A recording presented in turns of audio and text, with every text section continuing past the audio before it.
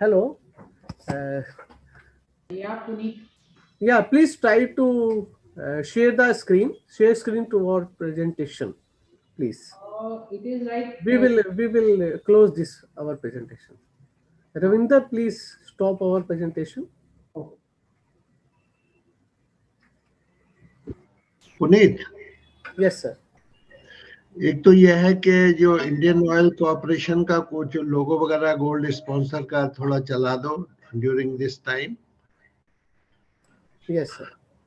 और दूसरा यह है कि वो पार्टिसिपेंट्स के लिए थोड़ा सा और फोन ऑन करो। Okay, sir. राजन साहब बोल रहे थे। Okay, sir. ठीक है, okay.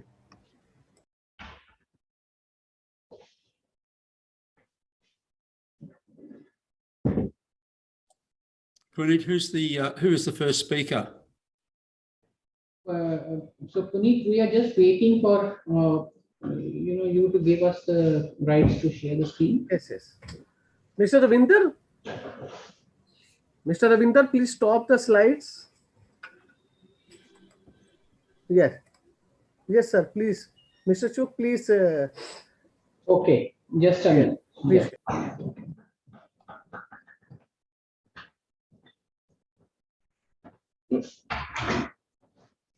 Is my screen visible? Yes, sir. Yeah, it's good. Okay, Fine, so I'm just stopping it. Okay. Thank you. So we are ready and logged in and wait for the further instructions. Okay, sir. Thank you, sir.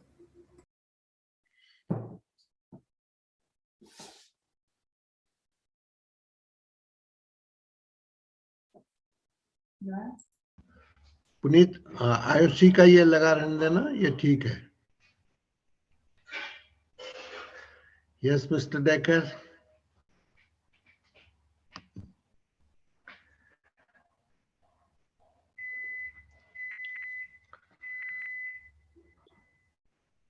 Shall I share my screen? Yes, by all means, you can check.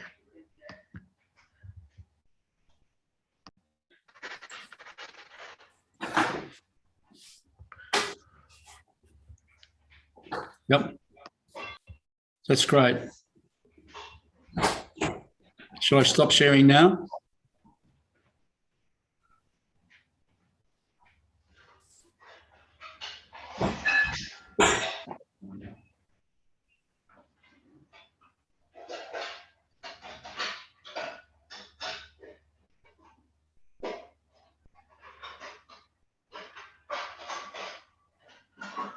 So your slides are in order?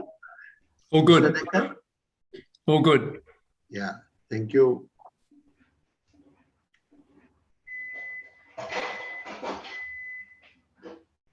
Anil, am I the first speaker? Just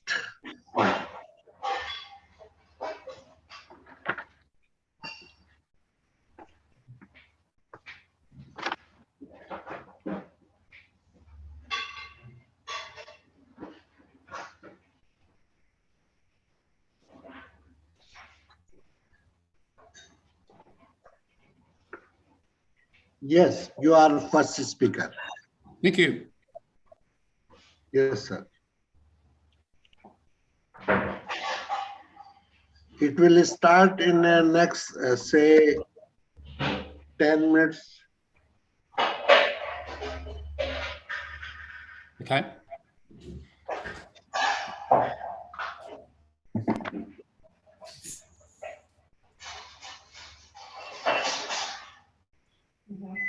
Yeah.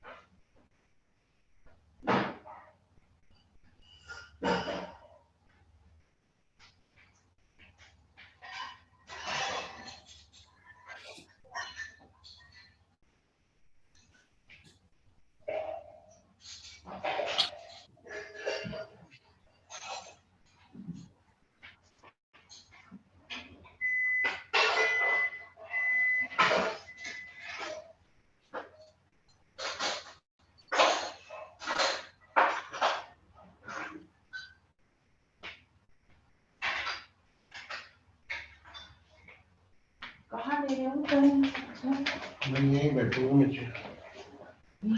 ये hall ए कर दिया है, hall हमें B करना है।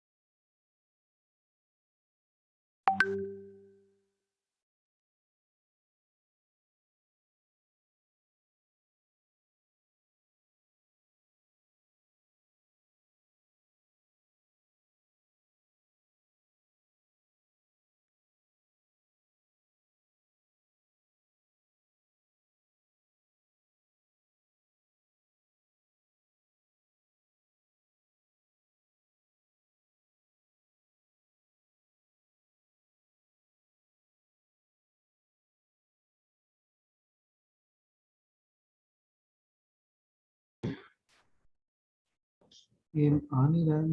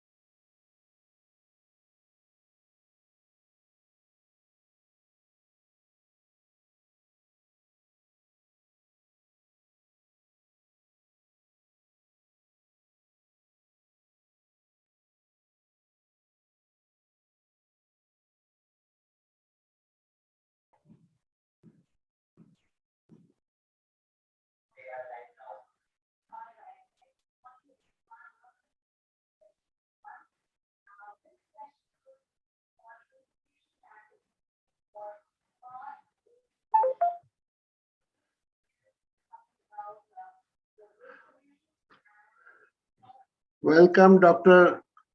SSB Kumar. Thank you, sir. Dr. Kumar, thank you. This is Okay, Dr. Anil Kumar Garg, it's good to see you back again. Yes, sir. And thank you for Indian Oil Corporation for giving us a gold sponsorship. And thank you very much for this crucial juncture in virtual form. Thank you. Mr. Anil Rajdan will be chairing the session. He will be here within a minute or so, and we will start within next 2 minutes. First speaker, Mr. Dekar, is here. You are here, others are here. So Mr. Rajdan will be joining shortly. Okay, sure.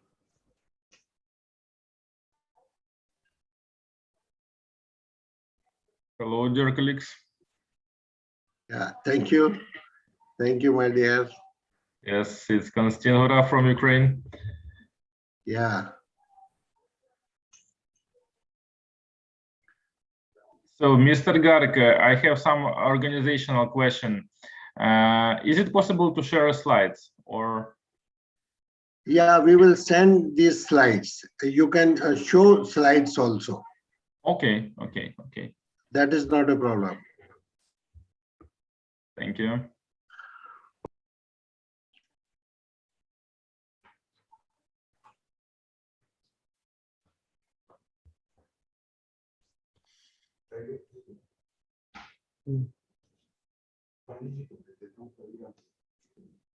Mr. Garg, and one more question.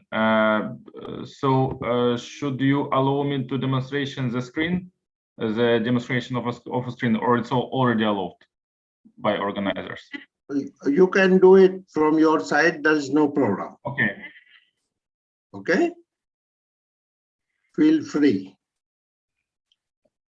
And Shubham is coordinating this hall. I will be just moving to another hall that is having waste to wealth energy. I'm just waiting Mr. Anil Rajdan to join, maybe within a minute.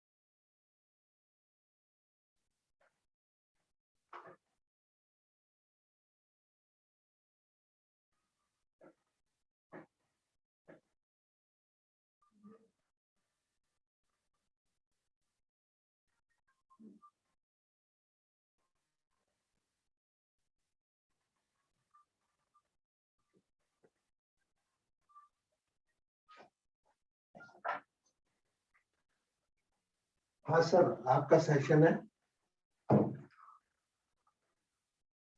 नहीं, सब लोग आ गए sir, please. जी, we are waiting.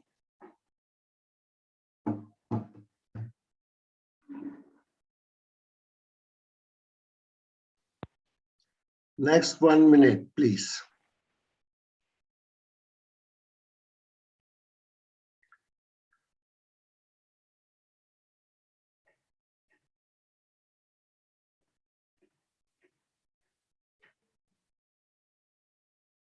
Shubham, you take care. Yes, no Rajdan problem. sir is coming within next 1 minute. Sounds great. Thank you. He is joining.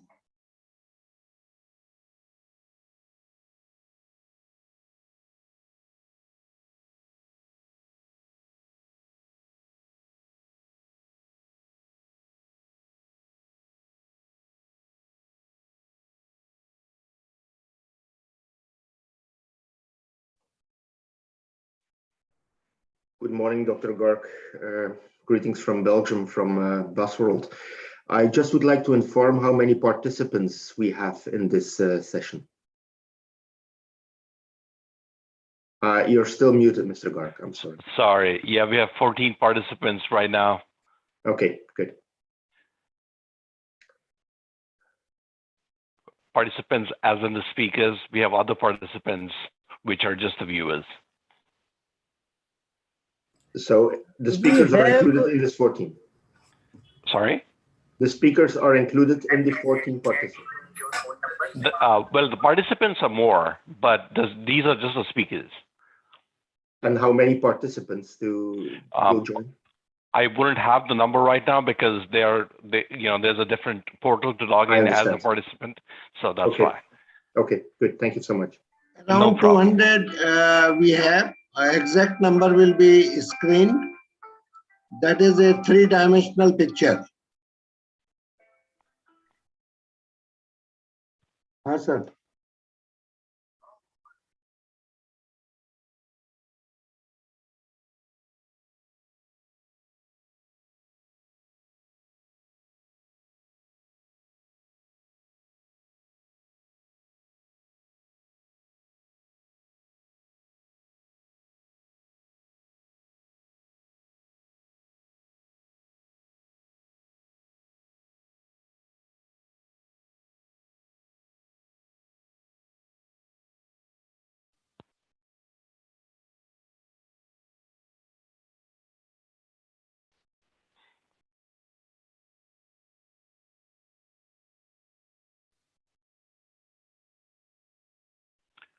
So Mr. Rajan has just joined, so we'll be starting in next 30 seconds, I guess.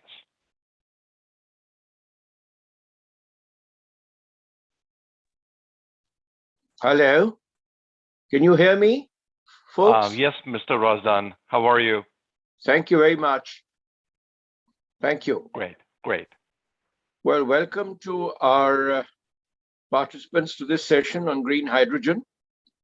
And the subject for the day is indeed the subject that is of global importance today. Because it was first talked of, I first learned of the hydrogen economy way back in 1992-93, when I was working on energy and sustainable development. There was talk of hydrogen, but then hydrogen can be of various colors and various environmental impacts. So today's mantra is hydrogen, but that too green hydrogen. Green hydrogen meaning coming from renewable sources, not from fossil fuel sources. That is the ultimate aim. Now, how to reach that technology, how to access it, is a problem that is global. There are some countries who made great advances in that sphere. Probably, in some cases, the issue is cost, where renewable power may not be readily available. Same time as the cost of electrolyzers. You can also probably use nuclear power. But then in the whole process, how much emissions you are doing in the preparation of that power. So keeping all those factors in mind, the ultimate holy grail seems to be green hydrogen collected from renewable sources. There are countries like India which have announced very ambitious programs for renewables. I will not go into numbers here because we're talking at a global level. But yes, we have made significant progress. The Prime Minister of India has talked about one sun, one world, the sun never sets, so to say. And with temperature comes the availability of waves. Water, luckily, is available. How do we attain that green hydrogen is a subject matter for discussion today. And with this galaxy of experts, I can only hope that we are able to reach a solution to the problem. But as I said in the opening, in my opening remarks in the morning, this is a problem in which we are all traveling together. And if we do not watch out, we shall also destruct together. The nature which we have played with more as a resource rather than an ecosystem is not going to spare anybody. It is going to be extremely unsparing. And unfortunately, the poorest of the poor, those who are living by the seaside, they will be the worst affected. It is our duty as global citizens to try and ensure that the impacts are least.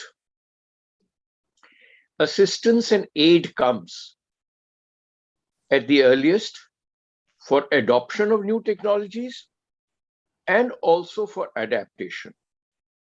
However, that being a larger question, we will confine our discussion today in this session to hydrogen from renewables for a sustainable future. And we have a very eminent galaxy of speakers. Mr. Jeffrey Drucker, Managing Director, Countrywide Renewable Hydrogen Limited, Australia. Dr. SSV Ramkumar, Director, R&D, Indian Oil Corporation, who's been doing pioneering work in this field. His organization, the R&D Center of Indian Oil Corporation, has for some decades been working on it, and I had the privilege of being associated with them. Mr. Alok Nanda, CEO of the GE John F. Welch Technology Center. Mr. Jan Deman, Managing Director, Busworld Foundation, Belgium. Ms. Martina Steinkuss, she's Director of Market Development, Renewable Hydrogen Alliance of the USA. Mr. Kostiantin Gura, Chair of the UN ECF Bureau of Experts on Renewable Energy, Ukraine. And Dr. Vivek Bandyopadhyay, Senior Advisor, Strategy and Transactions, Ernst & Young Services, who has had a stellar record in working in the renewable sector in India, a man who's got his feet on the ground and is heading into the future. Now, I may call upon Mr. Jeffrey Drucker, the Managing Director of Countrywide Renewable Hydrogen Limited, Australia, to kindly make his presentation. We hope to end the session at 13:30 hours Indian Standard Time. That's roughly 1 hour and 15 minutes from now. Hopefully, we will leave about 10 minutes at the end for questions. So that leaves us with 7 speakers and a time of just over an hour. Thank you very much. Mr. Jeffrey Drucker, please.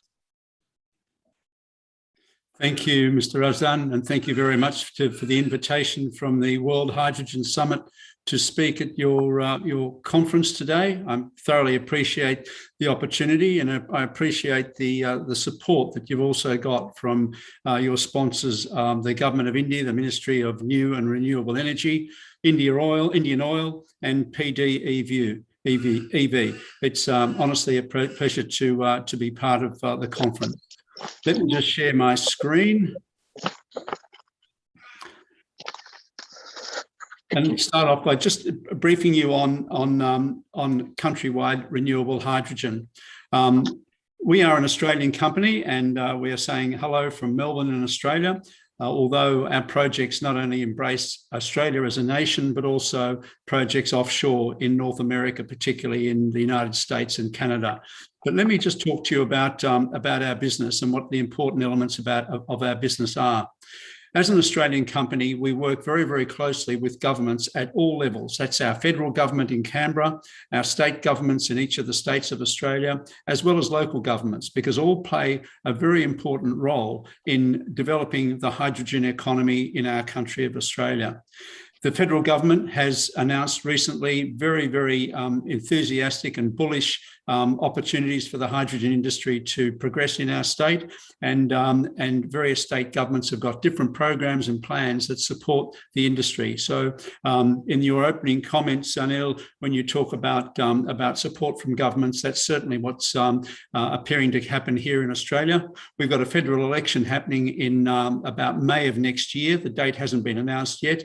But in around May next year, we'll have a federal election, which will mean that a number of the political parties will be making promises about meeting emissions targets, and hydrogen will play a major role in meeting those emissions targets. Our company, Countrywide Renewable Hydrogen, is about to be listed on the stock exchange as part of a company that is already listed called Renew Energy Limited. Our projects that we develop and originate are all based on 6 pillars, because we believe each of these pillars is critical to make a project a bankable project. But the most important one of those pillars is offtakes, having customers for our hydrogen. All of our projects begin with domestic supply opportunities. We focus on the domestic market for hydrogen. And in Australia, that's growing very rapidly, because a lot of corporates in Australia are now recognising that the way that they're going to meet their emissions targets, the way they're going to be supported as an environmentally responsible organisation, is for them to take tangible steps to becoming emission-free. And many of them are now looking at road transport, particularly if they're transporting goods over our nation, which is a very, very vast nation in terms of kilometres covered. Then they need to look at decarbonising their road transport. So domestic demand is a very, very important element of a starting element for our company. But to do that, it means that we really have to take a role of being educators about hydrogen, because it's a nascent industry. Not a lot of people know a great deal about hydrogen. There's myths about hydrogen being a volatile fuel. So we need to actually communicate to people what hydrogen actually is, how it's produced, how it can be produced from renewable resources and be the greenest of green fuels, how hydrogen, when it's used in vehicles, is totally emission-free, and those vehicles are vibration-free and noise-free and odour-free. So all these popular and positive elements of them have to be communicated, because without communicating about hydrogen and what it means and what the use of hydrogen entails, it's very, very difficult to get people to move away from traditional fossil fuels like diesel and petroleum to an emission-free fuel like hydrogen, or if it's a battery electric vehicle, a battery electric option. So we take it upon ourselves to educate and to ensure that people understand what's needed to transition from fossil fuels to an emission-free fuel like hydrogen. And that's not only teaching them about how hydrogen is produced, or teaching them about the different means of producing hydrogen. It's also about what goes with that in terms of where do the buses and the trucks that are fuel cell vehicles come from? When will they be on the market? Who's producing those vehicles? How do we refuel those vehicles? What's the refueling network going to be like in maybe 18 months from now, in terms of organisations that do transition being able to refuel their vehicles? And the next important part is who's going to service and maintain these vehicles. So we need an education process happening for all of that to happen. So we're embracing that as part of our projects here in Australia. Right now in Australia, we've got 3 projects, one in Tasmania, 2 in our home state of Victoria, and we have 2 proposed in North America, 2 in Canada and 1 in the United States. Our project pillars that I mentioned to you are these. Firstly, we've got to have a guaranteed supply of renewable electricity, and we target 24/7 availability of power. Some of our projects meet that demand, meet that opportunity, because they're hydroelectric based. And that's a very important, probably the most important source of energy from our perspective for our projects. We also need, as I mentioned earlier, offtakes, either of hydrogen or hydrogen derivatives like ammonia or methanol. We need access to clean water. That's a critical element, because that's what we're splitting into hydrogen and oxygen. If we're developing a project that's got a line of sight to being an export project, then we need land available as close as we can have to a deep water port that's got the infrastructure for exporting hydrogen. We also must work in a jurisdiction where there's a positive approvals environment, that we know what we have to get approved and that the process for the approval is understood and acceptable to our organisation. And in working with governments, we seek government support for these projects, because hydrogen at the moment, as is recognised globally, needs government support for it to be a fuel of the future. Our projects comprise these. Our first project that we commenced work on is in Tasmania, Australia's most southern state. Tasmania is very unique in its geographical nature. It's an island. It's a small island. It's got an abundant supply of renewable energy in hydropower and now in wind power, with a lot more wind power coming on stream as well. Tasmania already produces more renewable energy than the state needs and is a net exporter of renewable energy. And right now, there are new wind developments happening in Tasmania, which will increase its capacity to export more renewable power to the mainland via two high-tension links to the mainland. It's also got a very, very supportive state government. They released their Tasmanian Renewable Hydrogen Action Plan in 2019, which is very definitive about how the government will support a hydrogen industry. The good thing about the Tasmanian government and Tasmania is that the Tasmanian government owns most of the power generation, the transmission and distribution networks, most of the bus industry, the water industry, the port industry. So they're a critical asset owner in this whole transition of the state to a hydrogen economy, which is an achievable outcome. So the government is very supportive, and they have a team of people working on developing the state as a hydrogen state.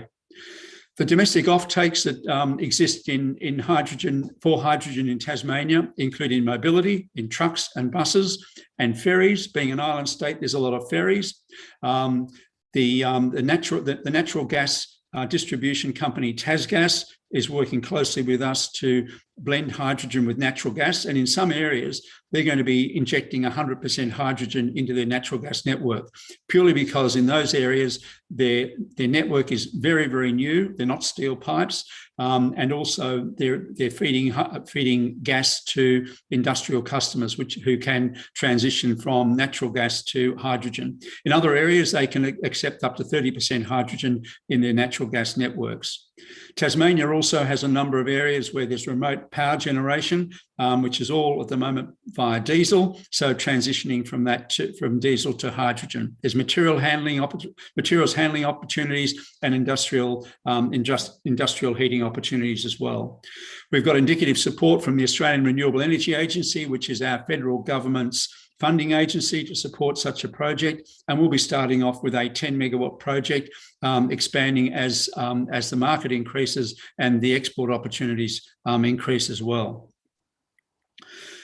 Our second project is the Melbourne Hydrogen Hub project, which Bus World, I'm sure, will be interested in, because we're approached by the bus industry to supply hydrogen, renewable hydrogen, to 3 bus companies across 90 fuel cell buses to start to decarbonise the bus industry in our home state of Victoria, in fact, in our capital city of Melbourne. So we'll be using grid-sourced renewable energy for that hydrogen production, and the scale of that project will be a 10 to 12 megawatt electrolyser, which will be scaling up as domestic demand increases. And the domestic demand we see increasing in road transport, particularly in trucks, but also in materials handling as well, and including natural gas blending in that mix too. We're collaborating on that project with international gas company BOC, which is a wonderful alliance because of the strength that they bring, not only in terms of engineering, but also experience and equipment through the Linde Group. This hub project is called a hub because it's not only the production of hydrogen, it also has an on-site refueler for buses and trucks. It's got a fuel cell bus manufacturing plant, which will be operated by a company called BusTech. It has a fuel cell service and maintenance facility for trucks and buses to be serviced. And the state government has offered to support an education facility to upskill diesel technicians so that they know how to maintain and service fuel cell vehicles. Our third project in Australia is again in our home state of Victoria, in the southwest, at a town called Portland, where there's significant electricity infrastructure, port infrastructure, and an enormous volume of wind power down there. So it's very strategically located. So we're working very closely with the local municipality as well as the state government on this particular project. Water in the area is not a problem because it's a high rainfall zone and there's an abundance of groundwater. This will be an ammonia production project targeting exports in both Japan and Korea, where there's great interest in this particular project. We've also got the ability as an ammonia production facility to produce green fertilizer, because the area is called the Green Triangle, a very, very strong and vibrant agricultural zone, not only in Victoria, but also in South Australia. We'll also be adding hydrogen to the natural gas network in the area, which is owned by our project partner, AusNet. And that is our top 100 ASX project partner, which is about to be announced very, very shortly. In terms of renewable energy, which is the genesis of this discussion, we target the production of energy, production of hydrogen, firstly from hydro, because of the high capacity factor that we can get with hydro in locations where the price of hydropower is acceptable to our projects. Our second preference is for wind, because of the capacity factor again, and the price of power from wind. And third is solar, which obviously relies on the sun, and the capacity factor of solar is a lot less than wind, which is a lot less than hydro. So we arrange PPAs from existing projects, or if there's an opportunity to build a new generation site, we'll do that. But we're also looking at the opportunity to produce hydrogen from municipal waste, and the International Energy Agency, the International Renewable Energy Agency, all see that, that the use of waste that cannot be recycled but can be used for hydrogen production they call that a renewable energy source. And the reason for doing that is that landfill in Australia is a major environmental issue, with many landfill sites either closed or closing, which means that, that we can be providing a solution to that issue, because landfill not only creates methane, which is an environmental hazard, but also if we can remove waste from landfill and use it for hydrogen production, that's a wonderful outcome. And there are some very, very good proven technologies that are emission-free, that don't involve incineration, that are very acceptable. So it's an attractive solution to add to our mix of using power from electricity from hydro, wind, and solar, and it's we believe certainly a way for the future for us in Australia to further our projects. Thank you very much for your time. I've appreciated the opportunity to speak, and I look forward to hearing the other speakers. Thank you very much, Jeffrey. We appreciate your multidimensional approach using hydro, wind, solar, and municipal waste, which is the right way to go about. I would request you that you could also use agriculture waste somewhere, maybe add to municipal waste, because agriculture waste is posing to be quite a problem for stubble disposal and burning in some issues. As in India, it's a very major issue. In fact, Delhi is facing an emergency right now, and there's a lockdown that has been announced more or less for offices, etc. Life has changed. We cannot continue to live the way we have been living so far. Luckily, the kind of communication that we are doing right now, sitting in our homes or offices, we don't have to travel. I think life in future will be changed forever post-pandemic. Pandemic has been a blessing in a way. It has taught us how to work from home or from remote locations.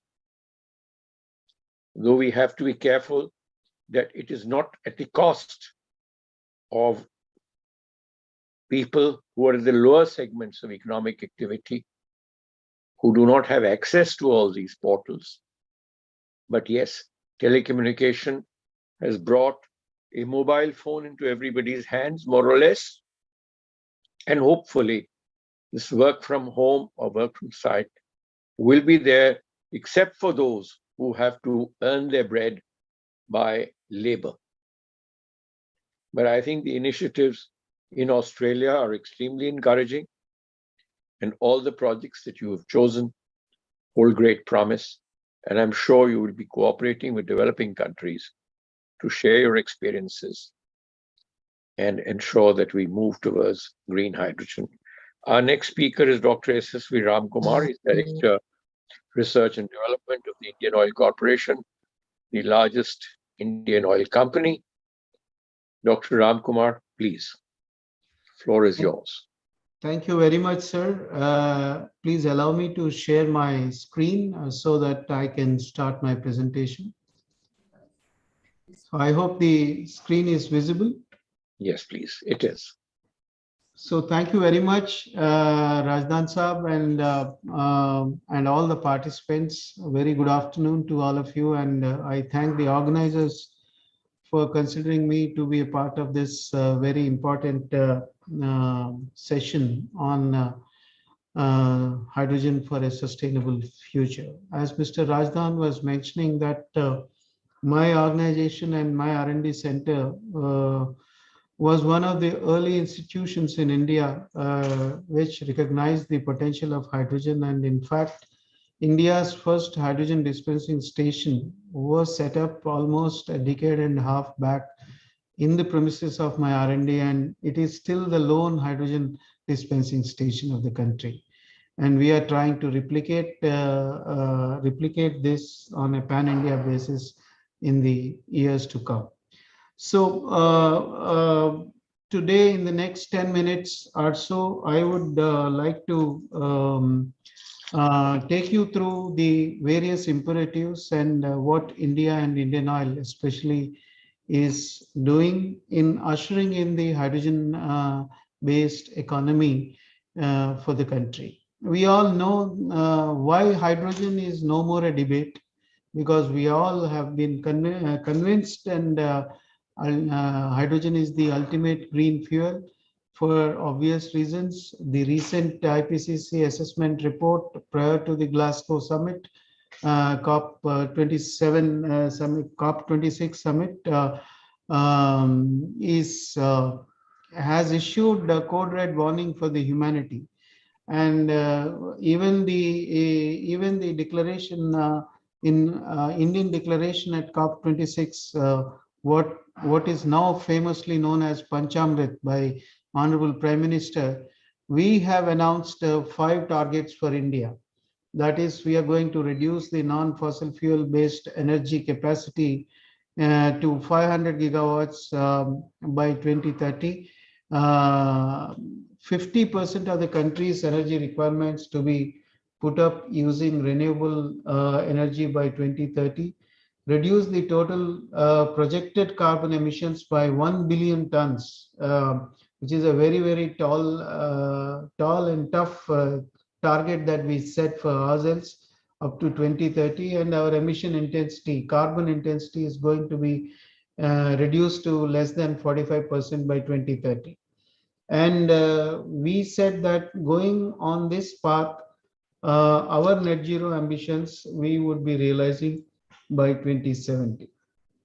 So in all this, in realizing all these targets, definitely hydrogen is having a role to play, and everyone in this country, as elsewhere in the globe, we have recognized, and the next 2 to 3 years will see the intense activity on a policy making plane, as well as on the research platform, and also on the implementation platform in this country to implement hydrogen in various spheres of our operation, various spheres of our application.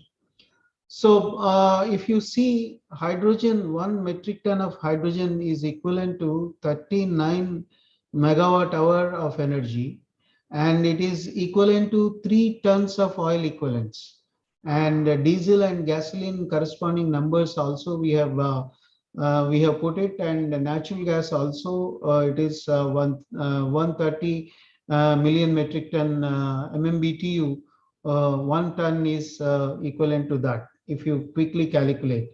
So the global projection up to 2030 of usage of hydrogen, if you take the global hydrogen consumption at 90 million tons per annum, then by 2030 it is going to be 140. And in this 140, what would be the apportionment of various segments? There are few projections, and you see the existing industrial use would be increased from 90 to 103, 13 million metric tons will go up.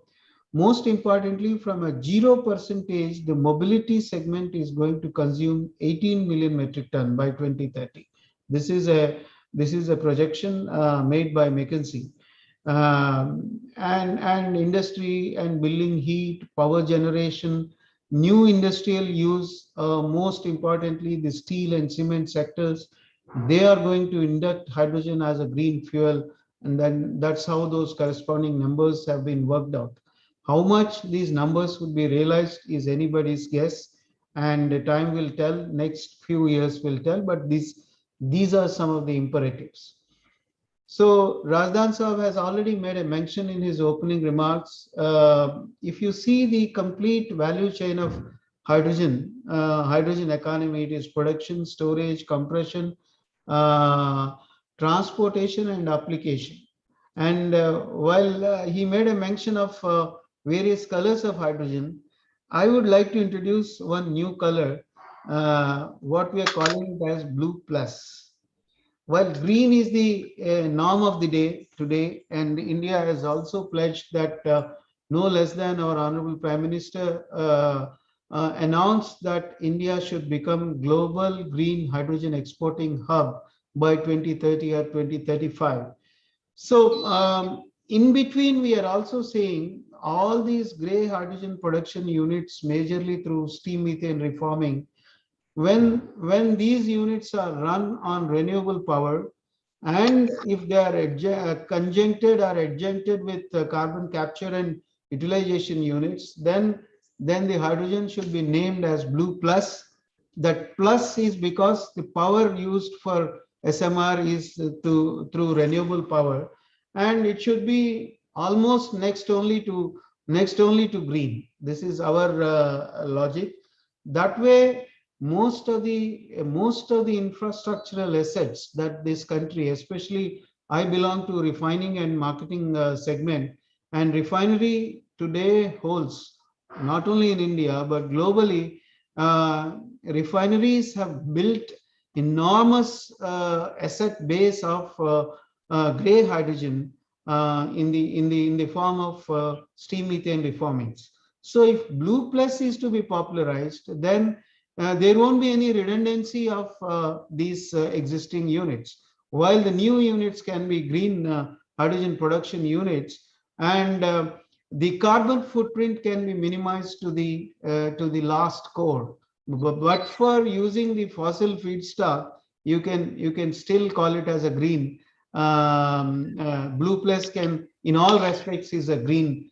So I just want to add one more color to this hydrogen conundrum in blue plus. Storage, all kinds of storages are available: compressed, liquefied, metal and chemical hydrides. Each one of them are having their own technology readiness level and the maturity levels.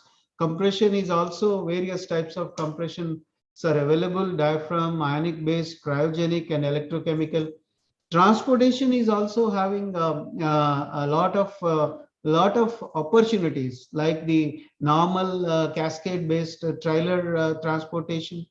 Pipeline based transportation is one of the most promising means of transportation of hydrogen. Liquid organic hydrogen carriers is the emerging technology domain to ease out the transportation costs involved in hydrogen transportation. Methanol would be a great carrier. Methanol or ammonia, all over the world, people are working it as a good carrier and good transportation means. And applications are stationary. Mobility is the most expected beneficiary of hydrogen economy, and of course the process industry like steel or something. As far as production technology today is concerned, it is only two: water electrolysis and waste to hydrogen. Mr. Rajdan was mentioning that why can't we use the agricultural waste for hydrogen? We are very much in agreement with that kind of perception and that kind of concept. In fact, my company is working on developing a very efficient biomass gasification technology, by introducing a new variant of gasification technology called oxy-steam gasification. We are working with one of the premier academic institutes of the country, Indian Institute of Science, Bangalore, and we are going to set up a demo unit very soon in the second quarter of next year, where we would be gasifying the biomass to produce green hydrogen straight. Of course, electrolysis, PEM-based, alkaline, and SOEC, three variants are there. They have their pluses and they have their minuses. The renewable power, the cost of renewable power, and most importantly for a country like India, the water footprint of this particular production pathway need to be carefully examined, because it is going to have a great water consumption. Direct water splitting through photoelectrochemical pathways are also, people all over the world are working, but still I think it is some distance to go before we can commercially adapt. And there is a new pathway that especially in India that we are betting on, that is we have a government campaign of converting all the organic waste into compressed biogas, and this compressed biogas can also be reformed to green hydrogen. That's how that is one more pathway which will also intend to utilize the surplus waste biomass that is available in this country. In electrolysis pathway, which is the most mature technology today, and most of the projects are being announced based on this particular technology pathway. There are three different technology routes within electrolysis. Each one of them are having their own pros as well as cons. In terms of robustness towards power fluctuations, especially renewable power fluctuations, electricity consumption, and the efficiency part of it. I'm not going to go into the details, though I would love to explain more, but for paucity of time. Storage is again another imperative. Unless we minimize the cost of storage, unless we induct more and more novel materials for storage of hydrogen at higher pressures, higher compression pressures, then induction of hydrogen into mobility segment through hydrogen-based fuel cells will not going to reach or attain the cost efficiencies. So again, my company is working on developing type 3 and type 4 composite-based cylinders with Indian Institute of Technology, Kharagpur, wherein our imperative is that right now these cylinders cost very dearly. I have put it on this slide, what is the current cost, and our target is to reduce at least 40% of that cost of those current cylinders. We want to reduce the cost by 40%, so that more and more mobility applications would become amenable for hydrogen usage. Hydrogen transportation at higher pressure is especially in our country, the permissible compression pressures are only 200 bar, but from various forums we have been articulating, giving the global precedence, and I think there is a new committee right now by PESO which is actually examining, and we will give all the requisite inputs to this committee, so that sooner than later the compression pressures of the country can be enhanced and more hydrogen can be stored as well as transported. These are some of the blend walls. If you want to transport hydrogen through pipeline, normally the pipeline transportation cost depends on what is the rate of recovery at the end point of the pipeline. When you transport the hydrogen through pipelines, the more the recovery rate, the lesser are the costs. This is what this graph of NREL shows. So we are very serious as a country, and my company is also serious because we own and operate 50% of the total pipeline infrastructure of the country. So we are doing no harm tests that can we transport the hydrogen in the existing pipeline network which are used for transporting the natural gas. So like the global studies reveal, we are also experimenting with 20% volume by volume to start with, and see that in the existing pipeline infrastructure can we transport 20% of hydrogen along with the natural gas. So this country, now there is a national hydrogen mission. The draft national hydrogen mission document has just been announced by MNRE. We are all a part of drafting that. I myself was directly associated in drafting the production part of this particular draft document. This is under deliberation and it will be put to cabinet's approval very soon. And Government of India also announced the PLI scheme for electrolyzer manufacturing, and also for hydrogen fuel cell based vehicles also PLI scheme has been announced. So this is going to trigger the usage of hydrogen into mobility segment.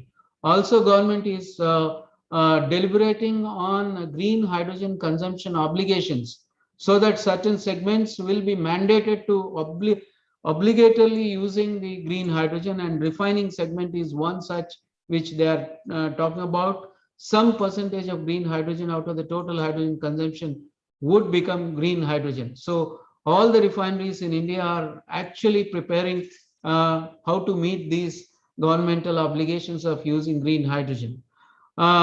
These are some of the tenets of the draft hydrogen roadmap of India. It basically concentrates on market development, various pilot projects, and building up the infrastructure and supply chain in terms of hydrogen refueling stations and the pipeline transportation. R&D, a lot of focus is attached to R&D, so that especially the storage part of it will be concentrated, and regulations. This PESO committee is a direct offshoot of this vision and thinking to raise the compression pressures, permissible compression pressures of hydrogen, and of course the mission implementation. So I think this draft mission is also going to be promulgated. Lot of funding is pledged, or at least mooted to be pledged, to conduct these demo units, so that the country will get the flavor of hydrogen economy to be inducted in various application segments, so that it'll actually carry through. Biomass, especially, I would like to draw your attention, as Rajdan Saab has clearly pointed out. We have done a study in one of the states where we belong to, Haryana, and with the available Haryana biomass estimates, we have estimated that using the biomass gasification, we can produce green hydrogen at a cost of $2, which is the most sought after figure today all over the globe. Today, the current hydrogen production, green hydrogen production through electrolysis, is anywhere between $4 to $5. But our estimates clearly indicate that $2 production targets can be easily met if we can use right kind of gasification technology for converting biomass into green hydrogen. So this is a snapshot of Indian Oil's initiatives. We did a very successful experiment of spiking the compressed natural gas with hydrogen, and we ran 15 city buses in Delhi, National Capital Region, for 6 months, and the results are really fantastic. When we spiked CNG with 18% volume by volume of hydrogen in one of the bus depots, it resulted in substantial reduction of tailpipe emissions in terms of carbon monoxide emissions, the hydrocarbon emissions, and also the fuel saving benefits are to the tune of 5%. So this is a project being monitored by highest court of the land, and just we are going to submit our report to Honorable Supreme Court and wait for some kind of a legislative enablement for this kind of experimentation. We are also going to run, like the Australian examples, we are going to run 15 hydrogen-based fuel cell buses from our R&D center. We have just ordered them to one of the Indian automakers, and these will be run on green hydrogen produced from 4 different pathways. And those green hydrogen production demo units are also being simultaneously set up at our R&D center. So this would be the first structured scientific experiment of hydrogen-based fuel cell buses to the Indian economy. We are going to test our prototypes of our specially developed composite cylinders for storage. And the hydrogen is from electrolyzer route, from CBG reforming route, from biomass gasification route. And we are also preparing ourselves that one of our refineries in the Taj trapezium area will be converted its entire hydrogen consumption from gray to green. So we are preparing ourselves to set up a renewable power based electrolyzer units in hydrogen, maybe in phased manner. By 2023 we are going to set up the 5 KTPA green hydrogen production unit, and as by 2025 or so, I think our target is to convert hydrogen, entire hydrogen consumption of Mathura refinery into this. And we are also going to run fuel cell buses on iconic routes, for example, from Delhi to Agra, and from Baroda refinery, our Baroda refinery in the western part of the country, to the newest attraction, tourist attraction of this country, that is Statue of Unity at a place called Kevadia. So we are going to run, and we are in advanced dialogue with Gujarat State Transport Unit and Uttar Pradesh State Transport Unit to run these hydrogen fuel cell buses, where hydrogen fuel cell refueling stations are being set up at Mathura and at Gujarat. The Gujarat one is already ready by us, and I think the first buses, hydrogen fuel cell buses, are going to be flagged off in the month of December, that is next month.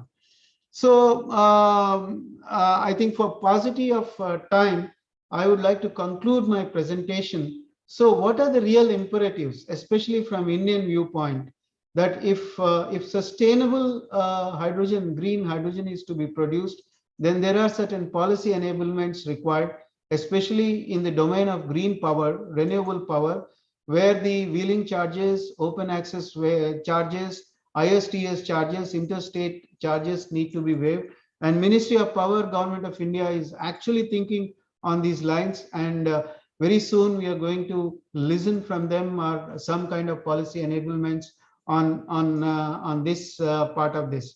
And statutory and regulatory norms need to be amended with all kind of due diligence, so that higher pressures will entail higher amount of hydrogen to be stored on vehicles, so that mobility segment can be easily converted from fossilized energy to ultimate green energy, that is hydrogen. So these are some of the imperatives, and these are some of the initiatives of my company and the country to present to this global audience. Thank you very much for giving me this opportunity.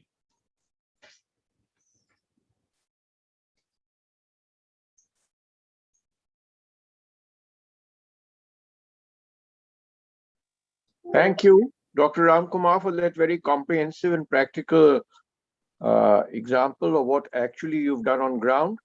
We really look forward to IOC's contribution. I would have liked to ask you some questions at this point, but owing to paucity of time, I have to move on to the next speaker. He's Mr. Alok Nanda. He's CEO of the GE John Welch Tech Center. Yeah, thank you, sir, and thanks for inviting me to this very critical discussion that we are having today, and in the presence of some of the best speakers that we could have hoped for. And thanks, Mr. Ramkumar, for sharing a very comprehensive view of what's happening in our country and what we can look forward to in terms of government policies, or at least recommendations to the government policies which accelerate the adoption of hydrogen in our country. So thank you for that. I won't be using any presentation. I have a few points to make because one, for the paucity of time, and second, because most people would have talked about several things. My points are very simple. One is hydrogen has been talked about as a super fuel, not for last few years, but for last 150 years. When there is a lot of hydrogen production, always people have written books on that. There was a big hype 20, 25 years ago, and we didn't make much progress. But things are different now. Now it's not the question of if, it's the question of when. And the most important reason for that is that the world is now committed, nations are committed for energy transition, and almost every country is announcing this goal. And I think this will give enough impetus for hydrogen to finally get its place as the most important fuel for future. So it's my first point is that it's not if, it's when. Now moving in this direction, I mean, we know that hydrogen has the most, from all the fuels, the highest gravimetric energy density. As Mr. Ram said, it's higher than any other fuel. It's 3 times of petrol. It's almost 150 times of batteries. So as batteries help us through the journey, I think the destination has to be hydrogen because of fundamentals of energy density principles. Okay, there are challenges that we've discovered in the past, and there are certain things. There are several things that we need to be solved before this fuel gets adopted at scale. But think about it in this way, that this probably, and many people have described it like that, this is that the Swiss army knife type of fuel. It can be used everywhere. Now, we talk about power most of the time. Mobility with trucks and buses has started to take shape.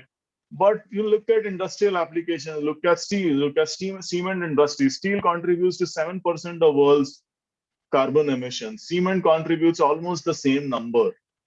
And both of them have infrastructure which could easily use hydrogen. And if we could create a renewable energy source where we could produce hydrogen on site, we could get away from these problems of storing and transporting hydrogen and use them directly. So it's a ubiquitous fuel in a sense that it applies to every decarbonization opportunity. And hence, I believe that its adoption will be much faster now than it has been in the past. Mr. Ramkumar mentioned about colors, and he introduced one more new color to the already big list. Yeah, but my view is slightly different. I think, as I said, there is a journey and then there is a destination. And I think all of us will agree the destination has to be green. It has to be green. But the journey needs us to focus on carbon intensity more than focus on any color. All colors are good. Blue is actually brilliant in the sense, if you could capture carbon, if you could convert gray to blue and then blue to blue plus or any other forms of zero carbon energy sources, it helps us in the journey. My belief is that we need carbon credits for every kilogram of carbon reduced. And destination may be green, and we all agree, at least in this forum for this topic, that green is the destination. The journey needs us to focus on carbon intensity, and we need to empower, embrace, and promote all forms of energy saving, even if it's a blended hydrogen, as some of our speakers have mentioned, and I'm sure we'll hear it from others.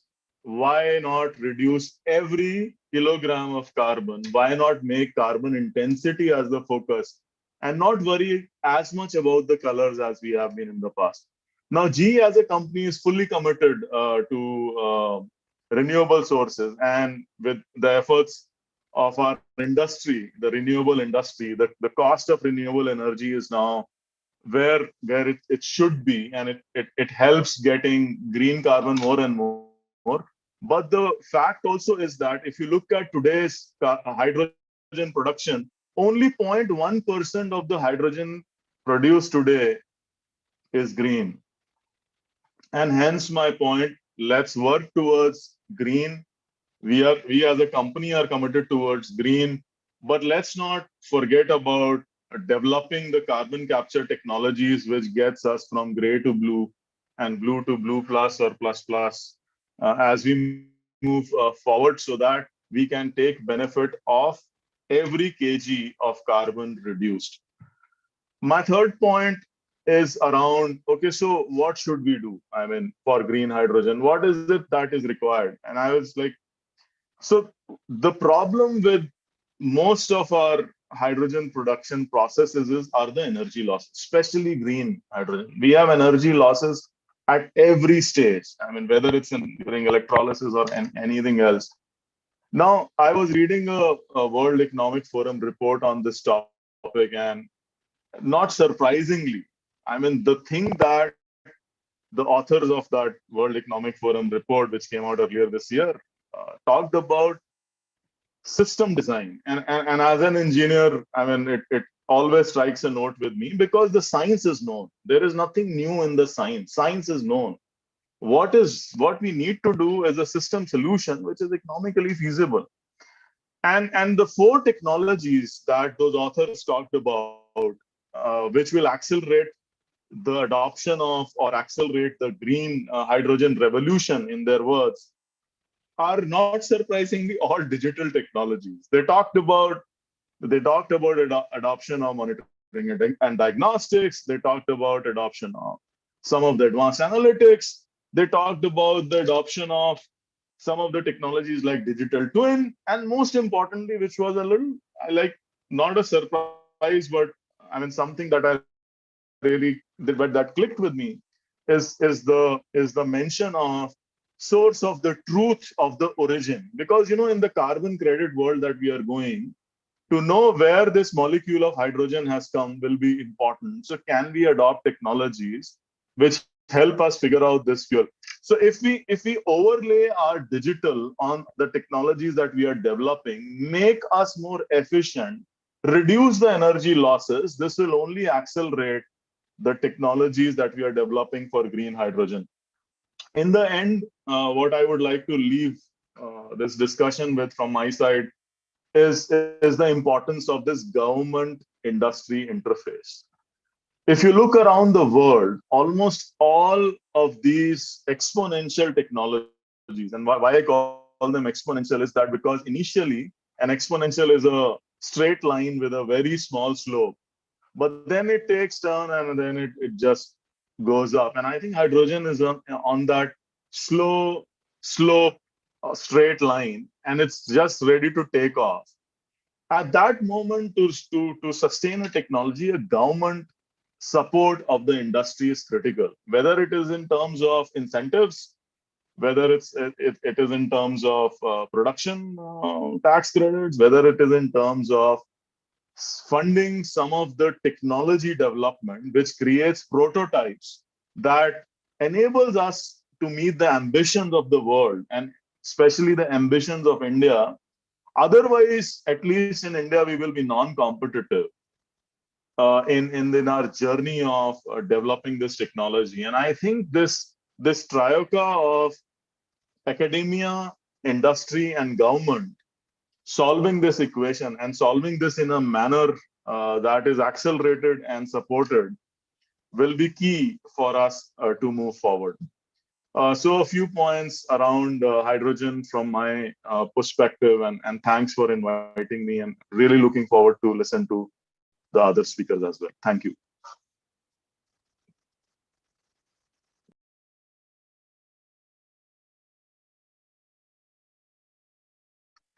Thank you, Alok, for your very practical presentation. I would also go along your journey, but there's a cost of setting up every kind of new production technology. The question is that, can the economy afford to set up various shades of hydrogen and then move to green hydrogen, and how soon? That may be a dilemma for investors. But anyway, point is well taken. Ultimate target is reduce carbon to the extent we can in our fight towards reduction of global warming. Thank you very much. Our next speaker is Jan Deman. He's MD of the World Foundation, Belgium. Is Jan there, please? Yes, I am. Can you hear me? Yes, Jan, I can see you now. Good. Thank you so much. And thanks for all the input from the previous speakers, which was very, very interesting for us as a mobility provider. We're in passenger transport, as you know. If you allow me, I would like to share my screen.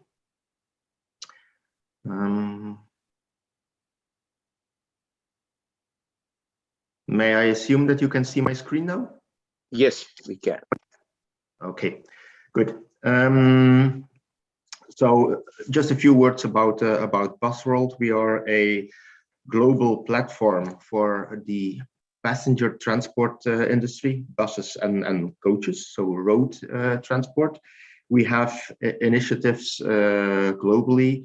In India, we are in Bengaluru. We are for Southeast Asia in Jakarta. We are in Moscow, in Nur Sultan for Central Asia. We have initiatives in Turkey, in Istanbul for the MENA region and for the Middle East.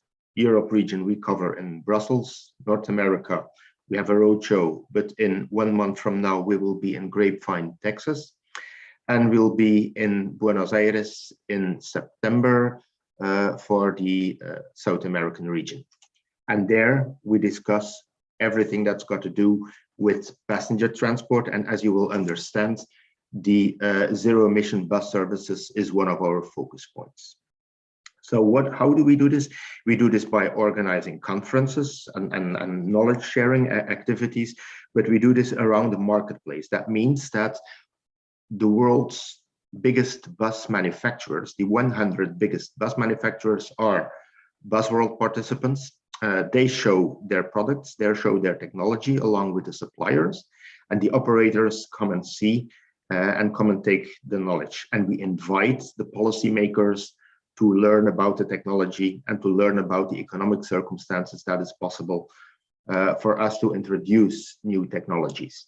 So in this discussion, where the previous speakers have been presenting themselves as hydrogen producers, we are possible hydrogen users.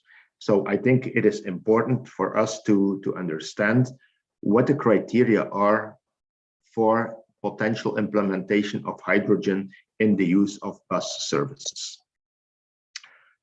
Let me explain you a very bit about our market. This is the market share in sales globally. So we see that new buses are sold for 50% in China, right? Second biggest market is South and Latin America. Then comes Europe, then comes India. North America is a rather small market. We have no figures about Australia, but the African continent is mainly a second-hand market.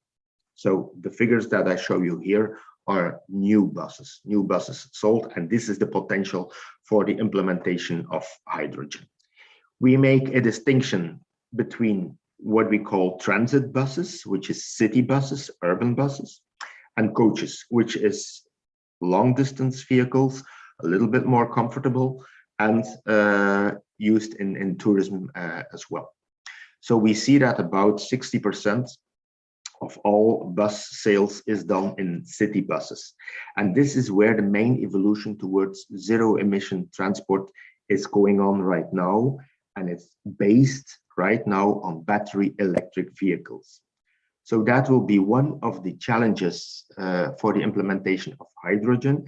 That is that you come at a time where the biggest transit agencies are already electrifying their fleet based on battery electric vehicles, which means charging infrastructure in the depots very little opportunity charging along the roads, and a use for about 200 to 300 kilometers per day. This is the use case that we present for transit buses and for coaches. We see a rather strong use case for battery electric buses, city buses, more difficult for fuel cell and hydrogen buses. In coach, we see a moderate use case for battery electric, and that's got to do with the range. Battery electric buses can cover about 300 kilometers, a little less, a little more. But that is not enough for coach services. And their fuel cell and hydrogen coaches, which will be able to provide longer distances, a bigger range, there is an absolute possibility for hydrogen use. In city buses, it might be difficult at the time, because we have to understand as well that the investment cost of a fuel cell and hydrogen bus is about 400% of the price of a diesel bus right now. If we count this for a battery electric bus, it's about 200%. So the price of a battery electric bus is about double of a price of a diesel bus. Hydrogen and fuel cell is 4 times that price. But in a battery and electric bus, this price excludes the investment that has to be made in the bus depot. And the investment in the depot is a lot less if we will be using hydrogen than if we will be using battery electric buses, since the hydrogen can be delivered to the bus depot in the bottles, and all depends on the regulations of storage, etc., to implement this. We notice, for example, in a country like France, that the storage limit is 1 ton of hydrogen per depot. Now, 1 ton of hydrogen, this covers about 40 buses in urban use. So this is not enough for cities like Paris, etc. So there is some regulations that are challenging as well for the implementation of hydrogen buses. So why do we do this, and what is the ecosystem that we are looking at here? We notice that transport is responsible for 23 to 24% of global greenhouse gas emissions. 17% comes from road transport. If we would compare this to the number of passengers that is being transported, that is a very different ratio. But 17% of greenhouse gas emissions come from road transport. That is in Europe, in the continent of Europe, that's about 8 billion metric tons of CO2 emissions. 85% of motorized road transport is individual car use. So that means if we're looking at the bus and coach industry, that we are looking at 6.75% of global transport emissions, or 1.5% of global greenhouse gas emissions. So we are a rather small sector, small in CO2 emissions. And I'm not saying that nothing should be done about it. This is one of the priorities of our sector. How do we want to approach this? This is by making the bus fleets globally low and zero emission as soon as possible. And everything has got to do with the economic possibilities for the transport providers. And let's not forget, like a country like India, 90% of all bus services is offered by private companies.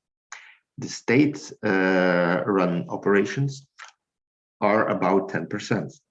And the financial means available and the financial reasoning is very different between private and public companies, right? A public company gets financial support, more important financial support, especially for the introduction of new technologies.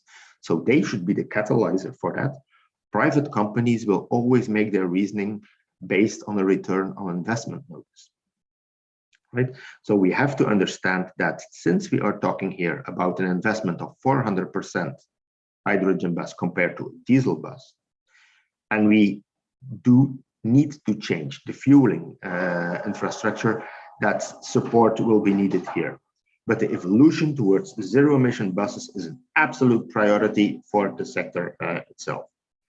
But secondly, let's not forget that if we can collectivize part of the car miles into buses and coaches, that we will already reduce the emissions by road passenger transport in a very significant way. So we have two strategies. The first strategy is replacing car miles by collective transport mode miles, I mean bus miles. The increase of ridership in this sector will provide financial means that can help to finance the transition to zero emission buses. And yes, hydrogen is definitely a possibility here. So we are energy users. We are not energy producers. And we have to work with the energy that is being delivered to us. So if we still notice that over 63% of the electricity production is carbon-based, and this is the electricity we have to work with in zero-emission buses, then actually we have done nothing. We have just replaced the emissions, right? So it is absolutely necessary that we can work with green or clean energy. That is very important. So we could say that prioritizing those regions, those cities, those services that can run with clean or green electricity or energy should be prioritized in financing the transition to zero emission buses. That could be one reasoning that could be globally made. These are figures from the International Energy Agency. Now we know that COP26 is aiming at 2030 for the halvation of the CO2 emissions and 2050 for phasing out of that. The International Energy Agency is telling us that this will not work. We cannot do this if we evolve right now. So we see, for example, that for passenger road transport, we are looking at 2070 before we will be completely emission-free.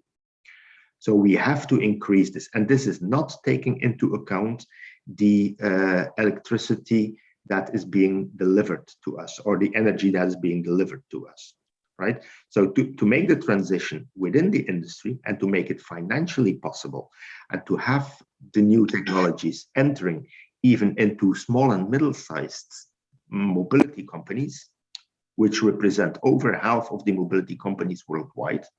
We're not looking always at that very big companies like Keolis, like Transdev or whatever. We're looking for more than 50% of mobility providers at small and middle-sized companies. And the logic for the implementation of new technologies in small and middle-sized companies is very different from multinational companies and is very different from public companies. We should take this into account. The total cost of ownership will be a very important criterion for the implementation of new technologies. What we see in this graphic is that, for example, for a North American region, that it will be by 2033 before the total cost of ownership of a fuel cell bus will be comparable to the one of diesel buses, while battery electric buses and natural gas buses will reach a TCO under the TCO of a diesel bus much earlier. Now, this is very indicative for the way private companies will make their investments, right? As long as the total cost of ownership is not lower than the one of a diesel bus, there is no economic incentive for a company to make the transition. This is not taking into account subsidies. So financial support will absolutely be necessary if we want to make the transition earlier, and if we want to make the implementation of those new technologies sooner than is being phased out today.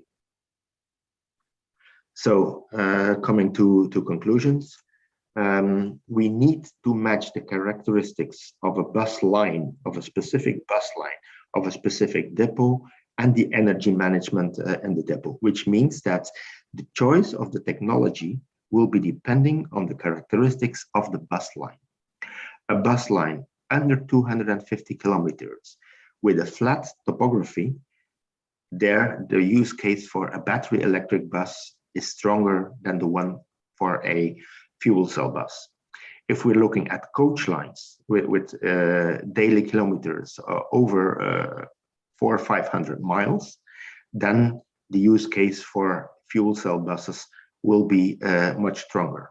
But then we also need to look at the energy management in the bus depot itself. Can you imagine what it will take from an operator if he has to run with diesel buses, existing diesel buses, replacing them by battery electric buses step by step for his urban lines under 250 kilometers, and still manage the implementation of hydrogen fueling and hydrogen buses in one and the same depot?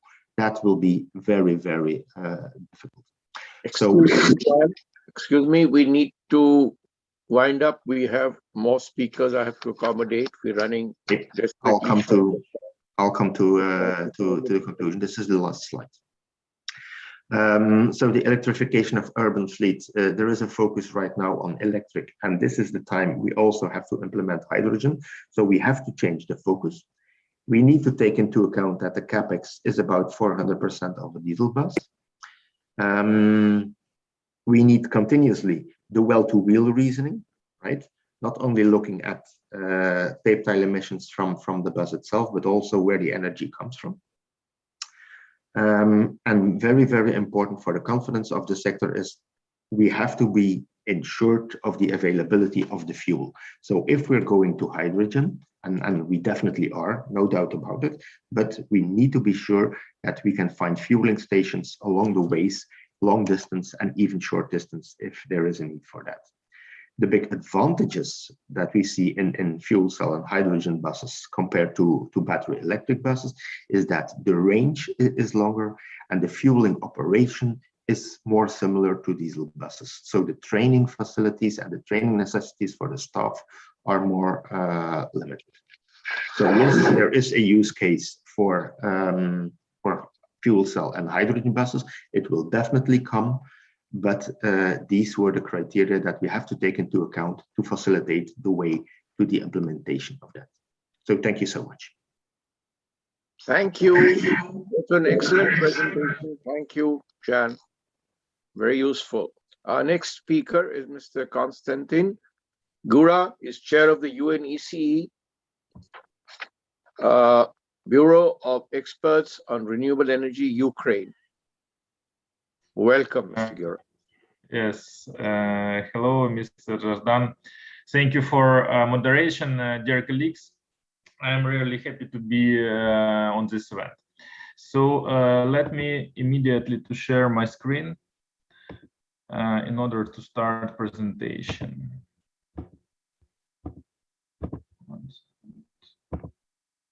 Can you see it well? Yes, we can. Please carry on. Speed up. Okay. So now I will use my 10 or 7 minutes. So first of all, I would like to introduce myself. I'm Konstantin Gura. I am the chair of a group of experts on renewable energy of the United Nations Economic Commission for Europe. The Secretariat of UNECE based in Geneva, Switzerland, in UNECE building actually. So our group of experts was established by UNECE to carry out practical activities on renewable energy development. And our group of experts facilitates the regulatory and policy dialogue and share the best practices in green energy technologies and potential green energy projects. And of course, hydrogen is one of the top ideas for the last and the next years, I believe. But as a representative of Ukraine, I would like to present a kind of a case study of Ukraine to explain what we are doing in Ukraine in order to develop hydrogen or green hydrogen in our country. So I must start from that point that Ukraine is that country who signed one of the first Paris Climate Agreement. We was the 17th country who signed and ratified this agreement. We follow EU Green Deal norms. So one of our priorities is to decarbonize our economy. Ukraine is that country who consume a lot of energy for production of one unit of good. For example, we consume 3.3 times more than Germany for one unit of GDP. But speaking about hydrogen, we believe that hydrogen is a great tool for economy decarbonization. We know that in Europe, there was developed and adopted the hydrogen strategy. There was adopted in July 2030 and implementation period 30 years. And the EU hydrogen strategy, it identifies Ukraine as a priority partner for production of green hydrogen. It's planned investments in installation of electrolyzers in Europe. It's fantastic 470 billion euros. Additionally, there need to be built solar and wind power stations for hydrogen production. Speaking about potential of our country, I would say that Ukraine has adopted the energy strategy till 2035. According to this document, we need to have 25% of renewables in energy mix till 2035. At the moment, it's around 10%. So we are actually in track. And that means that if we will reach this target, not if, but when we will reach this target, there will be 14.2 gigawatts of wind and solar installed in Ukraine. And that means that we can produce around 5.56 billion of cubic meters of green hydrogen in our country. Of course, every one of us aware that hydrogen could be used in oil refining, in chemical, in iron and steel production. But for us, the main idea how we can use green hydrogen is for storage and transmission of energy. Because when you have a lot of renewables in energy mix, it's very hard to balance the energy system. And sometimes you need to start even gas stations. So it's kind of paradox. When you develop renewables, you need to have a backup normally from gas. Or you should install very expensive storage systems. So hydrogen could be used as a tool to solve this issue, this technical and actually economical issue. So I think that everything should be based on a cost-benefit analysis. Of course, everyone understands that the price for production of hydrogen is pretty high for the moment. But I can make a parallel with renewables. If we go back for 15 or 10 even years, I don't think that someone can believe or imagine that renewables can be competitive to fossil fuels. And now it's even cheaper. So the same will be with hydrogen production, I believe. So in 10 or 5 or 15 years, we will see the dramatic reduction of a price for production of green hydrogen, along with the reducing of price of installation of solar and wind power plants. Here is a slide with further actions, what should be done in Ukraine, but I believe this kind of actions could be accepted by most of the countries. Now we are working on development of the national standards for production, transportation, storage, and use of hydrogen. The issue is we have green hydrogen, blue hydrogen, gray hydrogen, etc. But we need to develop now specific norms. For example, which type of hydrogen or how it could be stored, or how it could be transported. For example, in Ukraine we have a gas transportation system, the pipeline which can transport the gas. So which type or which standards should be applicable for hydrogen in order to put this hydrogen in this pipe. Which mix could be provided with natural gas? Is it 1 or 2 or 3 or how much percent? Of course, we need to develop legal basis to create a green hydrogen market. We need to think which state support and stimulation should be provided for this specific sphere. We need to develop pilot projects because at the moment, as I told, the price of hydrogen installation is pretty high. And every time it's a question of cost-benefit analysis and IRR of the project. So pilot projects should be developed maybe with the support of the state. And, as I told, the question of transmission infrastructure and this should be put in strategies. I believe that every country, it's very good for every country to develop and to adopt the strategy for development of hydrogen energy. For Ukraine, we are doing such strategy, and this work coordinated by Ministry of Energy of Ukraine. So I believe that next year this strategy will be adopted, and it will be until 2050. So I would like to be effective in the frame of the time. So it's my presentation, and if you have any questions, please feel free to contact me. Thank you for attention. Thank you very much for that very quick overview and very practical from a government point of view. Thank you very much, Konstantin. We really appreciate the efforts that you are making. We are sure that you have a lot to share with us. Okay. Our last speaker is Dr. Vivek Bandyopadhyay. My apologies to him for slight delay. Thank you. Our last speaker is Dr. Vivek Bandyopadhyay. My apologies to him for slight delay. But Good anyway, afternoon, sir. Good afternoon, sir. It was very interesting session, and I was listening to others. Thank you. Good afternoon, ladies and gentlemen. We know that humanity is facing two serious problems for its existence. These are related to energy security and environmental security. Today, the World Hydrogen Energy Summit is discussing on these issues.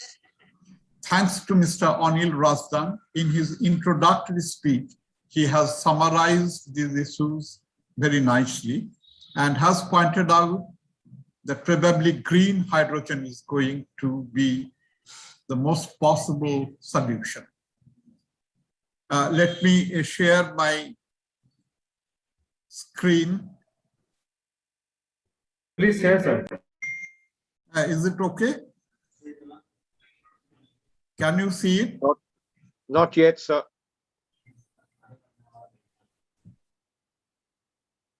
Sir, if you want, I can share slide for you. Yeah, now it's okay.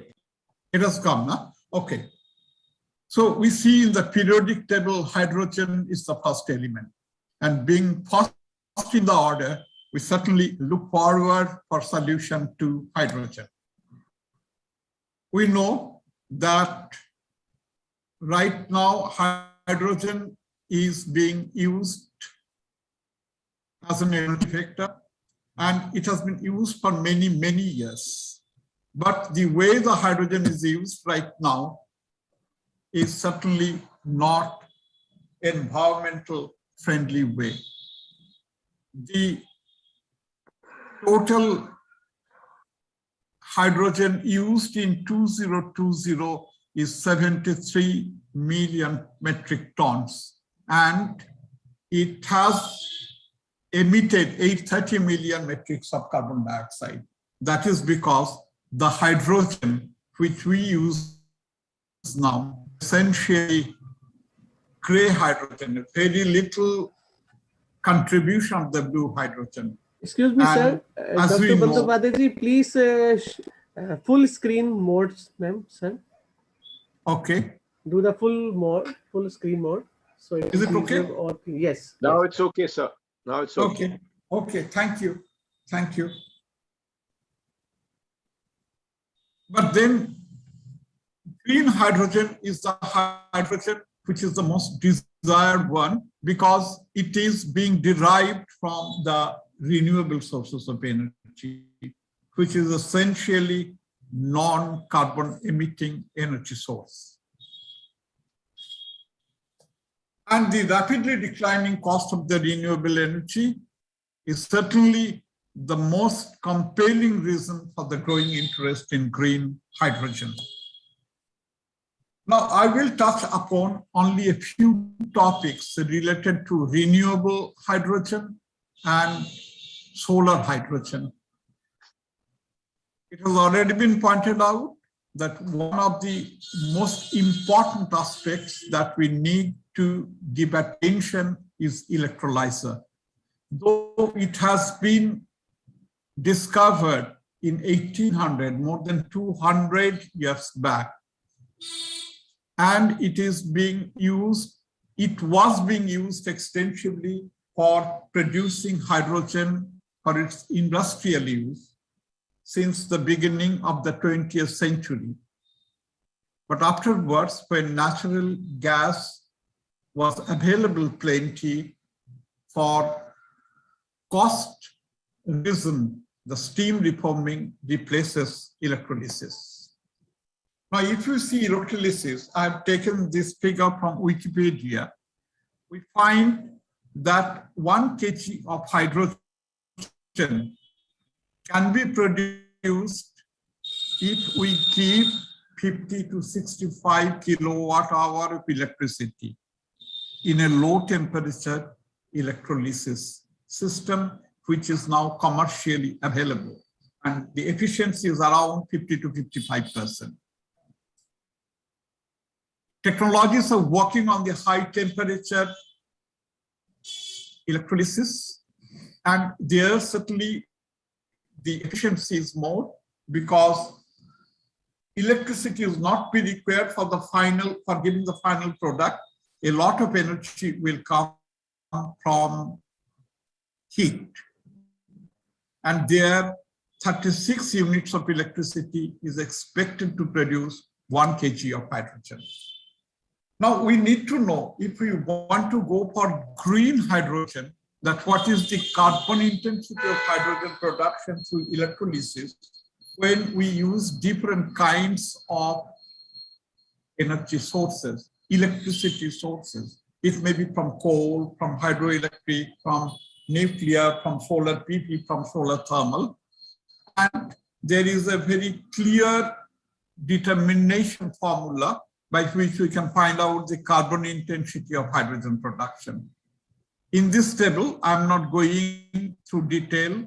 The life cycle electricity emissions of different electricity productions are given, and we can find that solar photovoltaic or nuclear or solar thermal and hydroelectric, the green energy sources and wind, they have very low carbon footprint per unit of electricity being used from them. So we can use one of those renewable electricity, but then the other important aspect is electrolyzer. So electrolysis and electrolyzing system was discovered in 1800, but now it has found really a renaissance in its technological developments because of the attraction of green hydrogen.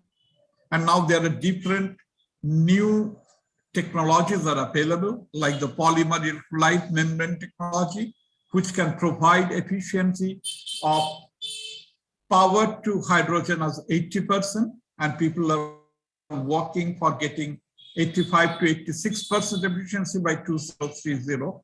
And also solid oxide electrolyzers have come, which promise 90% efficiency as far as electricity is concerned, because a lot of energy would come from heat, which can be the waste heat.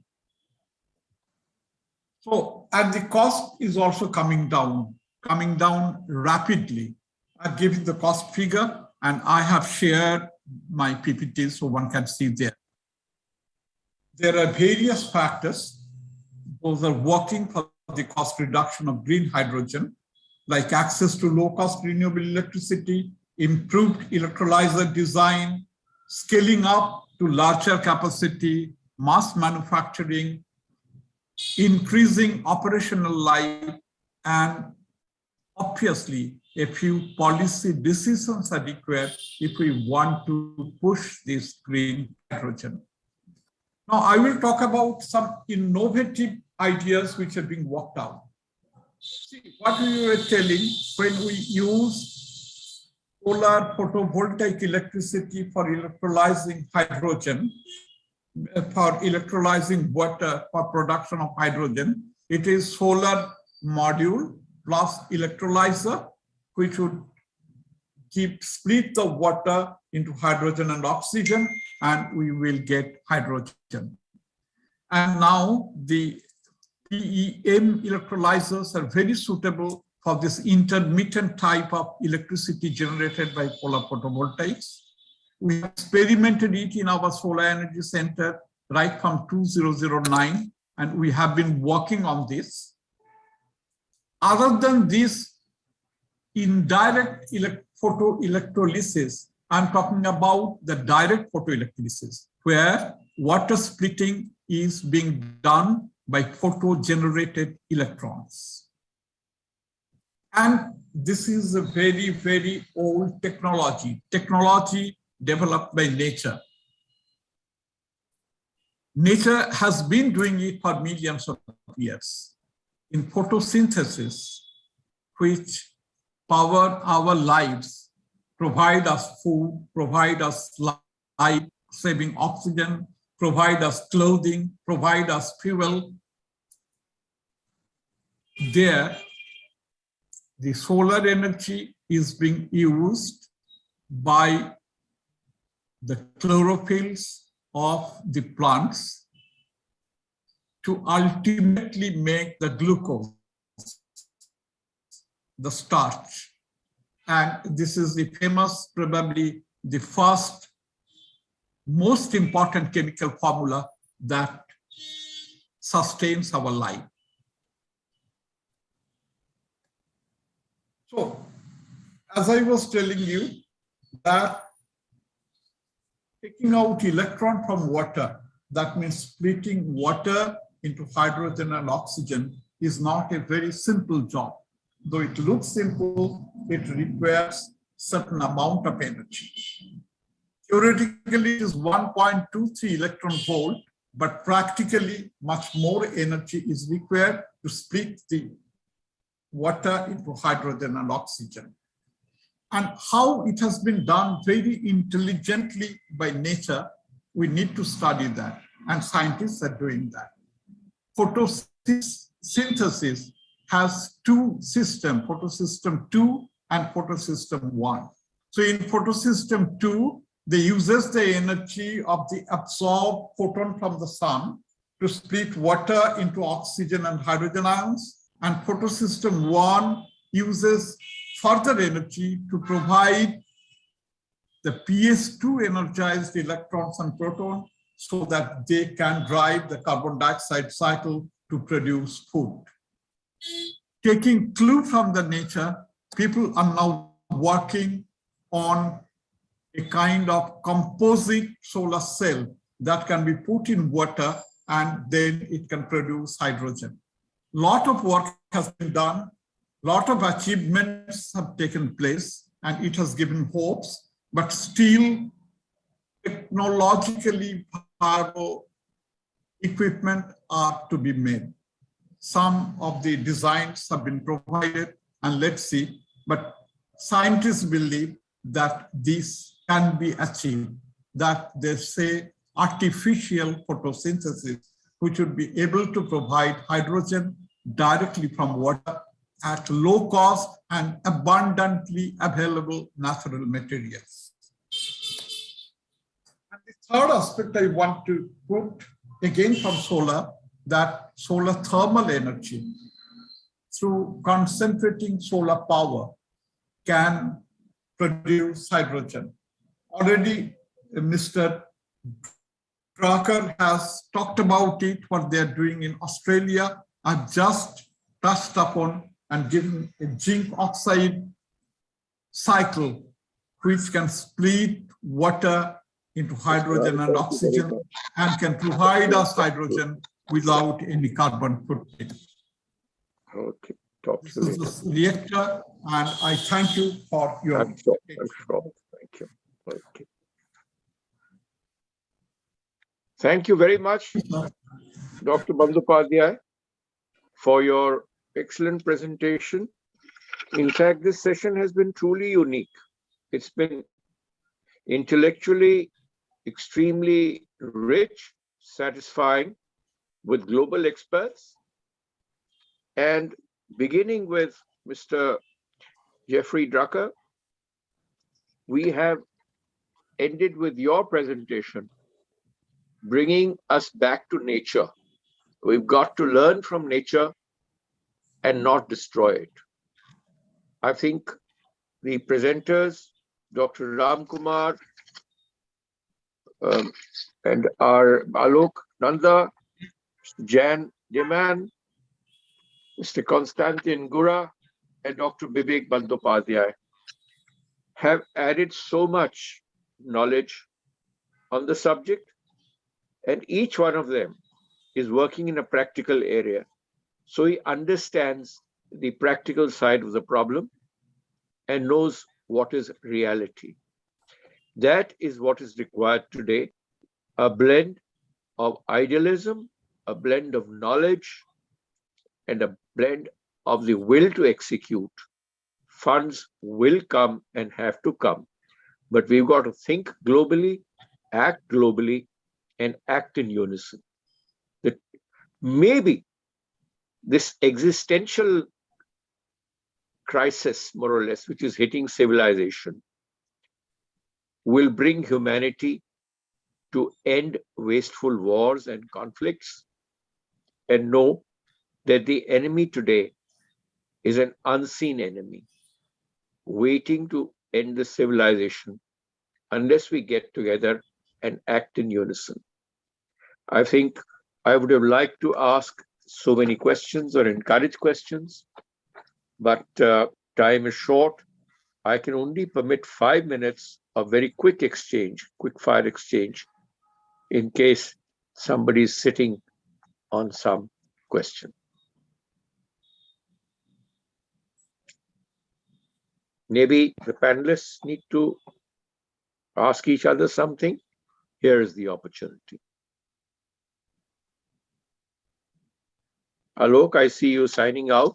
Thank you very much for your very practical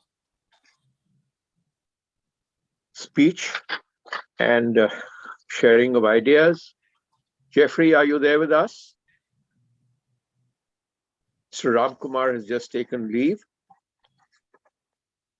And I can see Konstantin there with us. Konstantin, thank you very much for the Ukraine bit. And virtually, I would say it's the European Union which you're representing and the ideas. And Dr. Vivek Bandyopadhyay, you've been at the forefront of renewable energy ever since the concept was taken up by the government of India. And I think as a father figure, you have a lot to teach the younger generation of scientists to whom we are handing over the torch now. And I'm so glad to see that young people like Dr. Gura and practical people like Jan, who are working on public transport, are here to invigorate the session and give us excellent ideas. Thank you, Dr. Garg, for bringing everybody together and your team. And it's my pleasant duty to extend a warm vote of thanks to each one of the participants for this excellent session on hydrogen. Thank you very much, and have a good, quick lunch, at least in Delhi. Thank you, sir. Thank you very much, sir, for nicely summarizing and chairing the session, ably chairing the session. Thank you, sir. Thank you, everybody. Thank you, Thank you. every speaker.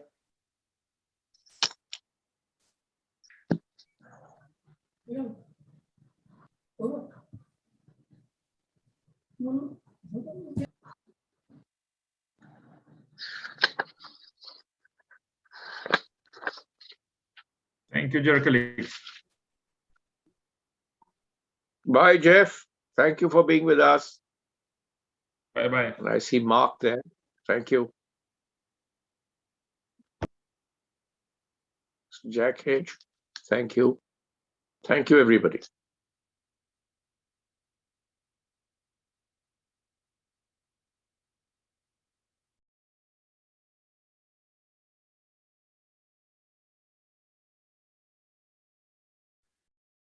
Shubham next session अभी 2 बजे से है. Oh, yes. So probably 9 minutes, right? Yeah, around. Yeah. Dr. R.K. Vij will be chairing. Namaste, Garsa. Good afternoon. Good afternoon. I'm already ready. Ready? Yeah, I'm ready. Yeah, Dr. Vij, Shubham will help you from US. Okay, very good. Very good. And I'm chairing another session in Waste to Wealth. Okay. In another second hall. Okay, Shubham, we will start at 2 o'clock. Yeah. That's it. Yes. Let's do that. Okay. Hello.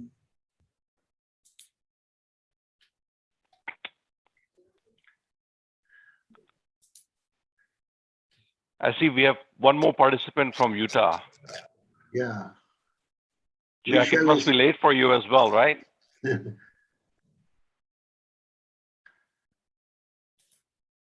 That permission, but I will start the session by making some few comments in the initial, maybe 5-10 minutes. Right. Okay. Shelly? Hello. How are you?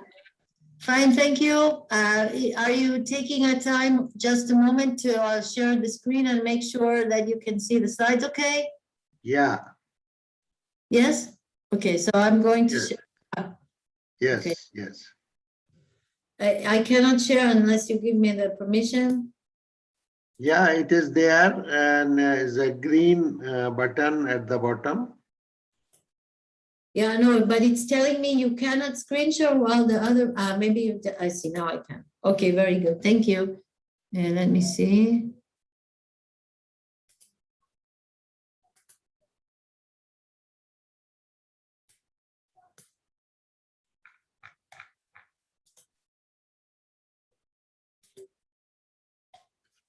Oh, it's going to, I didn't want to do that, 1 second. Yeah, it's seen now. Yes, is it? It's seen. Yes? Good. Okay, yes, okay? Yes.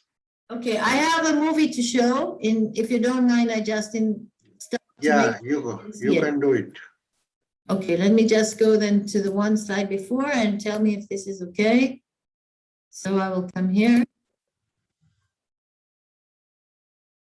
Tell me if you can hear it.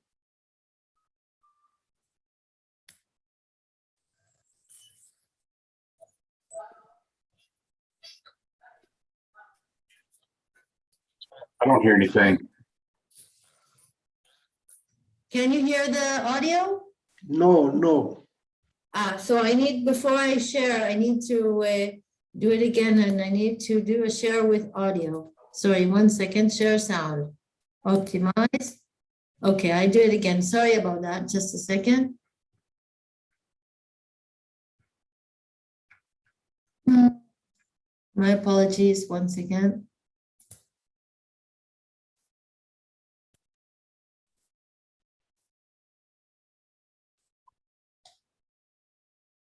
Tell me if you can hear it now.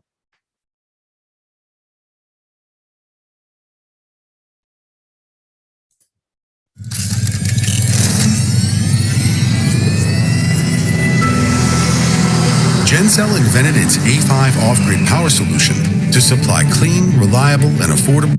Is that okay? Yes. Okay, very good. Thank you. Sure.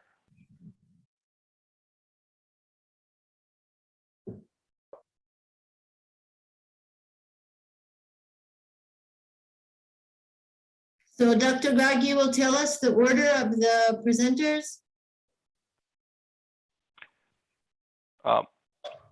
So Shelly, Dr. Widge is the moderator for the sessions, and I think he'll give the details. Yes, very good. Thank you. Sure.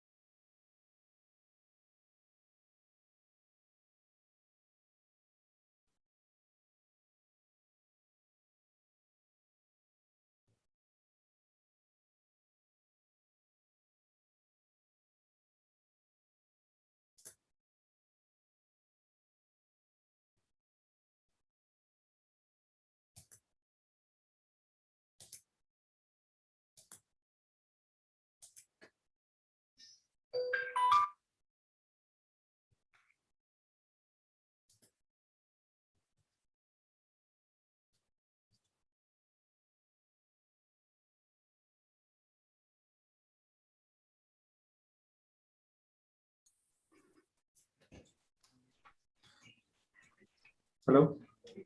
Ma'am, I'm from technical team. Do you need any help? Nope, just checking to see that everything's okay. Can you hear me all right? Yes, we can. Thank you very much. Sure.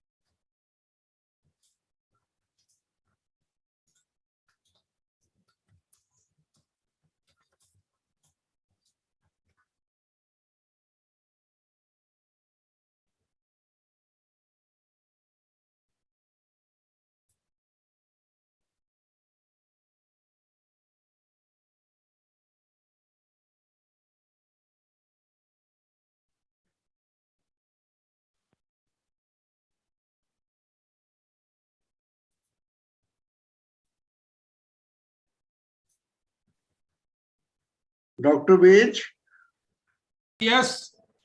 so can we start? Yes, yes, we can start. Definitely. I was just waiting for 2 o'clock. It is 1:59. That's why I will start at exact 2 o'clock. Yeah. Yeah, Shubham, please take care. Yeah. Sure. And start within a minute.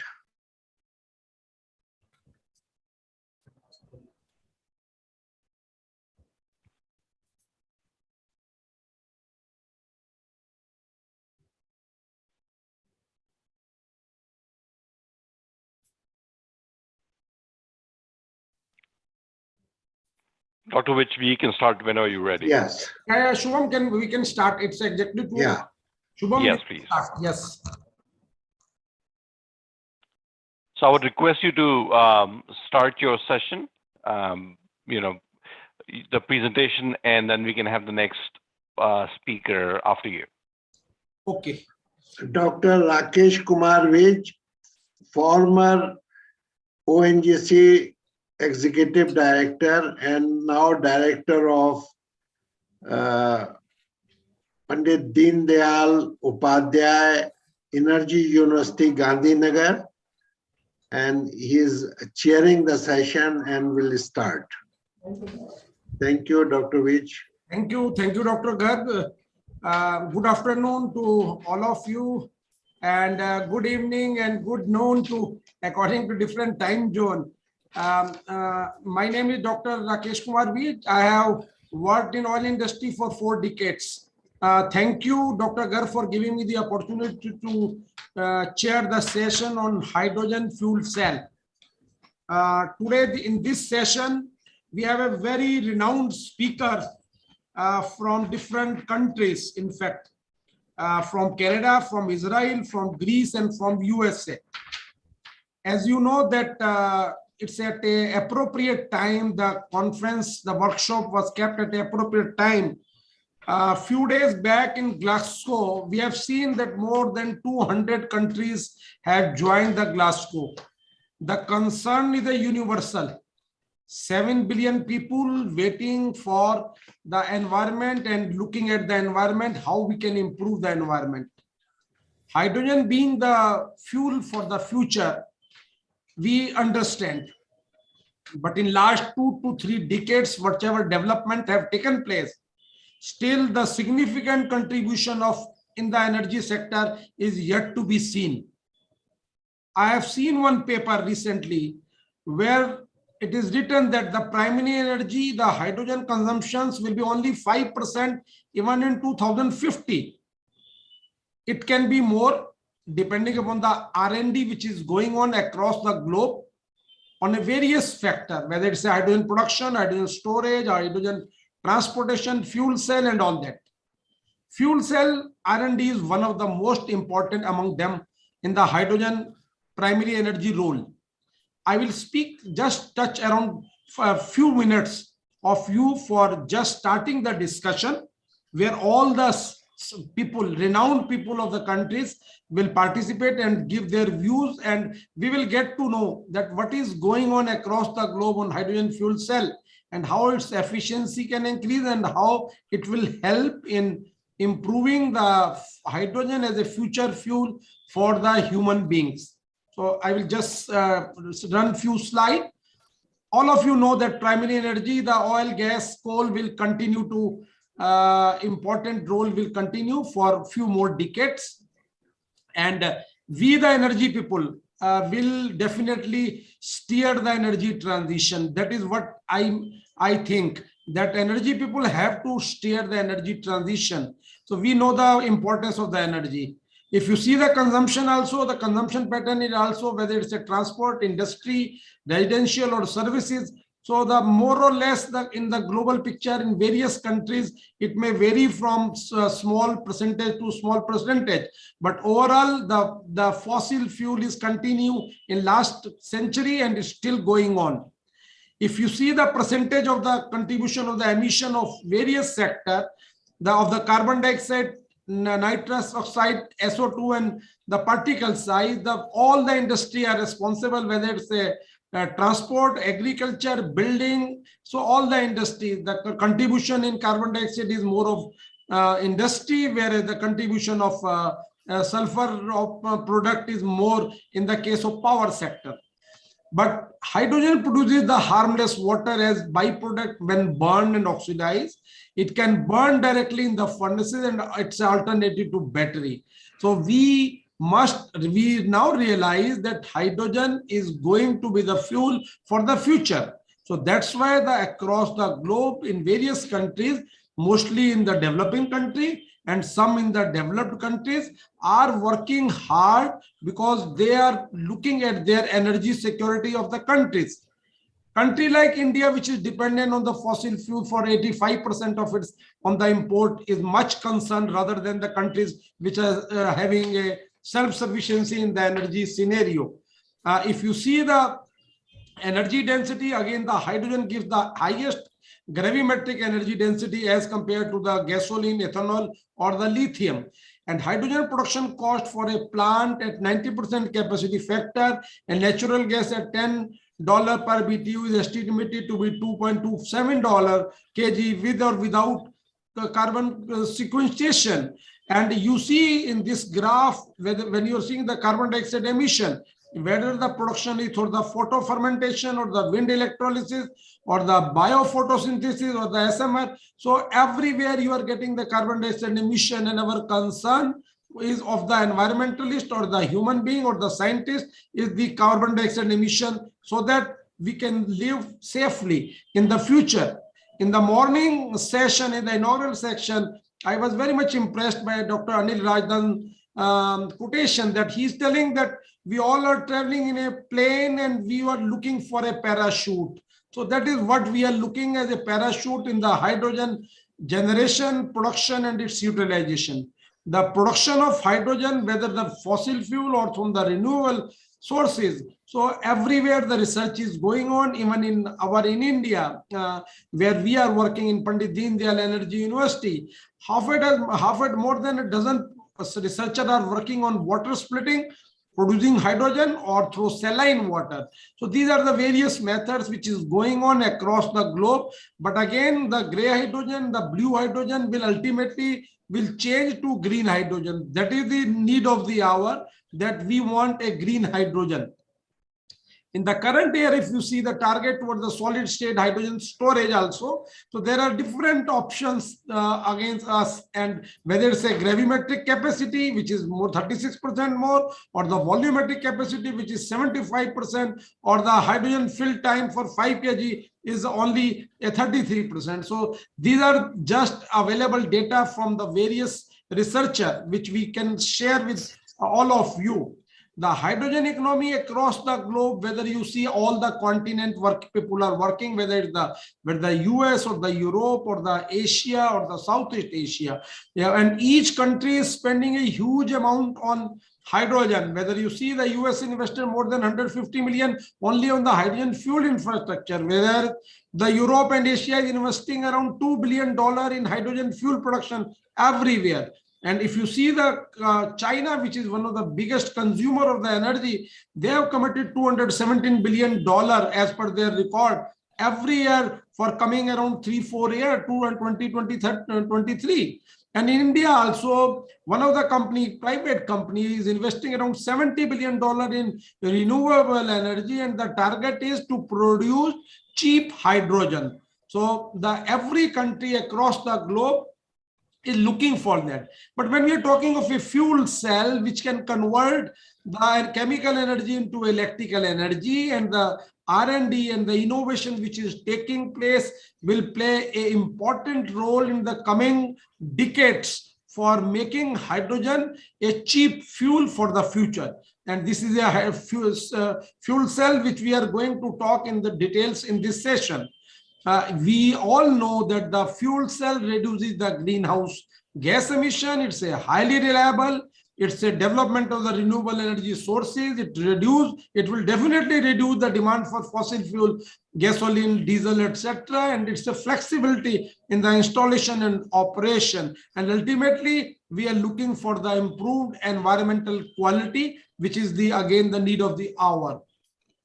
Various type of fuel cell, and I hope that my colleagues in this session will dwell upon the various type of fuel cell and the innovation, so that the efficiency can improve of these cells and it can become techno-economically cheaper, so that the ultimate objective is the hydrogen for the future fuel. If you see the research and development goals, the goals are oriented towards the cost and the performance and the durability. If you see the cost, the low cost fuel cell stake and balance of plant component and advanced high volume manufacturing approach is again a need of the hour for innovation, so that the continuously decline in the cost of these fuel cell will add value to the hydrogen. The efficiency plays a very important role, and if it's a high efficiency, it will give us a very good thing. And durability, whether we are looking for a 30,000 hour for a heavy duty or the 8,000 hour for light duty, that is the durability. So with this, I think, and these are the fuel cell electric vehicle performance you have seen in various countries, whether it's the USA, Japan, Europe, and China. So these are the parameters which we are all sharing, and we are looking for higher parameter, high innovations, and low cost, so that we can achieve the goal of getting the hydrogen as a future fuel. If you see the Japan, the durability is very high. It's a 131496. So we are looking for these type of development and innovations so that we can have. And if we have seen that various company, whether it's a Hyundai or Honda or the Toyota, that whatever they are converting, whatever they are developing, and they are showing the range. If you see the word per tank, the miles which you are showing, miles per kg, it's as high as 68 to 57, which is a very high. And I think with the innovations and the R&D efforts, it can go much higher in the future. The 2021 Toyota Mirai, which we have seen in the news, the 400-mile range, so 5 kg hydrogen, 5-minute refill time, and PMFC stack. So this is a 10-fold growth in sale have been observed. So this is what the human or the present human race need, these type of things for the future. And if you see the bus and truck, how the cost per FCB have reduced and how the numbers have increased to a very high level of 1400. So these are the development which is taking place across the globe, and the fuels in fuel cell also. And this definitely, this inspired us to do more innovation so that we can really go in a long way for fulfilling the desire. The joint in India, if we just lot of things are going on in India too, and joint partnership. So the four, five company in India, although these companies are in the various energy sector like Reliance Industry, the Gas Authority, the NTPC and L&T, all are working towards hydrogen. That is a good thing, that each and every person, as I told you, the person who are contributing towards the energy sector, they are steering the future for the energy transition for India too. Best alternative, this is my last slide, best alternative for non-renewable sources to meet the energy demand. It's reduce the energy and environmental concern. It produces more power compared to the fossil fuel combustion. And basically the internal combustion engine can also run on hydrogen fuel, which can reduce the system cost. And emerging technology is the decarbonization and the energy security is the ultimately the need of the hour. Thank you very much. And our life, through the power of choices, we design our lives accordingly. In this session, I'm happy that there will be a fourth speaker. The first speaker will be Mr. Mark Kirby, who is the president and CEO of Canadian Hydrogen and Fuel Cell Association. And I hope that Canada, being the number 4 country in the world, producing 5 million barrels of oil, is looking for hydrogen. Although they are exporting a huge amount, but they are looking for hydrogen. Over to Mark Kirby for his valuable address. Mark Kirby. Thank you very much.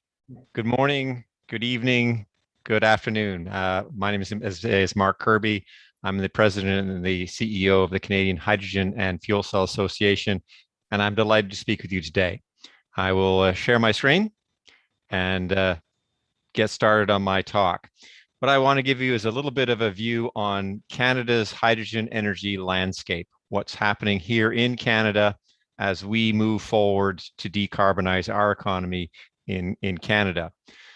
Before I start, the Canadian Hydrogen and Fuel Cell Association, we're an industry nonprofit, industry and academic association. We act as the voice of the sector, and our goal is to accelerate the use of hydrogen across the world.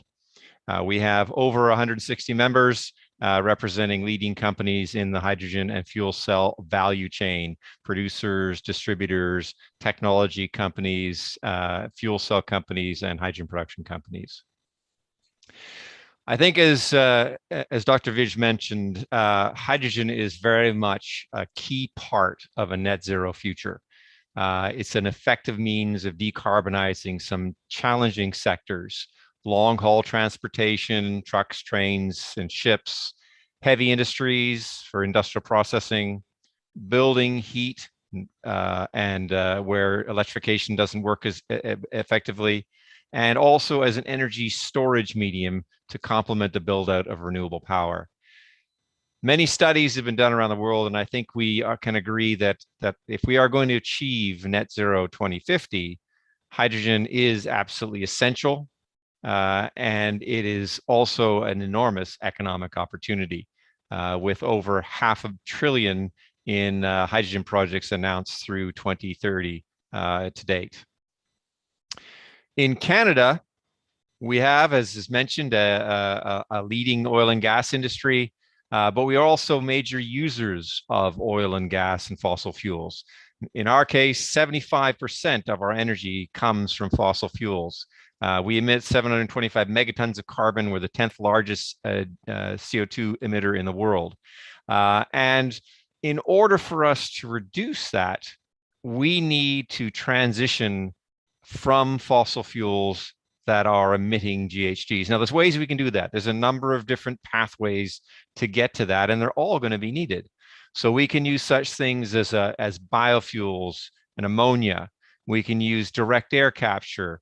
We can use fossil fuels with carbon capture, utilization, and sequestration. And of course, clean power is going to play an enormous role in decarbonizing our economy. But even if we double our power, even if we capture the emissions from many of the fossil fuel plants, even if we scale up our biofuels, we're still going to have a significant role that must be filled with clean hydrogen.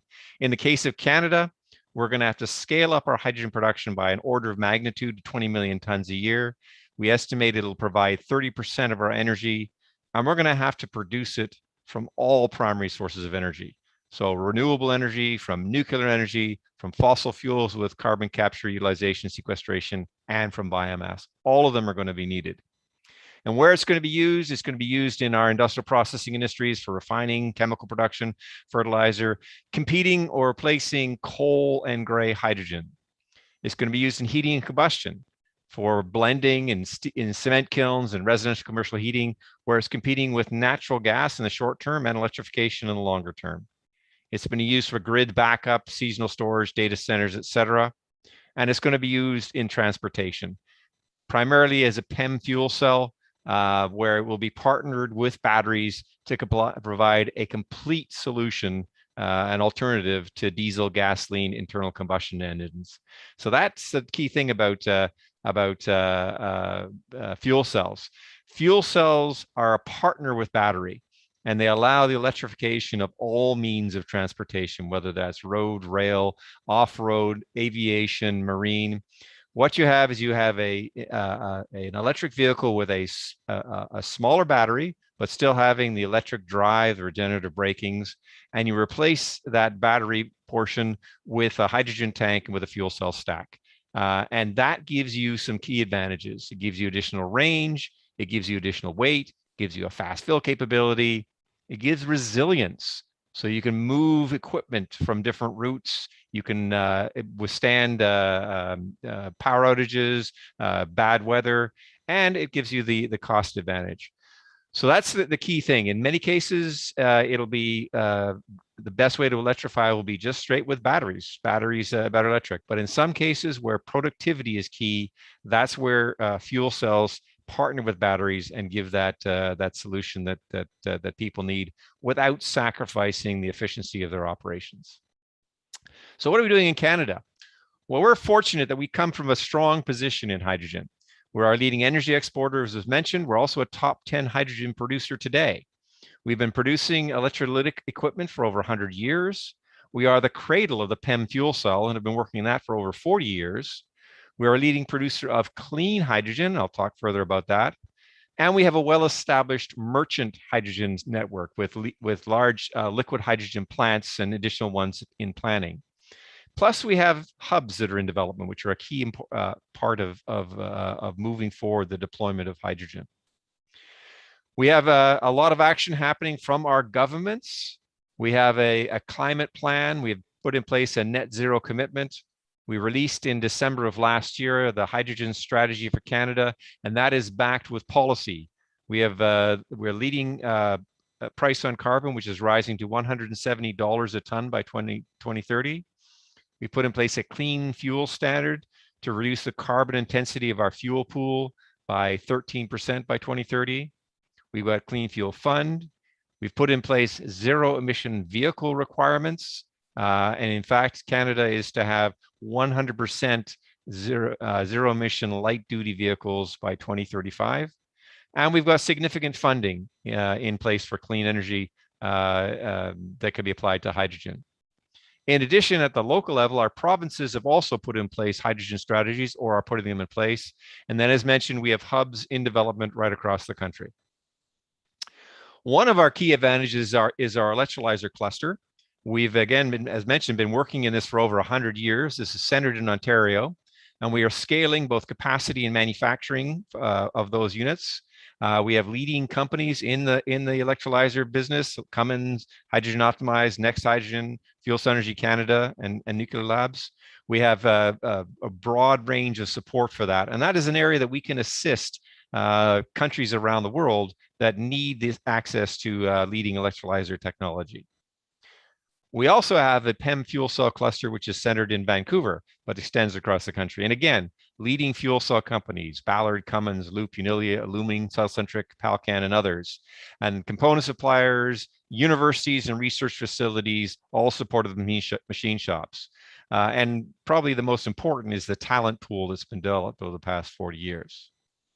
What this means is that Canadian companies are participating in fuel cell projects around the world, supplying fuel cell components and technology for everything from forklifts to large earth-moving trucks, from buses to trucks to cars to trains that are and marine and even aviation applications. So Canadians are involved in many Canadian technologies involved in many fuel cell electric vehicle projects around the world, and these are coming forward. What we're seeing is a rapid ramp in the number of fuel cells that are being shipped globally, and this is doing what we call in Canada the hockey stick curve. It's really starting to ramp up in terms of the numbers of units we're seeing in the field. In addition, the costs are coming down. This is an example of buses. We expect that before 2030, both electric and fuel cell buses will be cheaper than diesel electric buses. And then in the larger scale buses for long distance and for long haul coaches, the fuel cells will be more cost competitive than the battery because of those features that the fuel cells can bring to play. We also have got experience in the hydrogen fueling end of it, and these work effectively. For example, over 10 years ago, we ran a 22 bus fuel cell project in Whistler, BC. The capacity of that station was 40 buses, and that ran day in, day out for 3 years, reliably supplying buses in full revenue service. So the ability to fuel vehicles rapidly and effectively has been demonstrated and continues to be demonstrated. We have now got fueling stations being built across the country. And the advantage, of course, of hydrogen fueling stations is that a single station can handle hundreds of trucks and buses or thousands of light-duty cars. And that means that as the load on those fueling stations increases, the cost per vehicle comes down, and you actually can get a positive payback on those fueling stations. And that's a key advantage that we have in hydrogen and fuel cells, is that the infrastructure can actually pay for itself. As a result, we've got numerous companies that are now in the fueling station business and that are building projects. For example, we have a 20-station project in BC, retail fueling stations for fueling Mirais, Nexos, and other cars. We also have the ability to produce hydrogen from a wide range of products. We're blessed with abundant energy resources in Canada: wind, hydro, biomass, nuclear, and of course, fossil fuel, which when combined with carbon sequestration and management can also be a very good source of clean hydrogen. So all of these sources of energy, can and must be deployed to produce the amount of clean hydrogen that we're going to need. And we've got experience in doing that. We have large-scale renewable hydrogen projects in place with leading companies and projects either announced or in operation. For example, we have in Bécancour, Quebec, the world's largest PEM electrolyzer project. It's a 20 megawatt system that's producing hydrogen. It's a Cummins system producing hydrogen for an Air Liquide merchant liquid hydrogen plant. And that hydrogen is being shipped all across North America for industrial customers. And we got many others that are in development at this stage. In addition, we have experience in producing clean hydrogen, low carbon intensity hydrogen from fossil fuels. We have companies again involved in that can also offer that technology around the world, and key projects. In the past year, we've had close to 1 million tons of clean hydrogen projects announced, billions of dollars based on carbon capture and sequestration. An example is the Quest project in Edmonton, which is running at this point, $1.355 billion investment owned by Shell, Canadian Natural Resources Limited, and Cenovus, which is producing 120,000 tons per year of clean hydrogen. One of the things that we're working on is hubs. And this is something which is really important in order to get the economics to work for hydrogen deployment.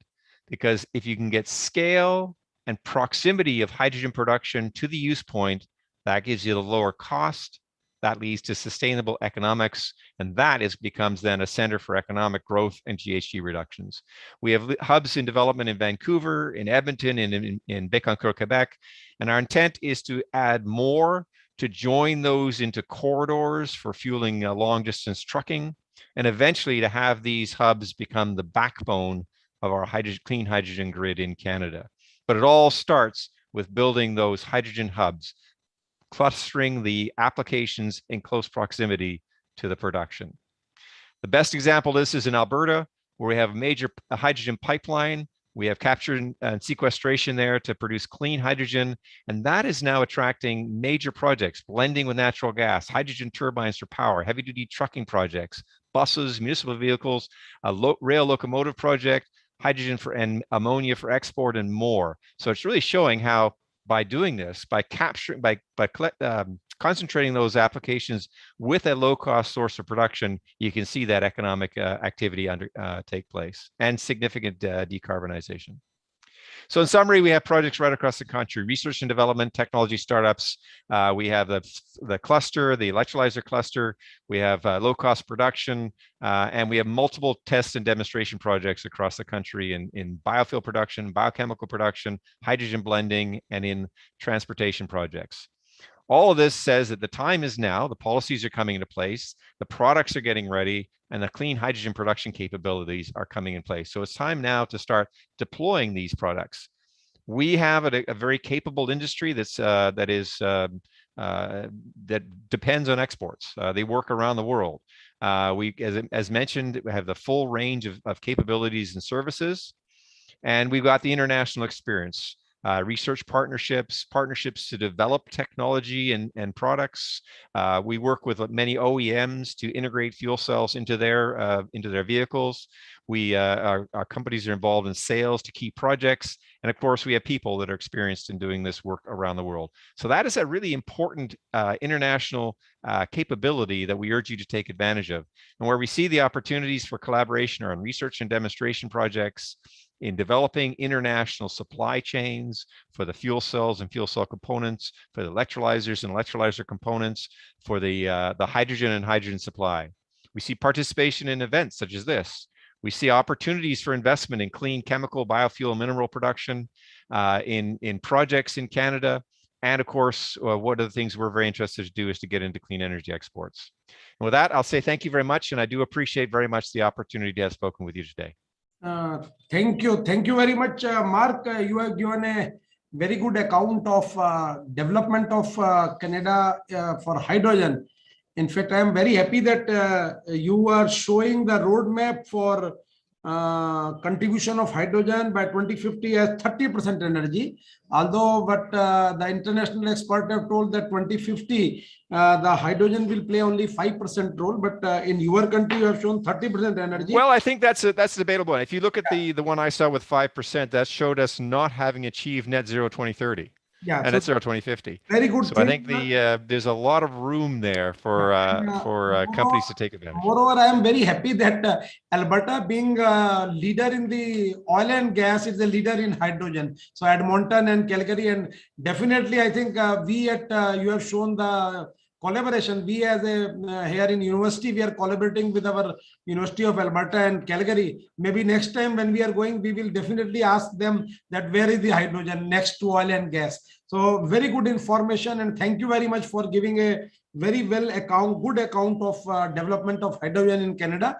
And I think we must thank Mr. Mark for giving, and we will take questions in the end, I think. Okay, we will take questions in the end. Now I will request Ms. Shelly Jargari, a corporate and strategy manager of Gencell Energy Israel, to share his view. Shelly, over to you. Okay, thank you very much. Tell me if you can see my screen. Yeah. Yes? Okay. So hello. I'm happy to be a part of the World Hydrogen Energy Summit and send best wishes for success from our CEO, Rami Reshef, who unfortunately had a change in plans and was unable to join the summit today.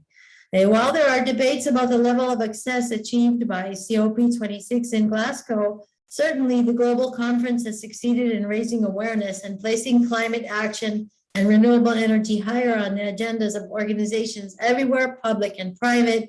And by events like today, where we share our knowledge together, we in the clean tech industry can accelerate decarbonization and a net zero energy future, a future that will largely depend on hydrogen, but not just any hydrogen, but hydrogen that is emission-free from well to wheel. So let me tell you, Gencell is committed to reducing CO2 emissions by delivering rugged, weather-resistant hydrogen and ammonia to power solutions, leveraging our alkaline fuel cell technologies that supply reliable, cost-efficient, uninterrupted power to keep mission-critical applications operational no matter what. We were founded in 2011, and as of 2020, we're traded on the Tel Aviv Stock Exchange with our headquarters in Israel, backed by over 100 employees, including many fuel cell experts.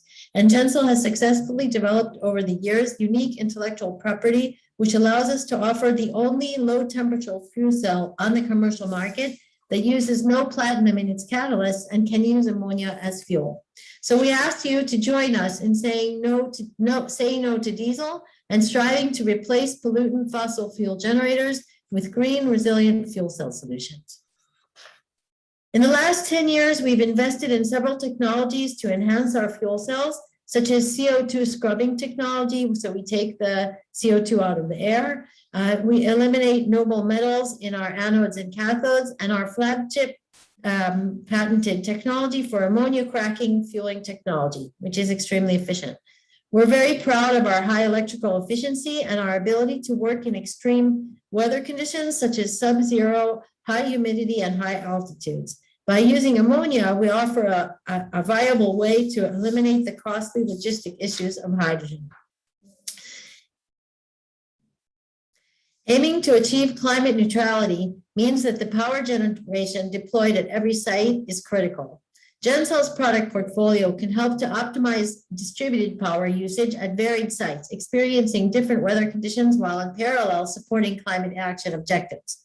Our recently launched enhanced backup power product, the Gencell Backup Operation Extender, or BOX, is designed to run on stored hydrogen compressed at different levels of between 150 to 300 bars to keep operations running through major outages during severe weather events caused by climate change. So the key value of this resilient backup power solution is that it not only mitigates the problematic negative consequence of climate change, more frequent outages, but it also resolves the root cause of carbon emissions. Hydrogen is the most ubiquitous material in the universe, and 70 million tons are produced annually for industrial use. And obviously it's becoming more available as there's more focus on hydrogen. Gencell has an advantage over PEM fuel cells because our fuel cells can run on industrial hydrogen, which is more available and less expensive than the medical grade hydrogen required by PEM fuel cells. But either way, these hydrogen sources are still gray, meaning that carbon was emitted during its manufacture. So moving forward, Gencell is aiming to work with green hydrogen and aiming to make it more available and lower its costs. There are two main obstacles for storing energy as hydrogen. its availability, because using energy from hydrogen depends upon a viable infrastructure to deliver hydrogen fuel from production to consumption sites, which of course is expensive to create and deploy. And the cost, because the cost of centralized hydrogen production, whether as gas or liquid, has high distribution costs, while low volume distributed electrolysis has high production costs. Either way, very expensive. So how would it be if we could offer this hydrogen in another form using, let's say, a low temperature liquid like ammonia? GenCell has developed its A5 primary power solution for off-grid and poor grid locations. Our A5 uses a revolutionary process that extracts hydrogen from liquid ammonia to create a nano power plant that can be started and run independently without power from the grid at any site. So it's designed to replace diesel generators with ammonia as its fuel. Why use ammonia to store hydrogen? Because ammonia is one of the most available materials, chemicals on Earth, which when handled with care is absolutely safe. There are more than 200 million tons of ammonia produced and distributed globally each year, safely supporting common use cases from agriculture to semiconductors. And the main reason for GenCell is the chemical compatibility with our alkaline fuel cells, because ammonia and potassium hydroxide, both of which are alkaline, that's the potassium hydroxide is our electrolyte inside the fuel cell. So therefore, uncracked residual quantities of ammonia will not harm our fuel cells as they would harm a PEM fuel cell. In contrast, Ballard, for example, uses liquid methanol oxide for PEM fuel cells for the same reason that we use ammonia with our alkaline fuel cells. So it's an economic solution to resolve these logistic issues. Ammonia is our silver bullet. But the key advantage of ammonia as a hydrogen carrier is the fact that it offers high hydrogen storage density as a liquid with mild pressurization and without cryogenic constraints. So with ammonia, you get more bang for your buck. A tank containing 1 ton of liquid ammonia contains 3 times the hydrogen of a similar sized tank of hydrogen gas. In rural and remote locations where mobile connectivity is a lifeline and grid infrastructure is expensive, GenCell can enable off-grid primary power using ammonia as a fuel to displace diesel and provide clean and affordable power to remote power loads such as telecom towers. Our solution is designed to be inexpensive to run and quickly and easily deployed in the most remote rural locations. Just drop and connect. It uses an economical and available ammonia fuel that can be easily stored for a day, week, month, or year with a solution that's 100% green and produces no greenhouse gases. And best of all, our ammonia to power energy is far less expensive than diesel. So let's take a look at how the combination of ammonia and fuel cells is making available clean, reliable, and affordable energy anywhere, whether in hot desert locations or at remote sites subject to extremely cold weather, such as at an emergency communications tower outside of Reykjavik, Iceland, where the system was successfully deployed as a field test for 1,500 consecutive hours and performed to spec. And I'm going to show you.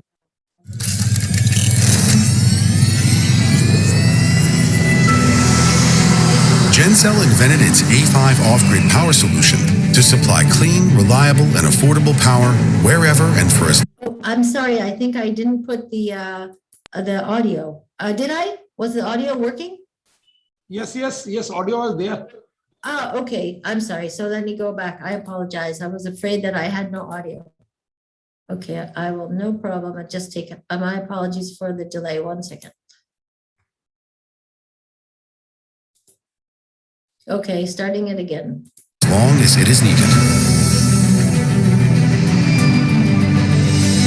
A single 12-ton tank of ammonia fuels the A5 for a year.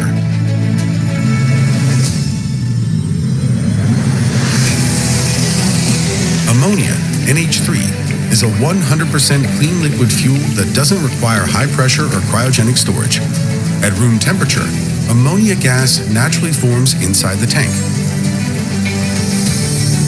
The ammonia gas flows from the tank into the ammonia cracker.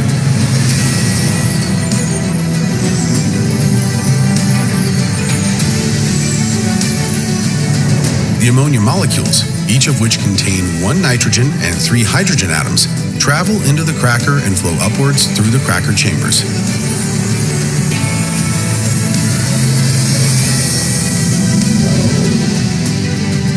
As the ammonia comes into contact with the catalyst separates the nitrogen from the hydrogen atoms. The mix of 75% hydrogen and 25% nitrogen flows into the fuel cell generator. The lighter nitrogen atoms float upwards and are vented harmlessly into the atmosphere. Inside each fuel cell, the hydrogen comes into contact with electrolyte containing oxygen. While the hydrogen and oxygen atoms form water, electrons are released to create electricity. Each GenCell generator produces 5 kilowatts of electricity. It can power just about anything, from mobile phone towers to construction sites, to hospitals and rural schools, even in bad weather. Delivering clean power everywhere. GenCell.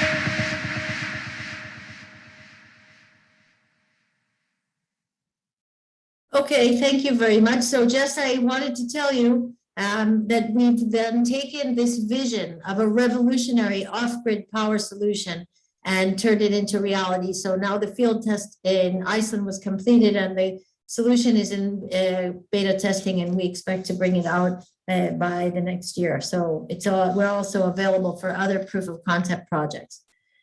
But what about this ammonia itself? After all, is it really clean? I mean, most ammonia, we all know, most ammonia today is produced via the commonly used but highly pollutant Haber-Bosch process. And in the Haber-Bosch process, the main method of ammonia synthesis, nitrogen reacts with hydrogen using a metal catalyst to produce ammonia. But this industrial process is conducted at 200 atmospheres in high reaction temperatures of nearly 500 degrees C. And one of the main industrial byproducts of ammonia production is, of course, carbon dioxide, which we know is contributing to global warming.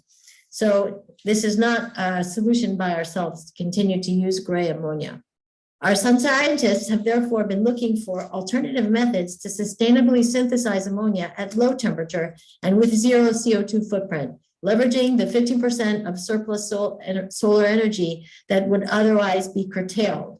So we can take this solar and use it to produce green ammonia directly. GenCell plans to store this energy chemically as a source for green ammonia production.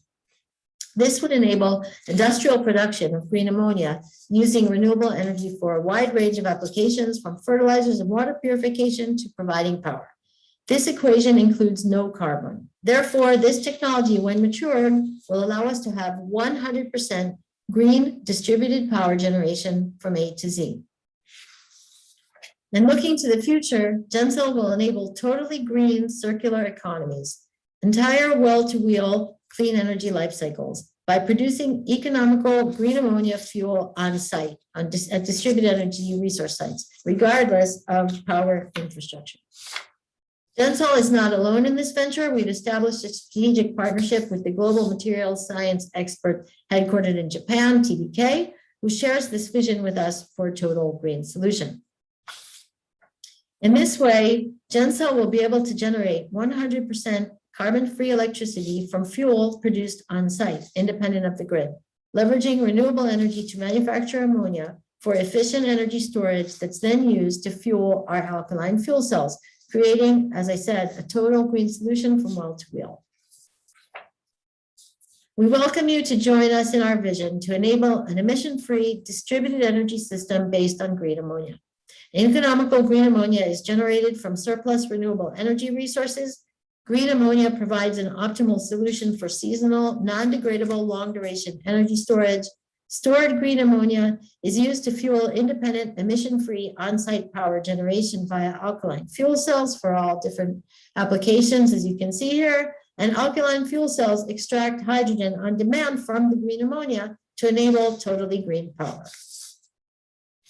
If you have any questions, I've put my contact details here, so we'll be very glad to talk to you more. And we'd like to say that, of course, we're not competing with any other fuel cells or green energy sources. We need all the green energy we can, so let's all work together to replace fossil fuels with clean renewable energy before it's too late. Thank you very much.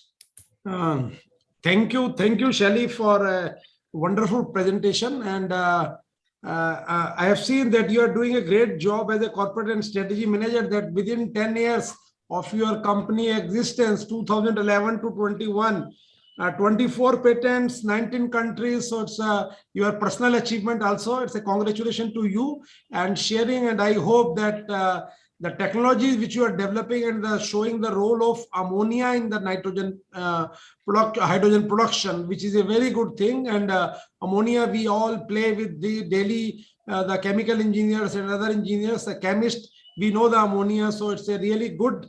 And Shelley, I think your company, Gensel, is doing a great job for hydrogen. And again, at the end, we will take some question after the session. Thank you very much, Shelley. Thank you. Okay, we have our next speaker is Dr. Vasilis Grigoriev, which is the chairman and chief executive officer of Advent Technology Holdings in Greece. Thank you, Dr. Vasilis, for sparing your time, and I hope that now you can start. Now time is yours. Thank you, everybody. Thank you very much for the invitation. We're actually in the United States mostly, but we started from Greece. But I want to spend the time to talk to you about Advent Technologies.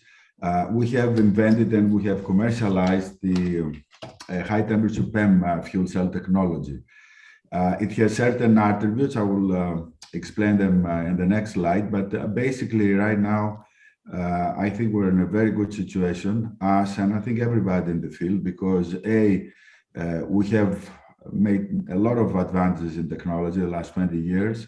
The markets are ready, and there is a global mandate to decarbonize. I think this is probably the most important thing, meaning that the governments across the world, especially in the West, they want to make diesel generator history. So then, since that's given, what do we do next? And the fuel cell will play a tremendous role. As you see from the background, I'm traveling a lot. I'm in a hotel room right now. So, but I did want to take the opportunity to talk to your audience about Advent. We're listed in NASDAQ. We're in a very good situation right now. In addition to the technology we have developed, we have a very strong partnership with the US Department of Energy to develop and commercialize the next generation of high temperature materials, which in my opinion, very, very, very important thing.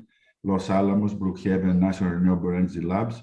And finally, we have a global green energy company with operations across the world, because the markets are global, but also, it is important to consolidate the fields, because that's how you actually accelerate what you want to do. Otherwise, it takes forever.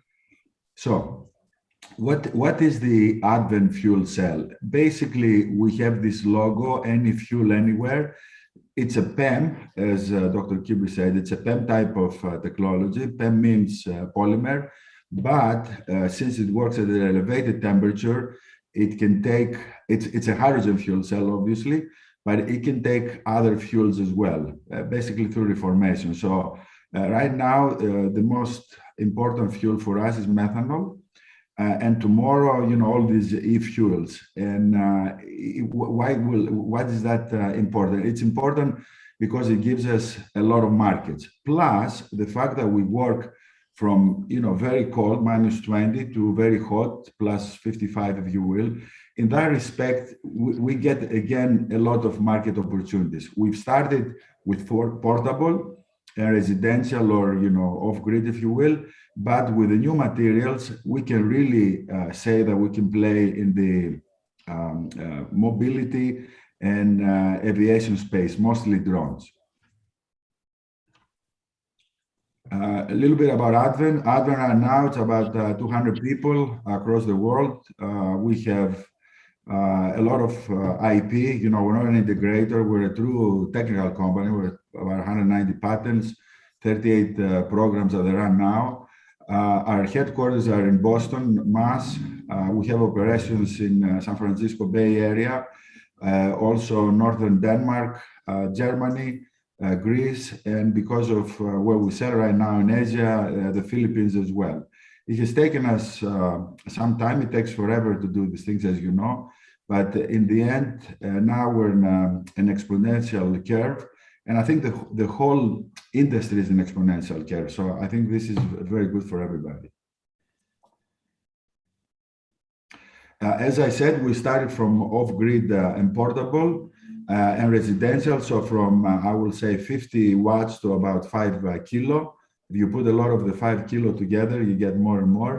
But people want even bigger projects. The biggest projects now in the world are power to gas. Okay, so there, the fuel cell will play a tremendous role. And in addition to the batteries, because when we talk about fuel cells, in my opinion, we should never talk about a true fuel cell system. It's a hybrid system. It always has a battery.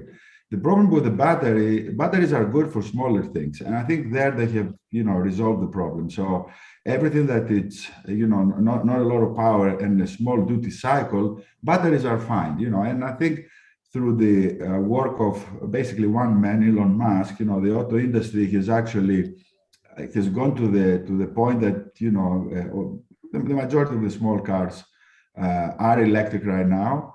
I know there is a lot of effort from the companies also to have pure hydrogen fuel cell cars that they're small, but our strength, in our opinion, is the bigger vehicle, the heavy duty truck, the bus, not necessarily the small vehicle.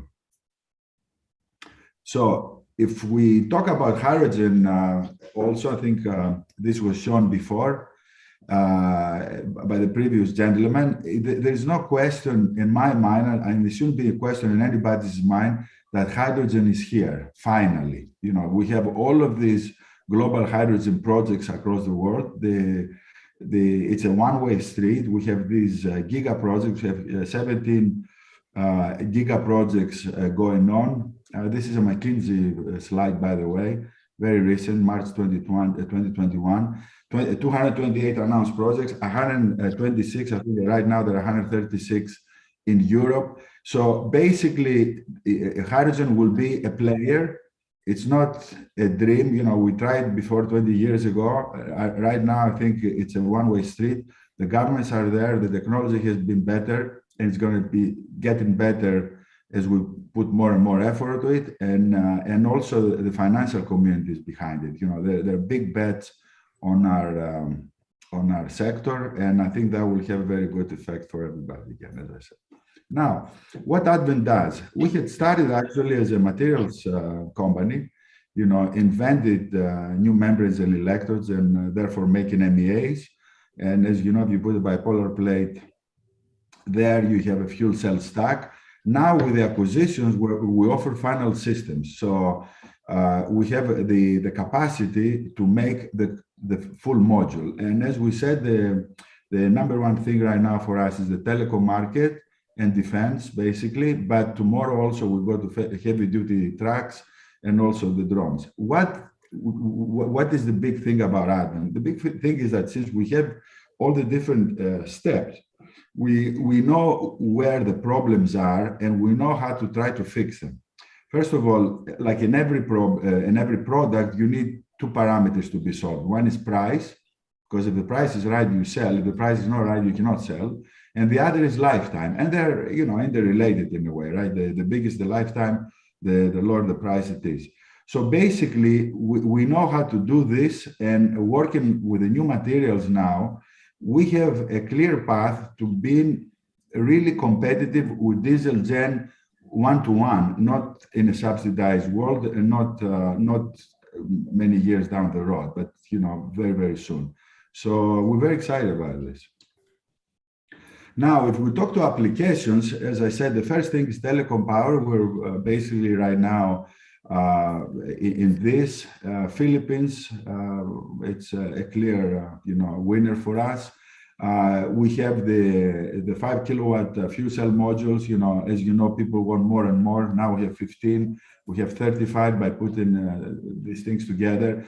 And we know how to do it. We have deployed hundreds, if not thousands, of the systems for this particular thing. And in a way, I think this is a sector that's going to grow very fast from as we speak.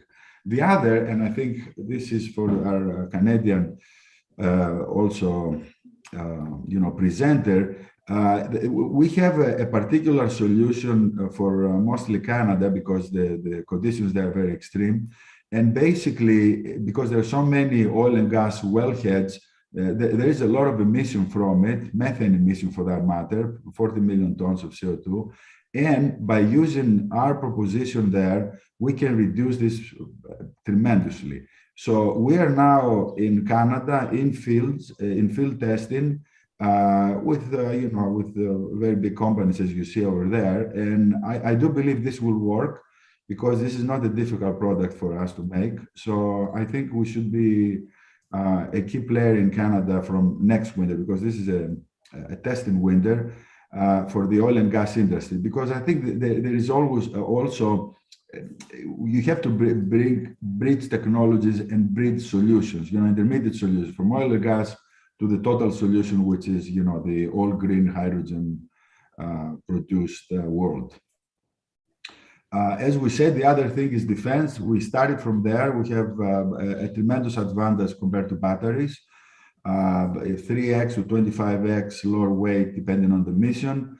We run on a methanol mixture, and this is good. It's just, as you can imagine, more expensive than we would like to. So the more we make of them, the price will go down. But that's a validation also of the small fuel cell that we make, and we make this in California. And we try, as I showed it in the previous slide, to put it on as many commercial applications as possible. But the military is where we started, and we will continue to be successful there with our new generation. What you see to the left is the existing or current product, and we have the new one, which is called the Honey Badger, which is much better, and it's the next generation product. Now, everybody wants, as I said, large scale system. Everybody wants now power to gas, power to hydrogen. Everybody wants 1 mega. We have a concept there. We're working very hard on it. And with the new MEAs that we put together, this is going to work. It's just we're working towards it. We don't have a final product. But we do work with many big companies because everybody wants basically the same thing, right?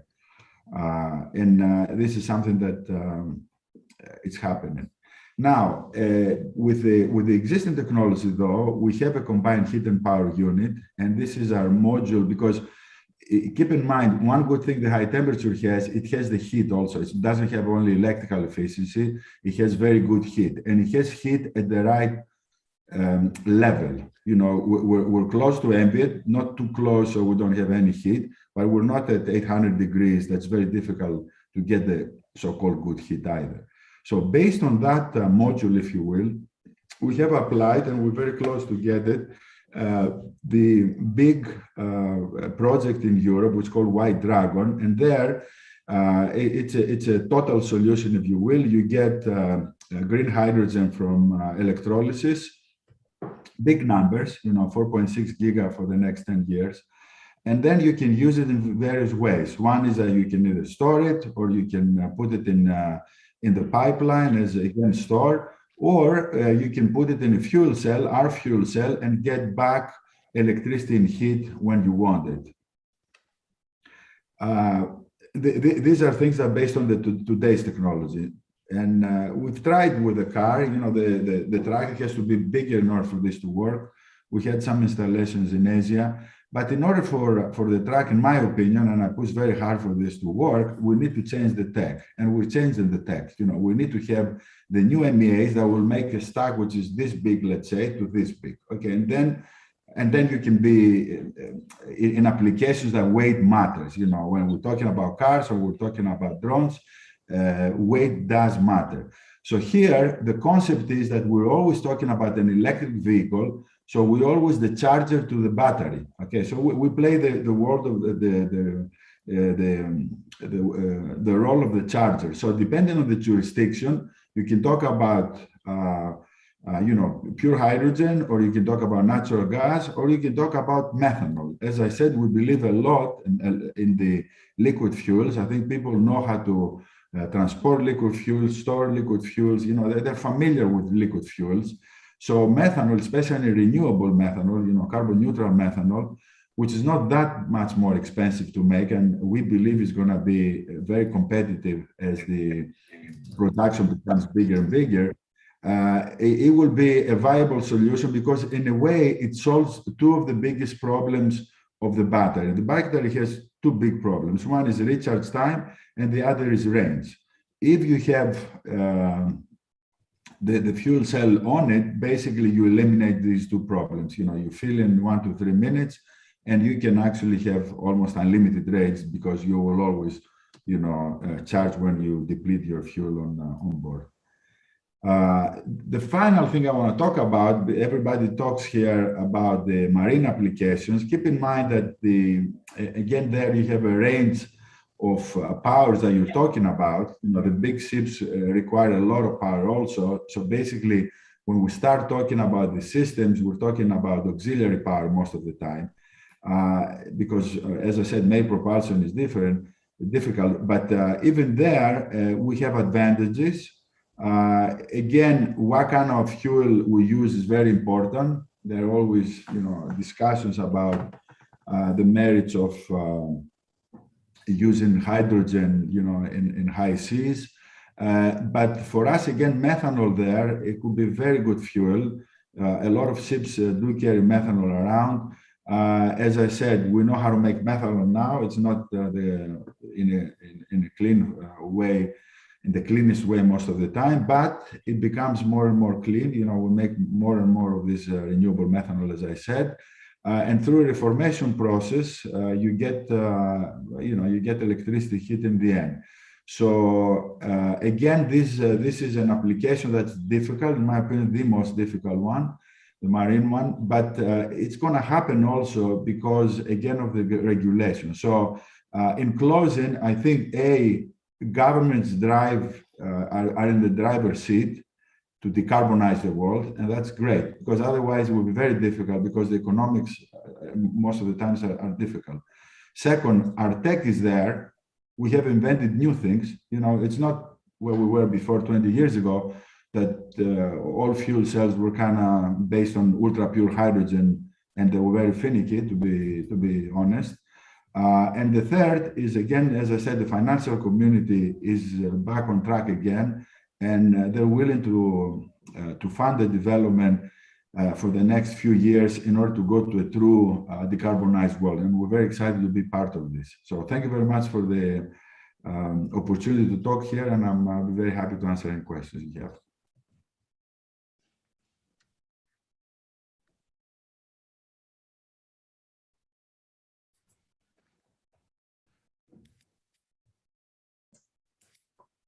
Thank you. Thank you. Thank you, Dr. Vasilis, for giving a very good account. And we are proud of your company like Advent, where 170 people having 190 patent, and a company like yours, which is going for the low cost fuel cell, which is in need of the hour. And you talked about methanol fuel cell. And the good thing is anywhere, any fuel. That is a great thing. Any fuel, anywhere. So I think that is your company logo. That is your company logo. So the great thing, great logo. And really we are proud of companies like Advent. And thank you, Vasilis, for sharing your views on this future hydrogen. Thank you very much. The next speaker is Mr. Jack Hedge, who is Executive Director of Utah Inland Port Authority from USA. And Mr. Jack, now the time is yours. Thank you and good morning, or good afternoon, or good evening, depending on where you are in the world. It is an early morning here in Utah, but thank you for the opportunity to present. Let me see if I can get my screen to share here. I have a couple of slides I'd like to show, and I can't seem to. Are you seeing my screen at all? Yes, we do see it. We see the Zoom page. Now we see the presentation. You just need to put it into full, to put it in at the bottom on the right, go into the full screen mode for, you have a little, yeah, no, you want to go to the right on the bottom. There's a section that shows how to do it as slideshow, as opposed to, we see the little slides on the left side. There it is. There it goes. All right. There you So go. I'm sorry, let me scroll back.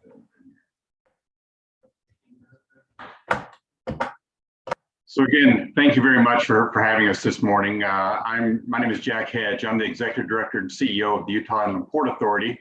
And I'd like to talk a little bit about hydrogen and in the future of U.S. logistics and goods movement in the U.S. and some of the things that we're doing here in Utah to help promote hydrogen as an advanced fuel with the coming future of U.S. logistics.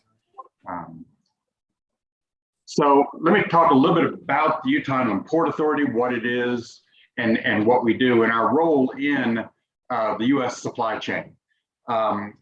So we are, as you can see on this slide, Utah is located in the central part of the western United States. The largest preponderance of U.S. goods, imports and exports in the United States flow to and through Utah, between the main West Coast gateway ports for imports and exports and the major distribution centers of Chicago and the eastern US. We're almost exactly halfway between. And if you took the US and turned it up on its end and used the West Coast as the point of the funnel, it would be a funnel through Utah.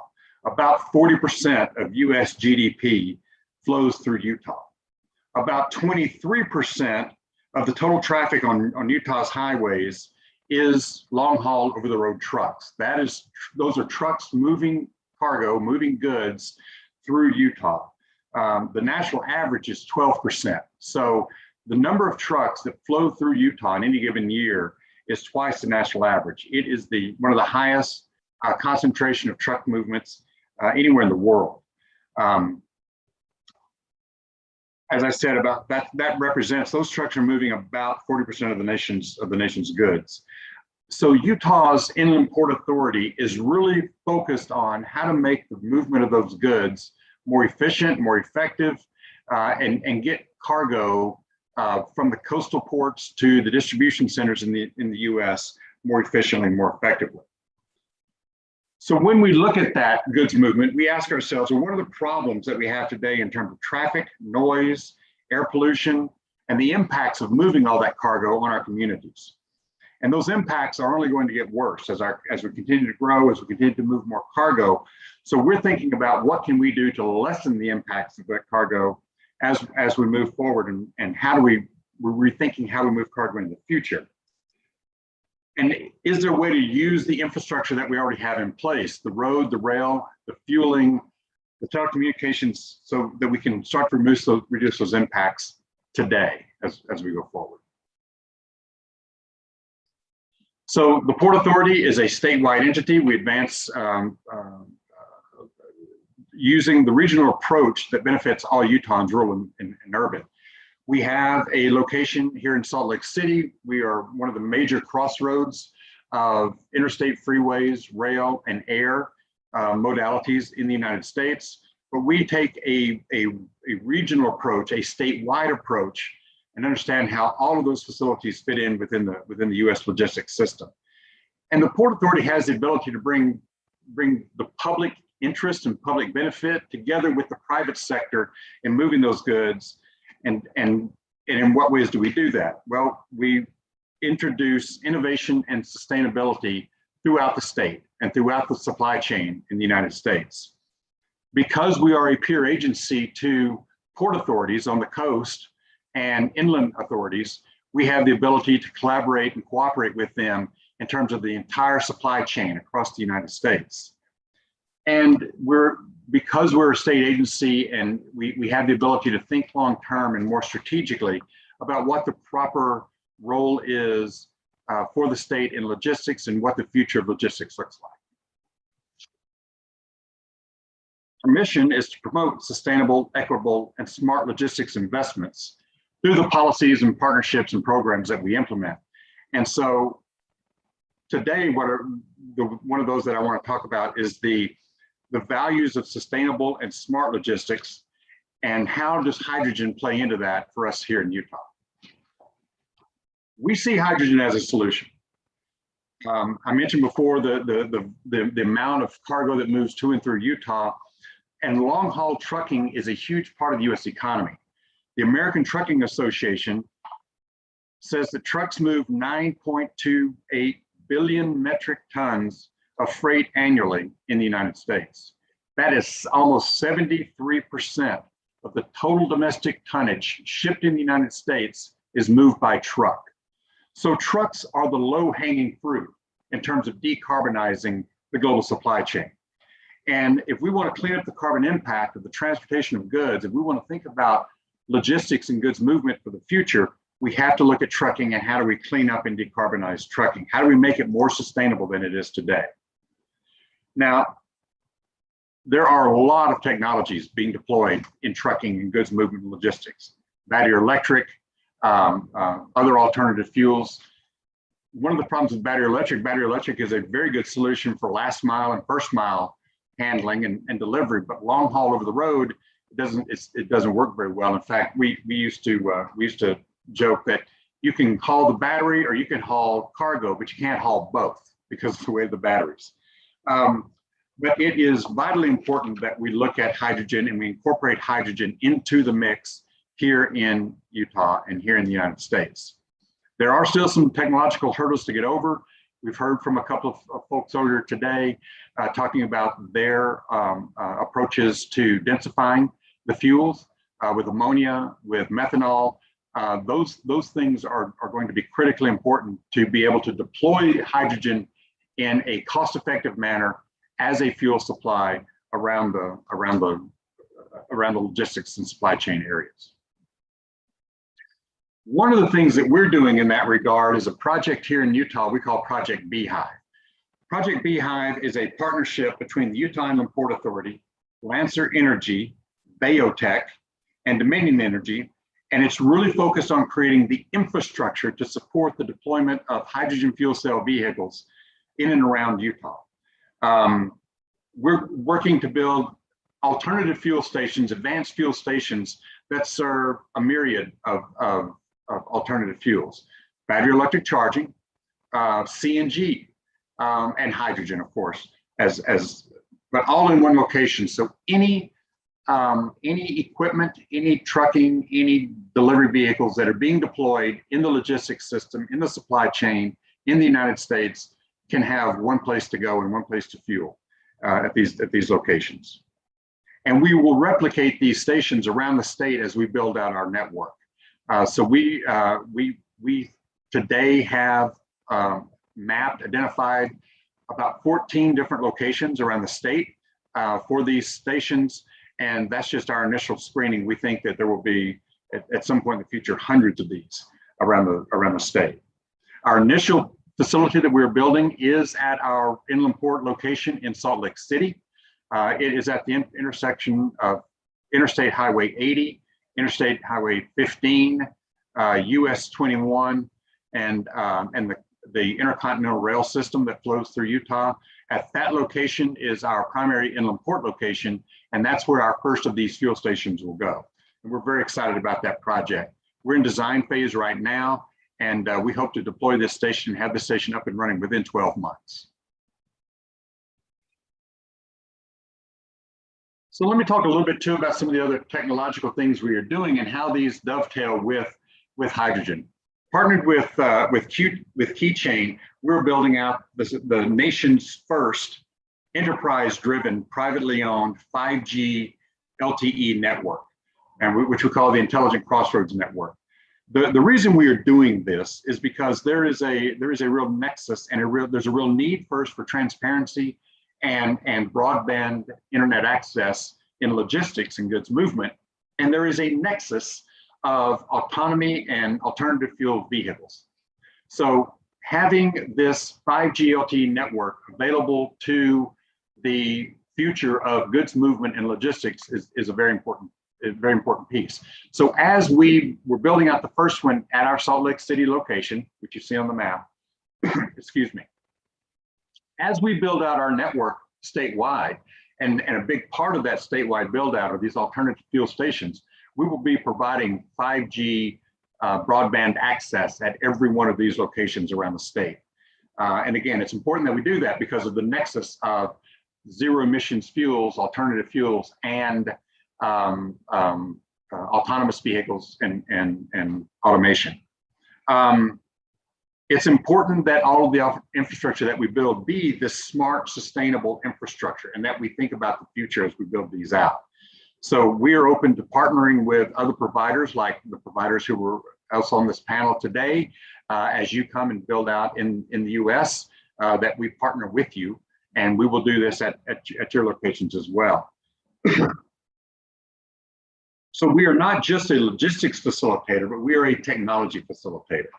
And working with Keychain and the Intelligent Crossroads Network, we're creating what we call the Intelligent Crossroads Lab. Now that lab is not a physical place, but think about our inland port as being an innovation campus.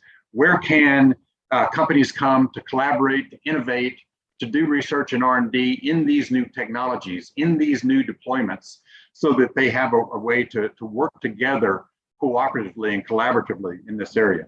It's a living lab of technology, product innovation, workforce development. All of these things are legs on the stool that hold up these things.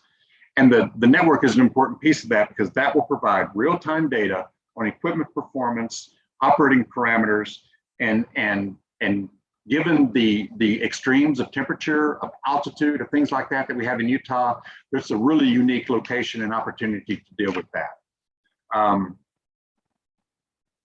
Our cultural menu is one of innovation, openness, and incentive, as opposed to regulatory directives. So we are well suited to collaborate and innovate. And that is one of the things that Utah brings to the table. In fact, Utah is one of the states in the nation that created what we call the legislative sandbox. And that's an important aspect of the Intelligent Crossroads Network and Lab, so that as new technologies and innovation is developed, Utah gives you a regulatory sandbox to work in that actually is designed to help create regulation and legislation around these new technologies as they're developed. And that's a very unique aspect of what we're doing here in Utah. So I'll talk about the three-legged stool, right? Which we think is necessary to deploy this new tech. We believe there are three legs to this. The cost of the tech, the cost of the infrastructure and support, and the people that will be necessary to make this tech available and usable in the future. Right now, as we've talked about earlier, the cost to deploy green hydrogen is fairly high, but it's coming down rapidly. We need to work with innovators to help bring that cost down, whether it be through new methods of transporting the fuel and creating the fuel and creating the hydrogen, the technology, deploying the technology out there so it's available and the uptake is greater. Those kinds of things we have to do. But we should not let the perfect get in the way of the good. We can make great strides in terms of reducing the carbon impact of logistics and goods movement today with gray hydrogen and blue hydrogen, until we get to the point where green hydrogen is cost effective and efficient enough to become a viable alternative fuel. It's important that we move that forward. The storage of hydrogen, the ability to get hydrogen into the fuel network is a credible thing that is moving forward, and that's going to really help to get the cost down. But I think starting today with gray hydrogen and starting to drive that cost down is an important thing to do. Infrastructure, and that's really one of the things that we've been talking about, the thing that we're focused on. One of the things the Port Authority can bring to the table is the infrastructure to provide those fueling points so that the equipment and the trucks can be deployed and you have a place to fuel and refuel and get done. There is a tremendous amount of infrastructure being built in places like California and others, but to deploy trucks in a relative manner those trucks need to be able to travel beyond the California border. And that's where an organization like the Utah Port Authority comes in to build the infrastructure so that trucking move between California and the Midwest can happen and can take place here in Utah. And then of course it's the people. So we are very dedicated to working with our educational institutions and others to create the workforce development and training programs here to work in this new technology, to create the jobs and a trained workforce that can readily move into hydrogen fuel cell industry, providing mechanics to work on those vehicles, providing technicians to work in the deployment of the infrastructure and the technology, and to work at the companies like we've talked to today, who are deploying into the U.S. and are looking for that workforce, that trained workforce that just do it. So working to create those curricula around those technologies and building those skills is something we are highly focused on. And I'm hung up. There. So the governor of Utah declared this month of November as Advanced Zero Emissions Vehicle and Fuels Awareness Month. I spoke at the event along with several of my colleagues here in Utah, and it's an exciting time for goods movement and logistics in the US and in Utah. There are makers that are out there today coming to Utah that are deploying their equipment here. Toyota's program with Kenworth to build long haul over the road trucks. Cummins Diesel, who is deploying a hydrogen fueled diesel engine technology. Companies like Hyundai, Hyzon, Nikola, who are deploying equipment into the US. Those companies are coming here and moving here, and we are working with them in Utah to deploy in Utah and in the Western US. That's the end of my remarks this morning. Thank you very much for having me, and look forward to answering any questions that I may be able to. So thank you all very, very much. Thank you, Mr. Jack, for your concept of revolutionizing the global logistics for next generation by hydrogen. A very good concept. I think it will help the industry in a big way, and it's good that we are having this seminar or this workshop on the month, as we have mentioned, that the awareness, alternative fuel awareness. So it's good that we are doing hydrogen. We are discussing hydrogen on this month itself. Thank you for your very good idea and your UI contribution of UIPA in revolutionizing the logistic. Thank you very much.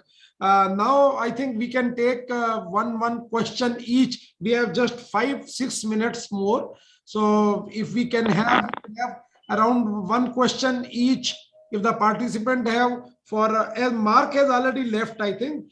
So question for Ms. Shelley, Mr. Jack, and Dr. Vasilis. If there is any question, we can take one question each. Any question? So yeah, one of the questions that came from the audience was that with Rivian coming along, with Lucid coming along, and Tesla, there's a big EV market, right? And how does that really compare or change the hydrogen ecosystem in a big picture? Mr. Jack, you are a logistic man. Can you take up? Yeah. Mr. Yeah, Jack. well, one of the things that we see around battery charging, battery electric vehicles, and one of the reasons we want to combine hydrogen fuel cell, battery electric, CNG in single locations around the state, is that the hydrogen fuel cell could actually also provide battery charging capacity at those locations. So we're sort of killing two birds with one stone.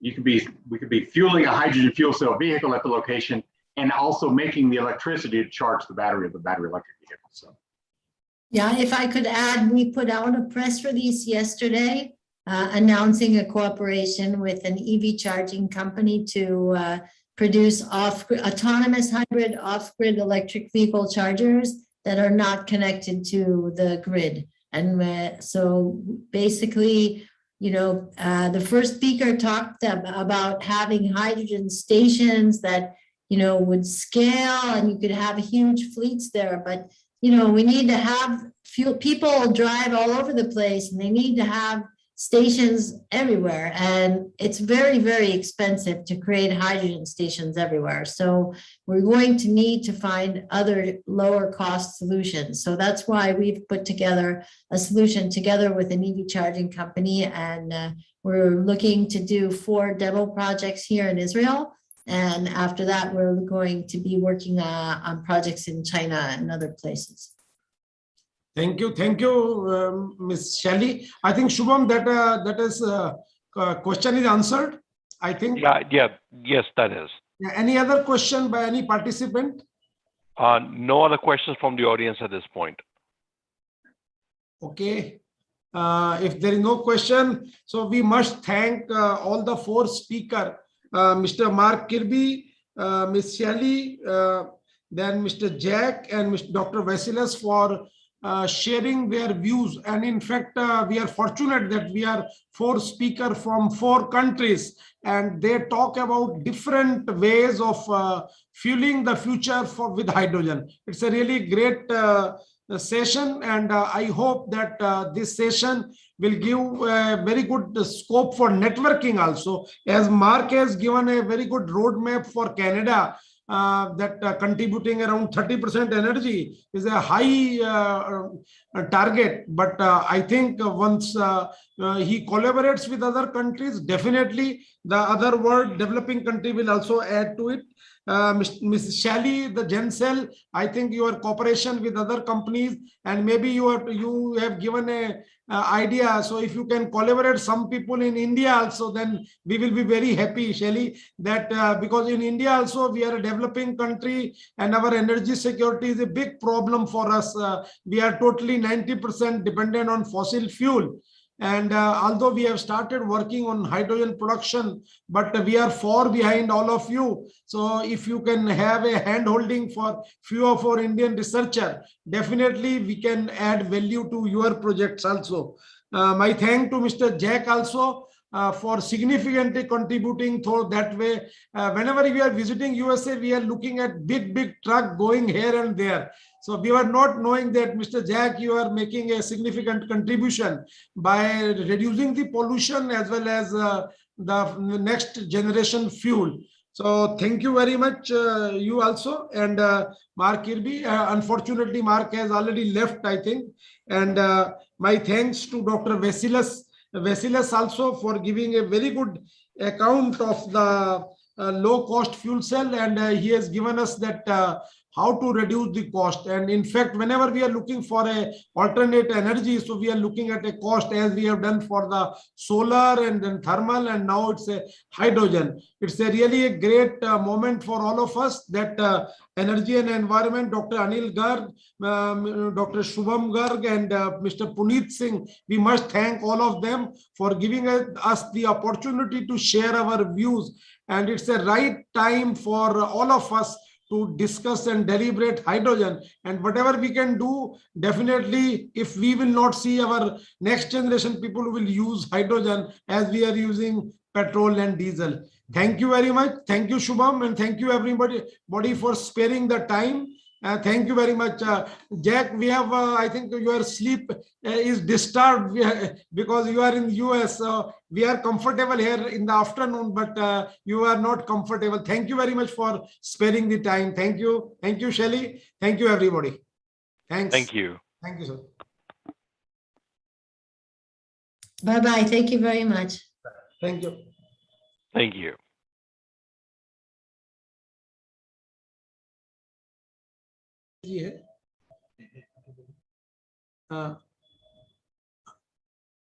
Thank you, Shubham. We can leave now. Yes, sir. Thank you, sir. Thank you. Thank you. Thank you, Garsab. Thank you very much. Welcome.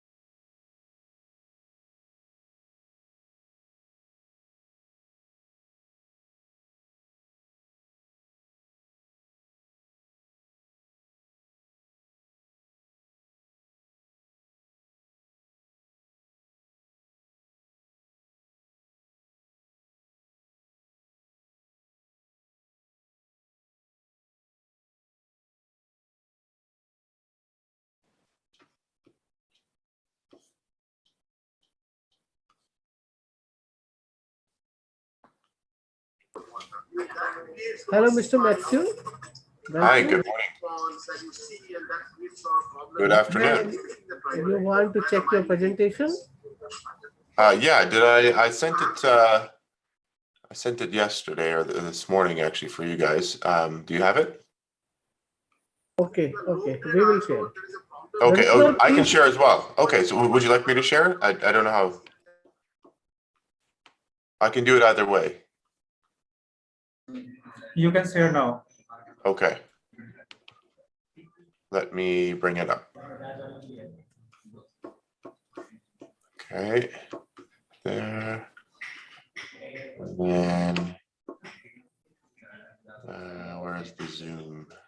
Here we go.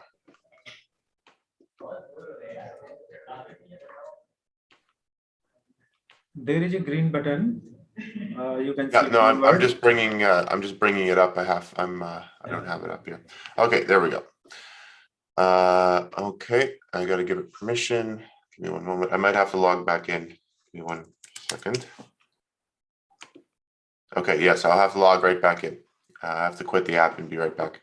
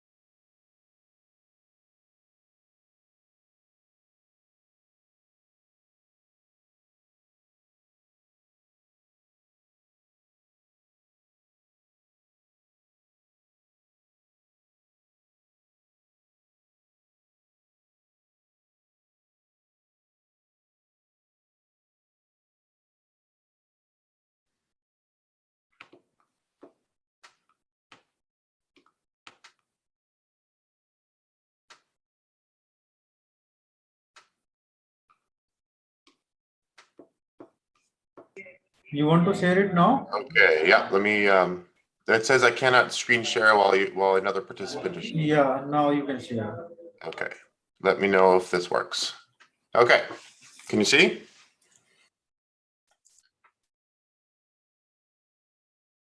Move the slide, please. Okay, moved. Yeah, So moving. working great.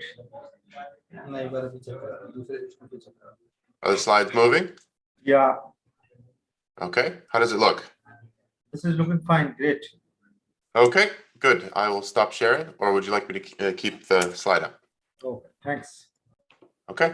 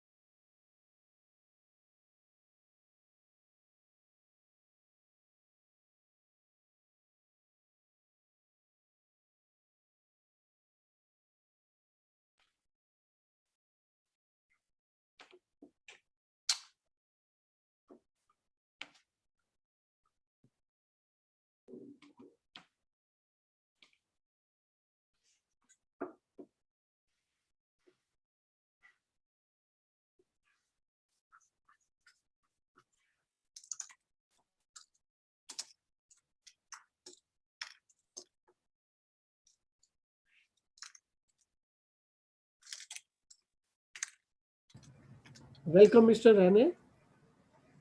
Aimer.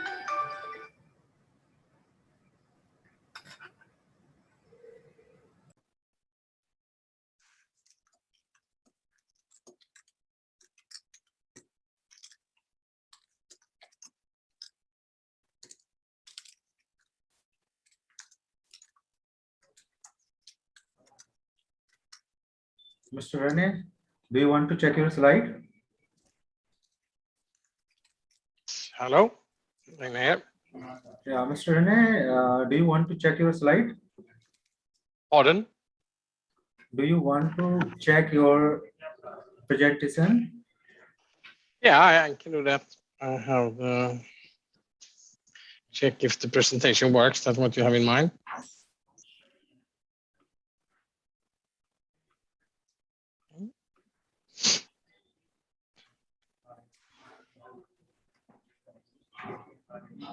So, are you seeing anything?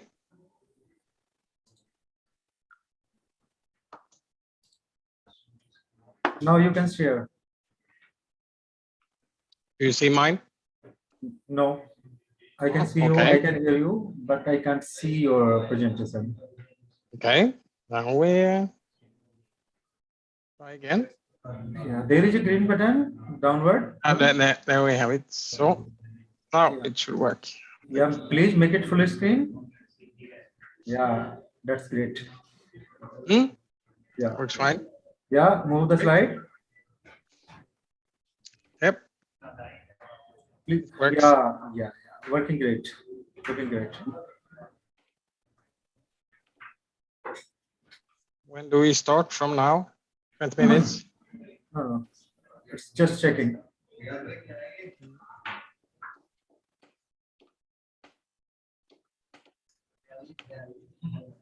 Thank you. Now you can stop share. Yeah, I will. Let's see if I can manage. Stop share. So. Thank you.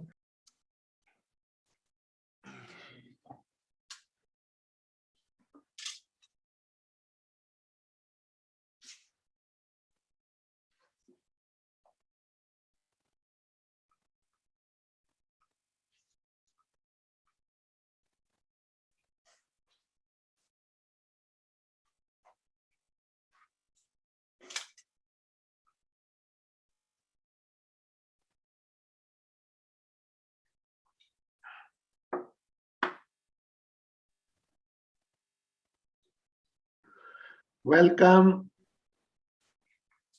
Thanks for having us. Yeah. You? Mr. Matthew, Mr. Rene, we will chair the session and we will start the session within next, say, 15 minutes. Okay. 15 minutes. And hopefully this will be a good session for times to come, because a lot of application of hydrogen is there in moving words. Last time we met, Raina, is in Amsterdam, actually. Right. Yes, that's correct. Yeah, we seem to Alright. be on the same panels over and over again. Yes. Touring around, yes. You become visible.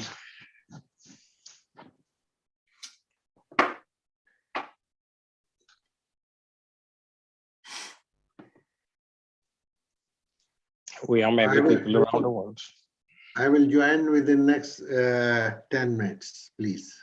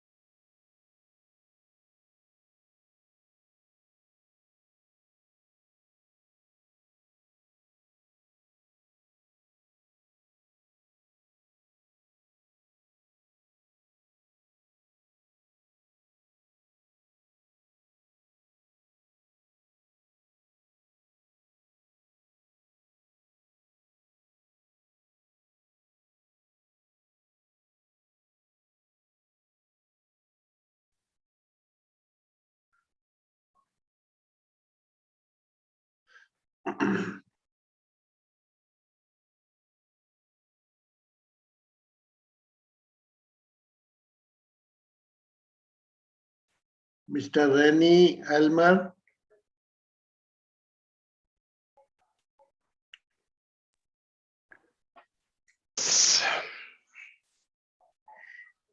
Yeah, Rennie, can we start from you? Sure.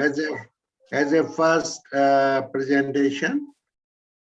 I guess you would like to say some words first, or? Yes, yes, definitely.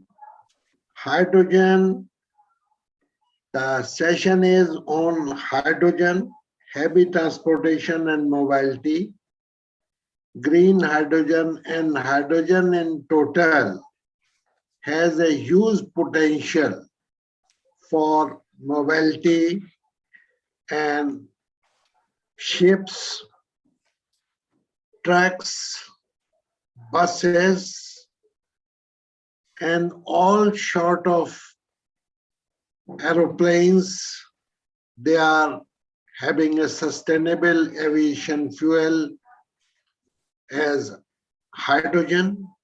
They are flying and start flying on this first element of the periodic table, hydrogen. So I will request, with no other words, if learned speakers are here. Mr. Rennie Almer is a Director, Transport Department, Volvo Trucks, Sweden. I will request him to address the gathering. Dr. Rennie, please. Thank you, Dr. Anil. Pleasure to have the possibility to speak, and I will share my presentation coming up here.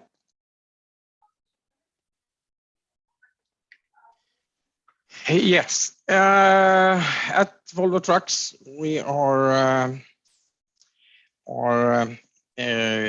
have committed to the Paris Agreement for 2050, zero emissions from Volvo Trucks population. That means for us all running trucks in the world, not only in part of the world.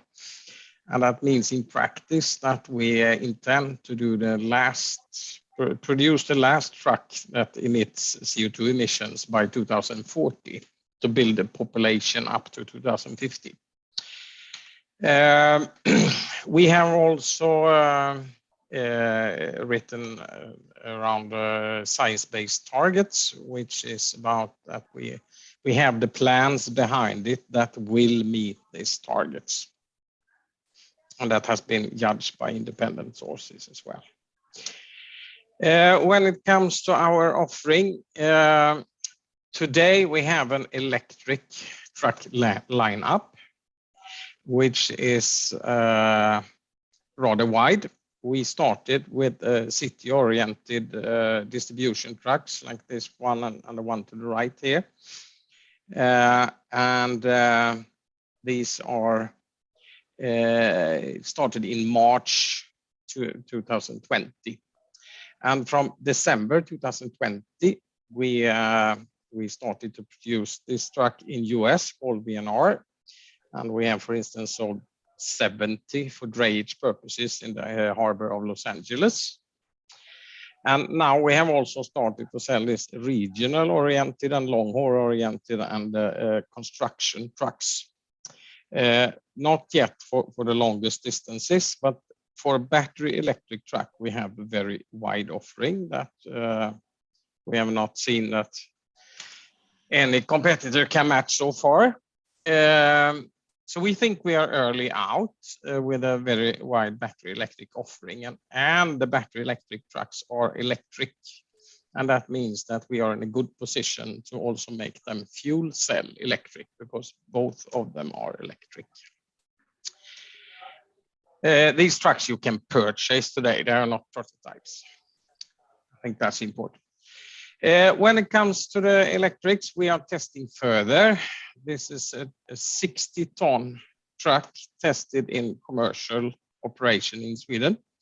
It's doing 150 kilometer in hilly areas, and then it's recharged, and so it's doing like 300 kilometer a day, which is quite heavy haulage for a battery electric truck. But this is for testing purposes so far. When it comes to the role for hydrogen compared to other solutions, we are looking into the different segments, and we have different transport segments where you start in city-oriented applications, and then you have in urban areas, and then you have in long-haul areas as well. And you can say that in the urban areas here, we see most battery electric trucks, since you can charge overnight. When it comes to longer distances, which is regional haul and urban construction, which is more heavy, we see an area here where we think that you can have both battery electric or fuel cell electric trucks in the future. And what determines what will be dominant, I think that will be very, not only national, it will be local, and it can be different between cities.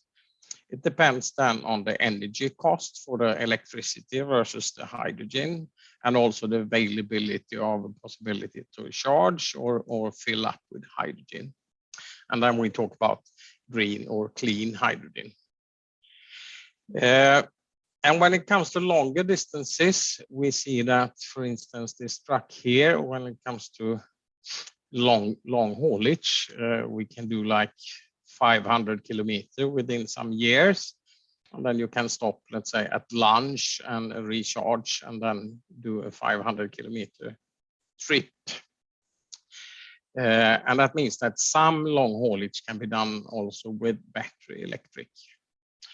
But we think that when it comes to heavier and more flexible roads, transports, we think fuel cell is very well suited.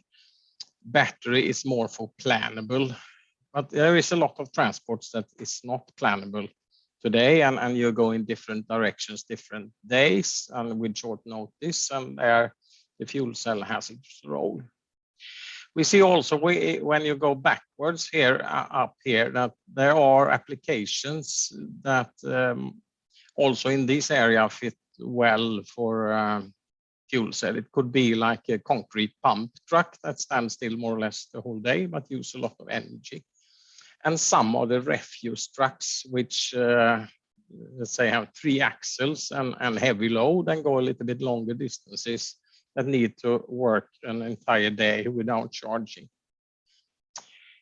We do also see that here on the top, where you use a lot of energy, we probably need a combustion engine as well, since it will be difficult to cool the fuel cell when it becomes really heavy applications.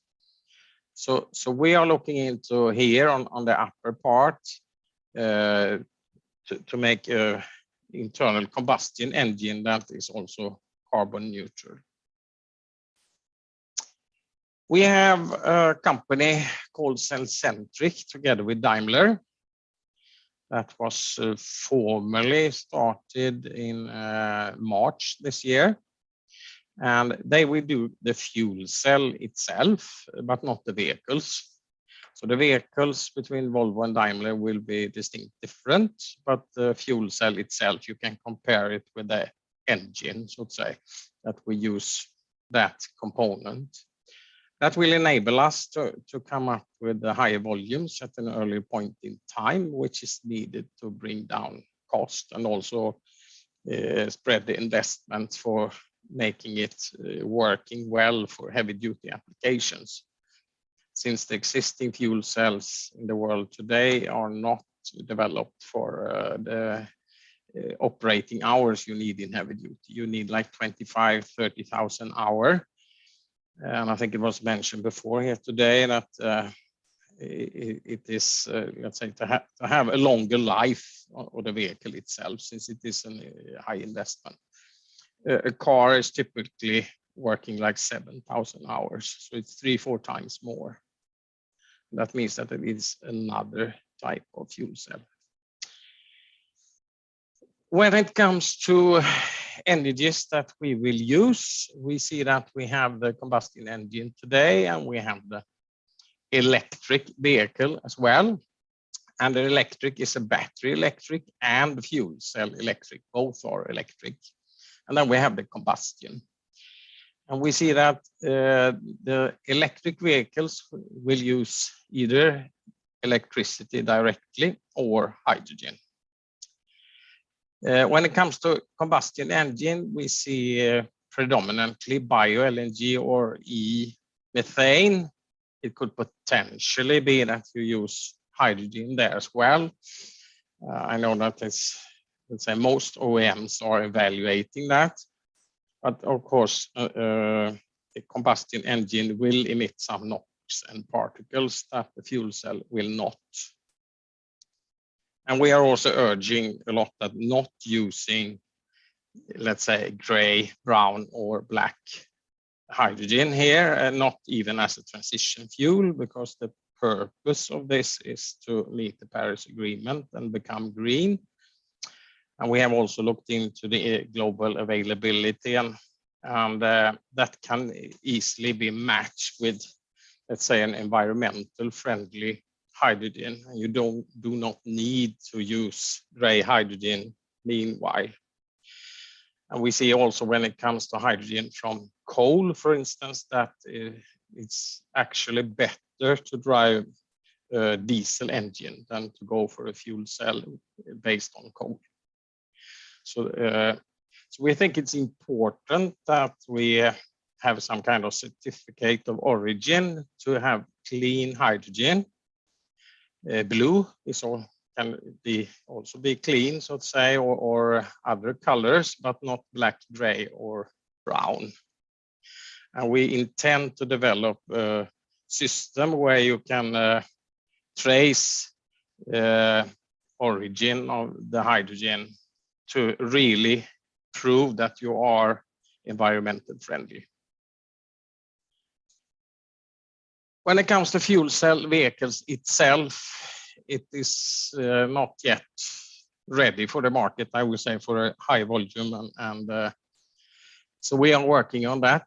The strength is it is climate neutral, just as battery electric can be if you feed it with green electricity. It can operate in remote and urban areas, since you do not need as dense charging infrastructure or filling infrastructure as you need with battery electric. We think it's a good vehicle for high utilization, where you are doing shift operations, 24/7 operations, and we plan to design it to be refilled every day or shift, and the filling time should be 10 through 15 minutes. That means that nothing of the existing infrastructure in the world in hydrogen today are able to fill that fast. So there is an ongoing development of a global standard that is not yet ready, but hopefully within a year.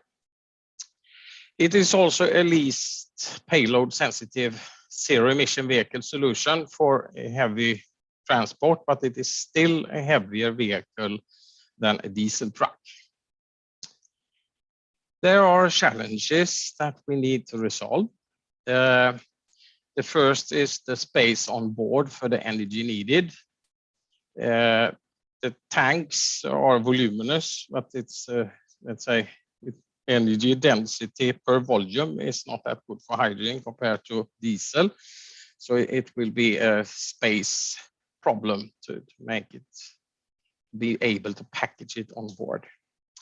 We have also the cooling, where the fuel cell operates in lower temperatures than a diesel, meaning a less delta temperature towards the ambient, and you cannot emit energy through the exhaust pipe either. So you need a cooling system that is like 4 times bigger than a diesel truck, which is also a challenge to resolve.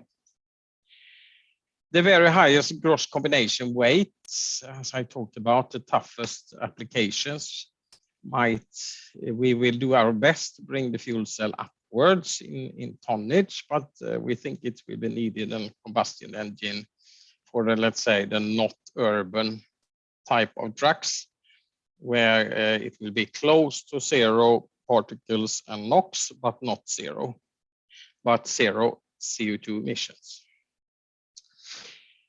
There is a challenge also with the hydrogen infrastructure density. And the problem there is that you have the chicken and the egg. You're not building infrastructure if you don't have users, and the other way around. And I need to enter the market simultaneously. And if you look in the trucking industry, they would like to see that there is an infrastructure before they actually purchase trucks.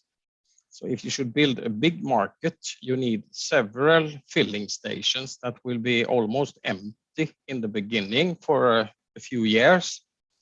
And that is to build trust in that the infrastructure exists. And then our transport companies will purchase trucks.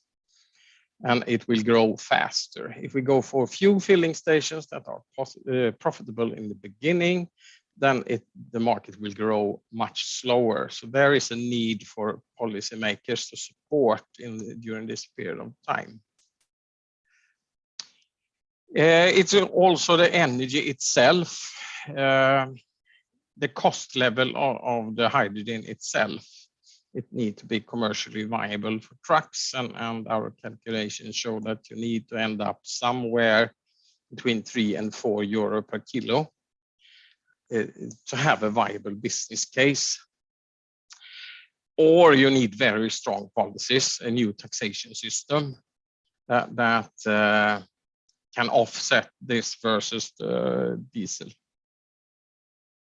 The purity of the hydrogen is also very important. It cannot be any, let's say, industrial hydrogen, because then the life of the fuel cell will shrink. This is not very complicated to handle, but it needs to be taken care of. We need new policies, and I will talk a little bit more about that. To create a working market, you need a product offering, and in our case, that is trucks. You need policies that is steering away from fossil usage, and you need infrastructure. And the market will not work unless you have all 3 in place.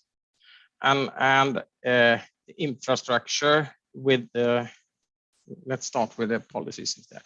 You have taxation. It's different in different parts of the world. We have subsidies to start up activities, but subsidies is not viable long term. It needs to be replaced by a taxation system with like a CO2 taxation system or something. And you can have city zones that stop you from an entry, which it will make it a qualifier to enter, so to say, to be 0. When it comes to the infrastructure, you need to have the energy cost. It is the filling speed or charging speed, and then the density of the filling stations.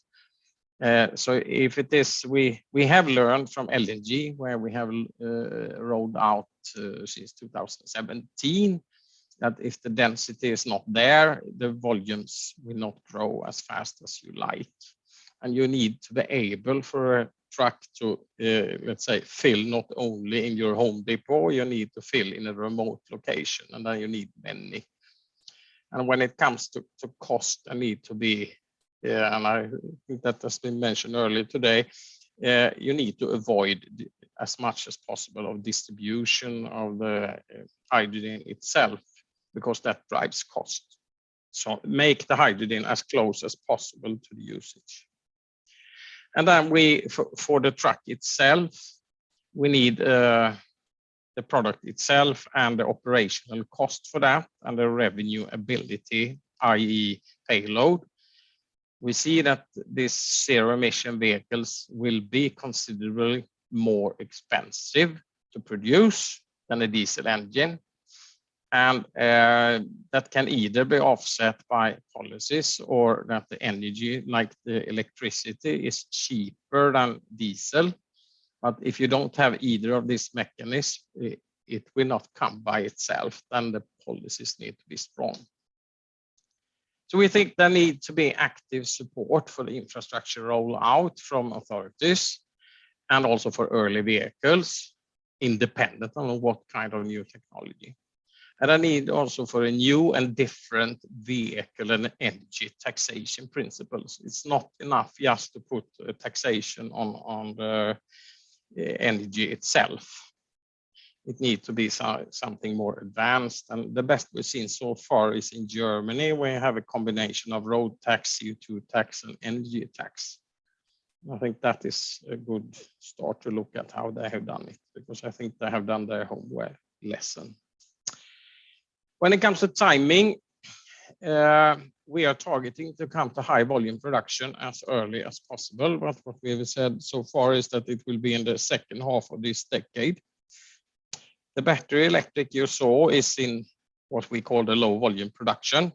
When it comes to fuel cell, we are here in the development phase just now, and we are rather than being visible with a lot of test trucks around the world, we are focusing on delivering high volumes here. So we spend our efforts most on that part.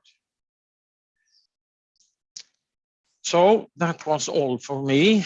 This could be a fuel cell truck in the future, potentially. Thank you.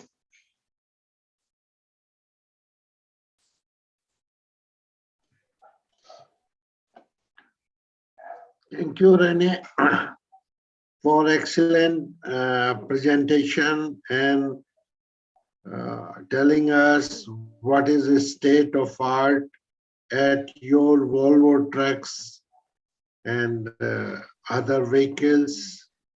Now I will request Floris Johnson. Floris Johnson. Yeah, Engagement Manager, Strategy and PwC, the Netherlands. Floris, please. Thank you so much, Dr. Anil. I'm sharing my screen, as you can see now. Yes. So today I will talk about the establishment of a low carbon hydrogen infrastructure. And so this is important topic, as we just see in the presentation of Renier just now. The infrastructure must be in place in order for mobility and heavy transport to be available. So in this presentation, I will take you through a couple of questions that the Dutch government has asked us that we addressed in a recent project. So the question is whether or not the Dutch government could develop a national hydrogen infrastructure on the basis of existing natural gas infrastructure, and what the government could do in order to realize such a system.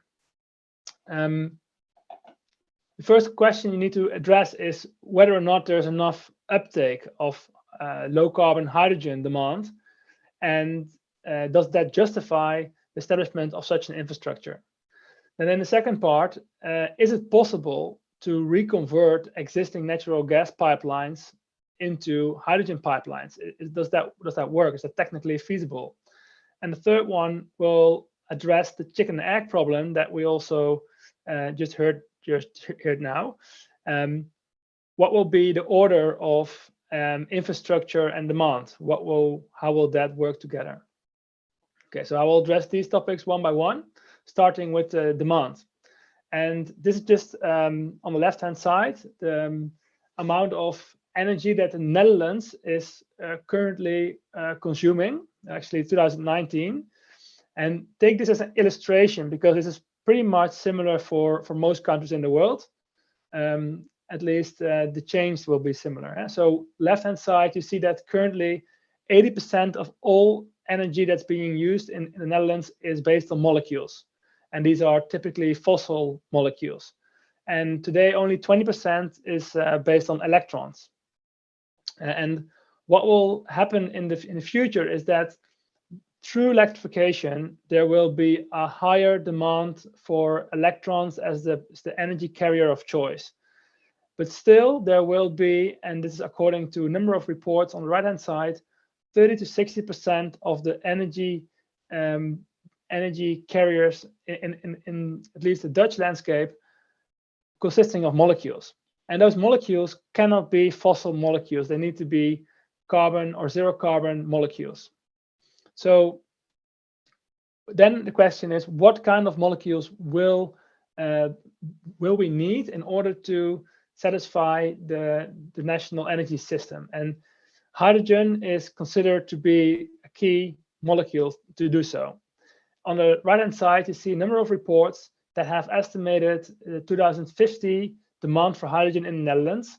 And this basically adds up to somewhere around 10 to 30% of the total national energy consumption fully supplied by hydrogen. So that's key. Hydrogen will play an important role in the future.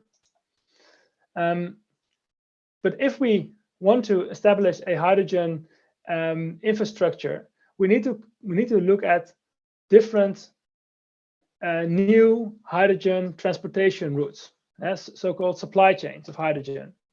This is a picture of the Netherlands. And Netherlands is close to the North Sea. It's the north of Belgium. It's in the west of Germany. And the Netherlands has a lot of access to offshore wind, the key source of renewable energy that we need to bring to shore and convert into hydrogen in order to supply the country with green hydrogen. When it comes to blue hydrogen, we need to bring the CO2, the captured CO2s, into the North Sea seabed. And when it comes to import, we will need to import hydrogen mostly through ships, as our neighboring countries are also in a need for hydrogen in the future. And these are the new supply chains that we need to consider for hydrogen infrastructure. An important element is also the storage. We need to have a significantly sized natural storage facility in order to balance the hydrogen supply and demand, which is much more volatile than existing natural gas supply and demand.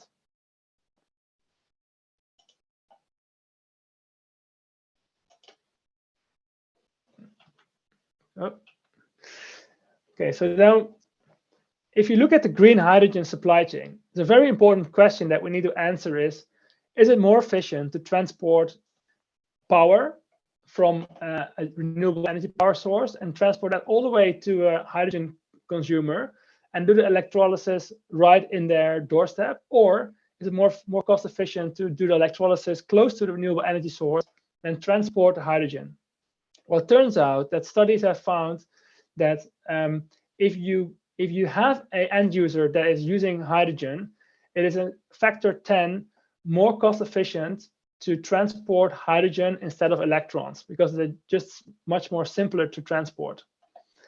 And if you look at different ways to transport hydrogen on the right-hand side, you'll see that when you get to any significant volume, so we talk about anything below 0.5 petajoule per year, which is a very small amount of energy, for any reasonable distance, you will need to look at pipeline infrastructure. Only if you have very small energy amounts, you can look at trucks.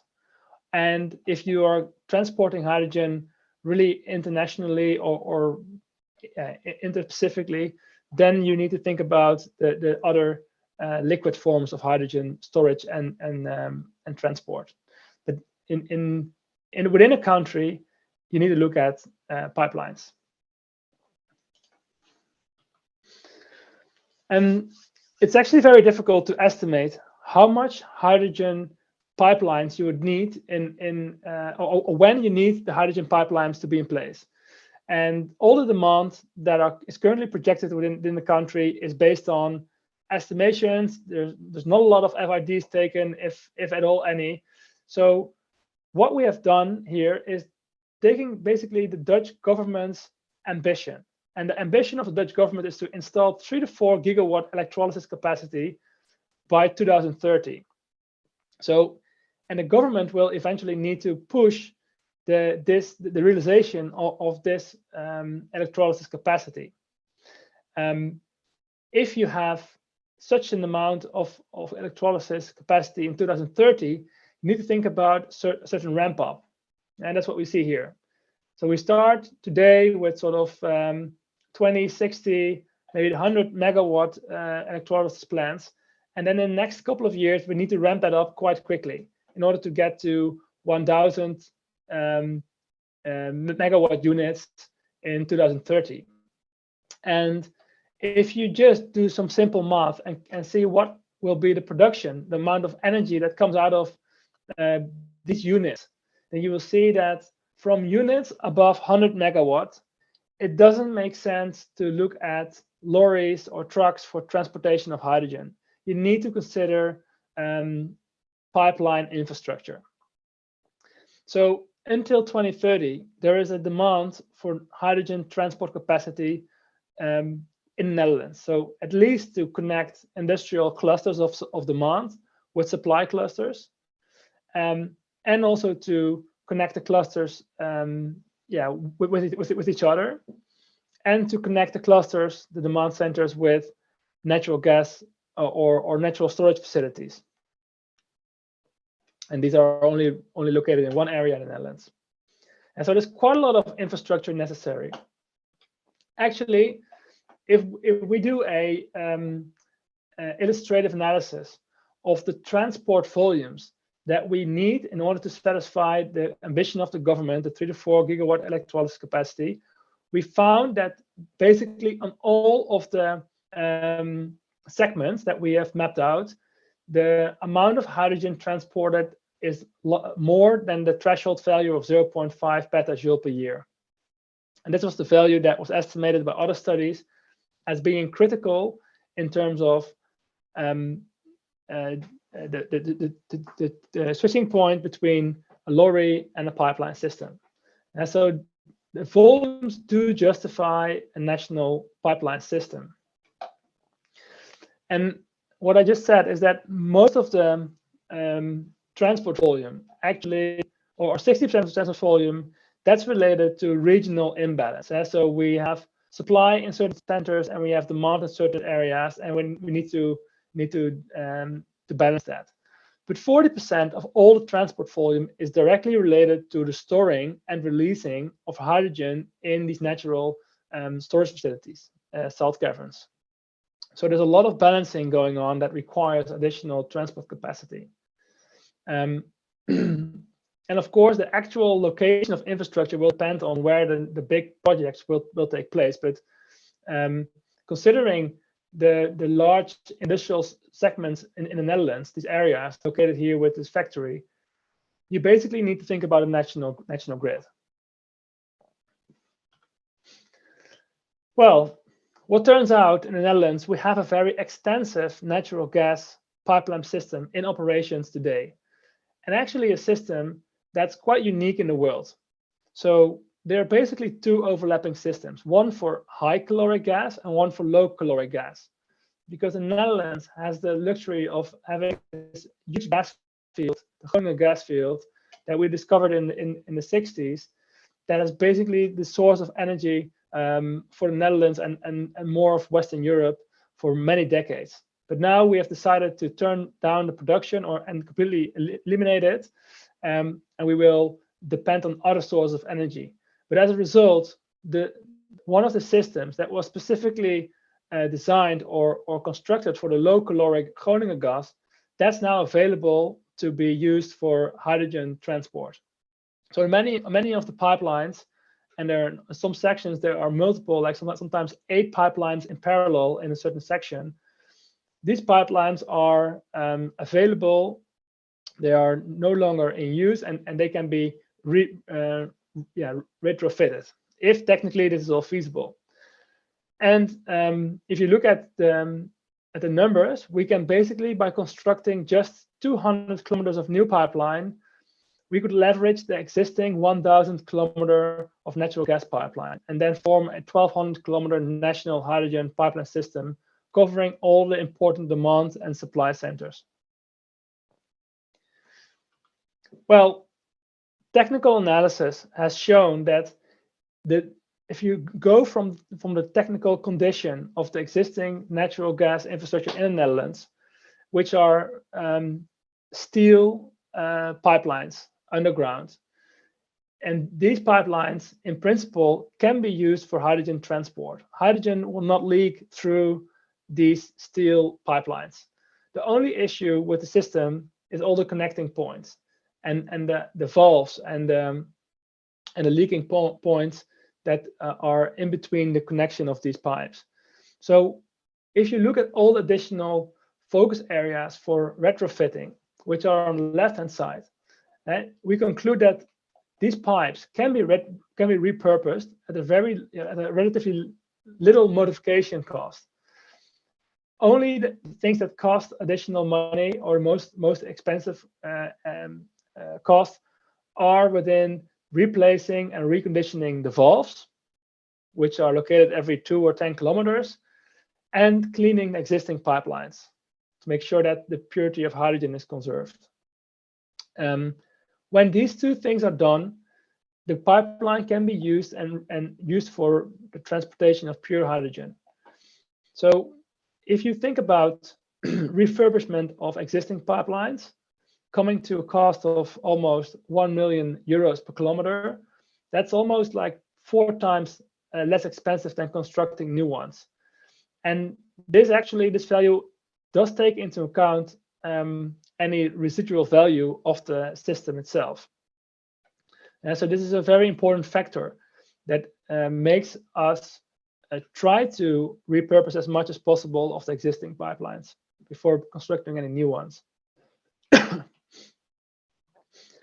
Well, if you then consider what needs to be done, who's going to start basically building such a system? You need to look at the government. The government needs to take a critical role in solving the chicken and egg problem. So there needs to be some intervention of the government, because on the one hand side, if you are production or demand center of hydrogen, you will not invest if you're not certain that there is any source or any pipeline infrastructure available for you to supply you with the hydrogen or to connect you to customers. So here there's support necessary. On the other hand, transportation will only be necessary once there is a reasonable number of supply and demand already in place. Just like Reinit told us, we need to have a situation where someone would invest in building a substantially over-dimensioned network that is not profitable for the next 10 years. And only when then supply and demand pick up will become financially attractive. And that's exactly where the government needs to come in. Because it's much more efficient, especially in the case where we can repurpose our existing natural gas pipelines to basically go for a largely dimensioned system that doesn't need to be amended every 5 years. So, of course, there is government support necessary in order to make sure that the timing of these two comes along quite nicely. And so we cannot just wait for the government to do something. It needs to be sort of a dance between government initializing these repurposed pipes and the private sector basically developing production capacity and demand. So if we look what has been done compared to the recommendations of the report, so we did recommend the government to make some decisions. First decision is to decide basically in principle to do reuse the existing natural gas network, because it can be safely and cost efficiently be used for hydrogen transport. Secondly, we recommended them to decide where and when to roll out the network. So what are you going to roll out? And then you need to define who is basically in charge for the regulation of the system, and who will take which role. And then you need to think about establishing an integrated supply chain of hydrogen that connects the transport with the supply and demand endeavors. What's really interesting is that as of today, the government has already recommended to invest in a national hydrogen grid. That's being put forward to the second chamber. They are now going to decide on that. And the government has already in their draft budget for 2022 has allocated 750 million for the development of hydrogen transport system and 35 million for the development of hydrogen storage. So this means that the Dutch government is well underway to basically establish one of the first national hydrogen systems in the world. And that's good news for the transportation sector, because that's the starting point for regional networks that we have not discussed today, but those will be the second step. Once the national system is up, then we can have a look at regional networks. So that was my presentation. All of this is publicly available online. If you just go to the website highway27.nl, which is a site of the Dutch government, which has the reports in multiple languages available. Thank you so much.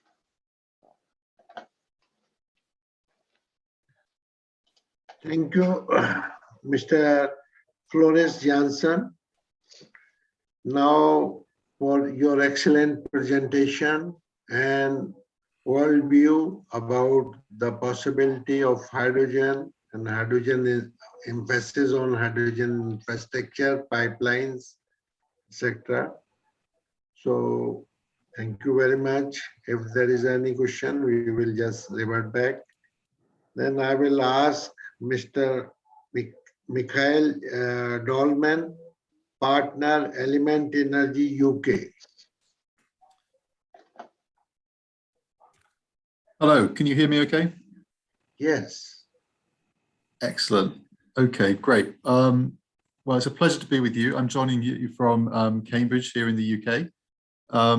So I think the slides I'm presenting today will be shared with all participants after this event, so you should have access to those.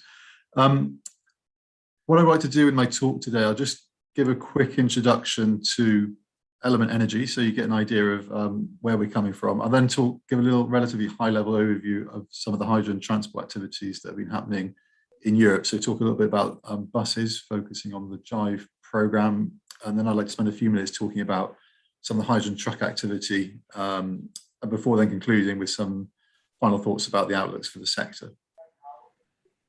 So as Element Energy, we're a net zero energy consultancy practice, basically. We were founded back in 2003, and we've been working across the whole energy sector, but in particular on hydrogen projects ever since. So we've been active in the hydrogen energy space for about 2 decades.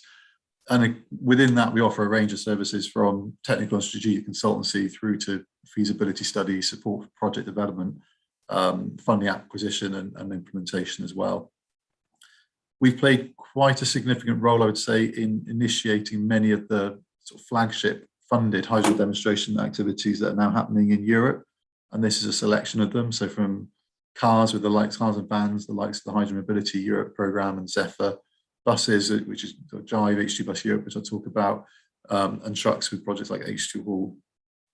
We also provide secretariat services, if you like, to groups of consortia looking to do innovative things. So provide those kind of services to groups like the National Hydrogen Mobility Initiatives of the UK, Ireland and France as well. And just a final bit in terms of where we're coming from. So the other bit of information that's probably relevant is that since July this year, we've been part of the ERM group. So ERM is a global environmental health and safety risk and sustainability consultancy practice. about 5,500 to 6,000 people worldwide. And I think this is really interesting and exciting for us because it gives us an opportunity to take what we've been doing, largely focus on Europe to date, but to start to expand that and do projects on a more global basis as well. So in terms of the topic for today, I think I'd like to start talking a little bit about buses and the JIVE project or program, as I often refer to it to. So it's essentially a series of projects which is all about supporting the deployment and demonstration of fuel cell buses in multiple European countries. So it's actually around kind of 18 or so different individual projects all grouped together into this overall stream of activities. The funding has been provided. This is a funded demonstration activity being provided by the Fuel Cells and Hydrogen Joint Undertaking, and in many cases other sources of international, national, and in some cases local funds as well. And essentially what the JIVE overall program is seeking to do is to start to deploy fleets of fuel cell buses in everyday operations at a scale that is greater than before and is a sort of stepping stone towards commercialization and rollout at even larger scale. So within part of the principle of the JIVE program is to aggregate demands together from multiple sites to offer to the market and attract OEMs with a kind of relatively standardized products that can be then produced at a lower cost than have been seen before. And then, as I said, ultimately it's basically about demonstrating fleets of buses in day-to-day operations, demonstrating the technology and then preparing the market for further deployment. One of the important principles, I think, in the JIVE project is the fact that the funding provided was contingent upon certain price targets for the vehicles. And you can see here on this graph the range of prices that we've seen for vehicles ordered through the JIVE program. So from just over 450,000 euros per bus up to 650,000 euros. And that the dotted lines show the kind of multi-annual work plan targets that the funding body has set. So I think, you know, it's fair to say this is still a relatively significant premium compared to diesel buses, which may be a 250,000 euros, something of that order. But the idea is that this is a substantial improvement compared to previous generations. And the idea is that with this funding that's been made available, a plausible TCO, total cost of ownership offer, can be made to the operators. And I think the important thing as well is to note that the JIVE program is, as I say, a stepping stone, and we're starting to see even much lower prices being talked about by some suppliers under the right conditions. So, for example, being able to supply sufficient volumes of vehicles.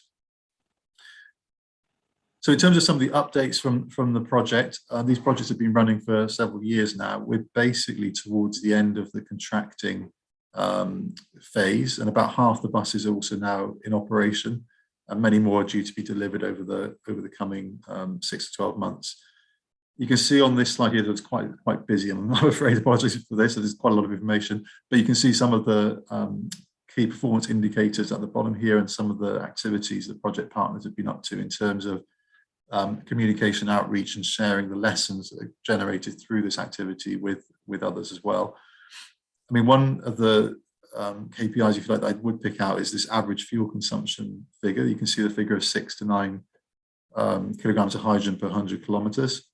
This is clearly quite an important number in terms of the total cost of ownership, because it obviously sets how much hydrogen you need, and as we heard before, hydrogen price is important, setting the TCO. And it's important to note, I think this has been a significant improvement relative to some of the previous generations of buses.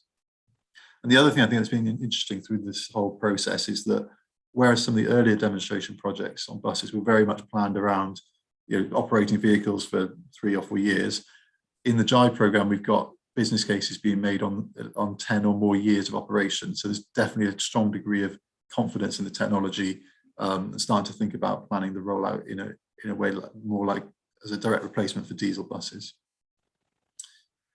So I'd like to spend now a few minutes just talking about trucks, which is the other main topic of my presentation today. So I'm sure everyone's pretty familiar with the overall context in terms of the need to decarbonize heavy duty transport, which is responsible for something like 1/4 of the total road transport greenhouse gas emissions in Europe. But I think perhaps the most relevant bit of context for a discussion around hydrogen trucks, or any zero emission trucks, in fact, is this regulation that came in a couple of years ago, on CO2 emission standards for heavy-duty vehicles in the EU.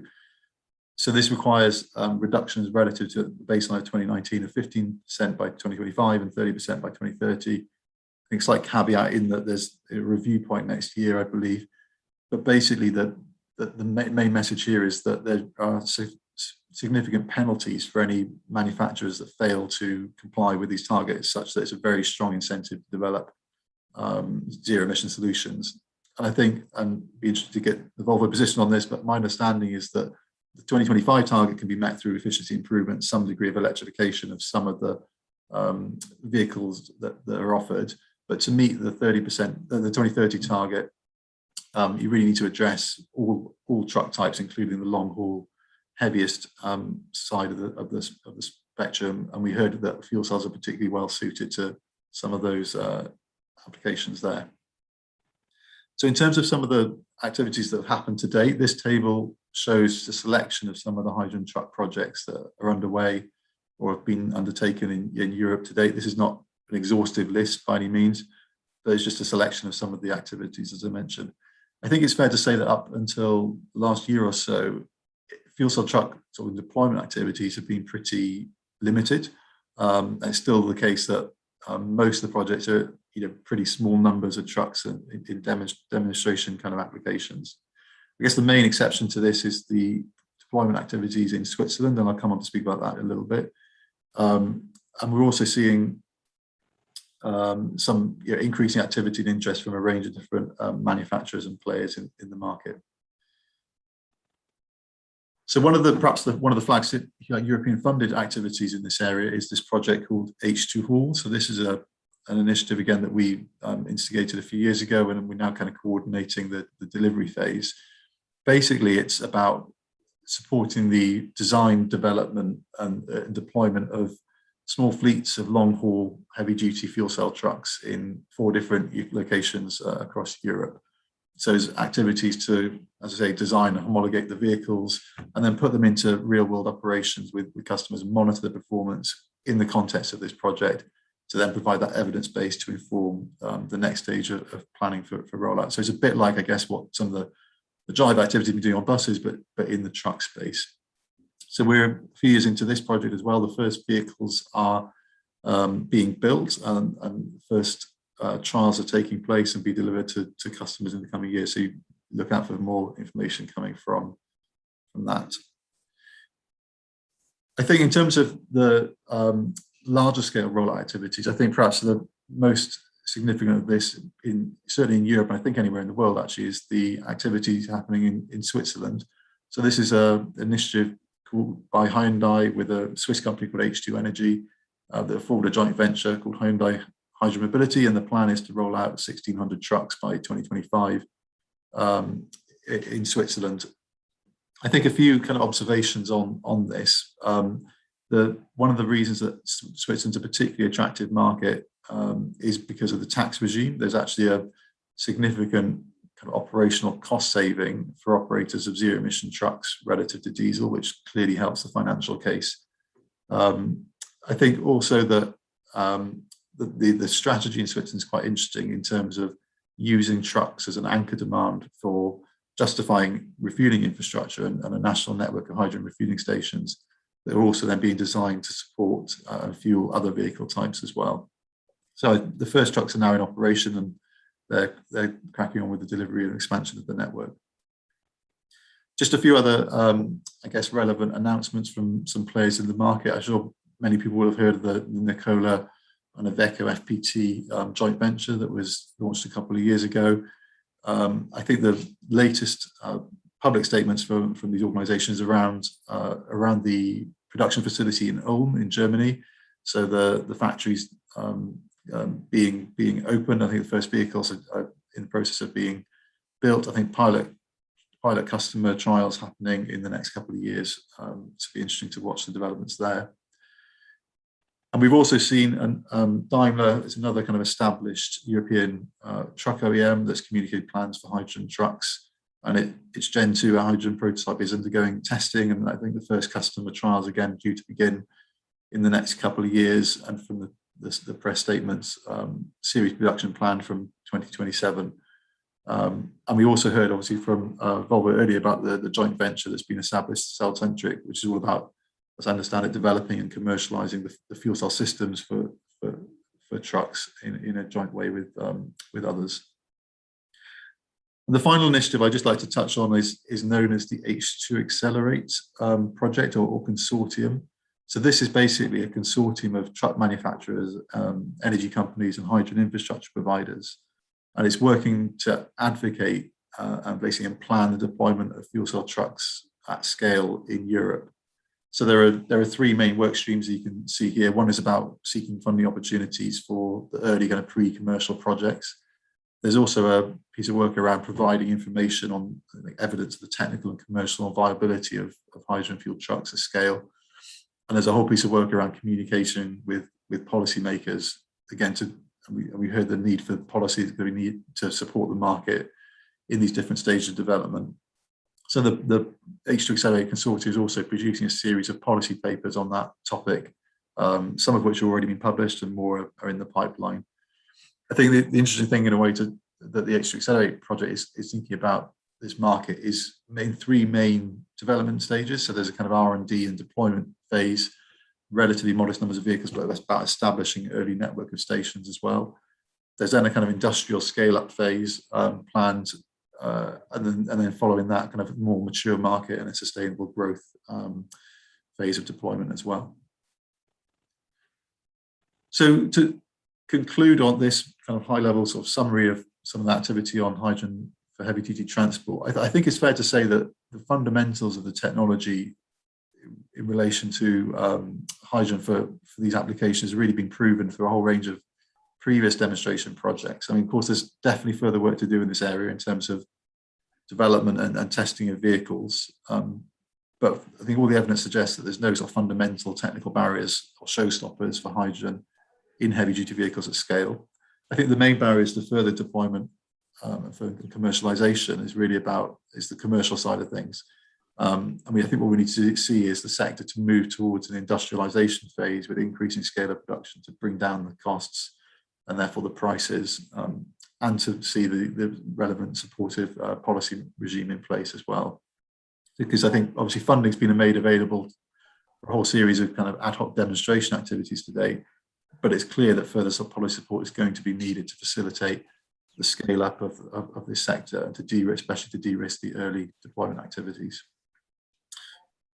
So I think that's all I want to say, really. I think thanks very much for your attention and for the invitation to speak today. I'm happy to take any questions that you might have.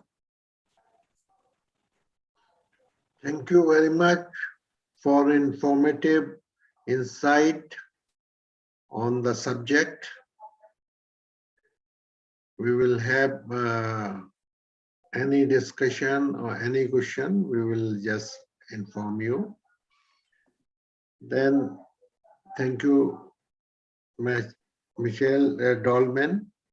Now we will request Mr. Matthew Wilski, Chief Executive Officer, IST USA.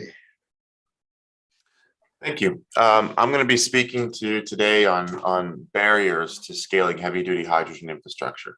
I'll speak a little bit more in the end of the presentation on what LIFT H2 does, but we are a supply chain integrator and project developer for heavy-duty mobility hydrogen infrastructure around the globe.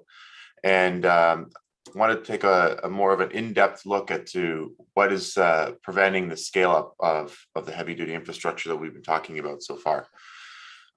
One of the ideas that I want to get across in the presentation today is the interdependency of capability development and bankable projects. So what you see across the top there is just a very generic project development lifecycle where you originate a project, the project's delivered, and then you operate it and manage the asset. What I don't see in different regions around the world, I've developed infrastructure in 3 different continents, and regardless of if it's China or Germany or US or Canada, I see the same things happening over and over again. I see technology that is not fit for purpose yet. It's de-risked, right? So we talked about fuel cells, we talked about compressors and high pressure storage systems, protocols, all of these different necessary elements of the infrastructure, but they're not bespoke designed for the use cases needed to scale these hydrogen archetypes, right? So the flow isn't high enough and such, and I'll speak a little bit more about that later. So we need product development, right? We need to turn technology into products. Technology doesn't make money. Products in a supply chain that supports it does.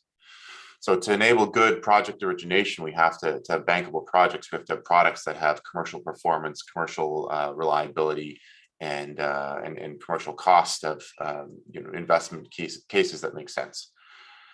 In the delivery itself, we need to have a supply chain that can support us. Today, what you'll find is if you order, say, a compressor, you won't get guarantees. You may get a parts warranty for 8 to 12 months, but you will not get wrapped warranties on that compressor. Why? Because it just can't handle it. The local maintenance teams, it's hard to find local maintenance teams that understand how to maintain this stuff.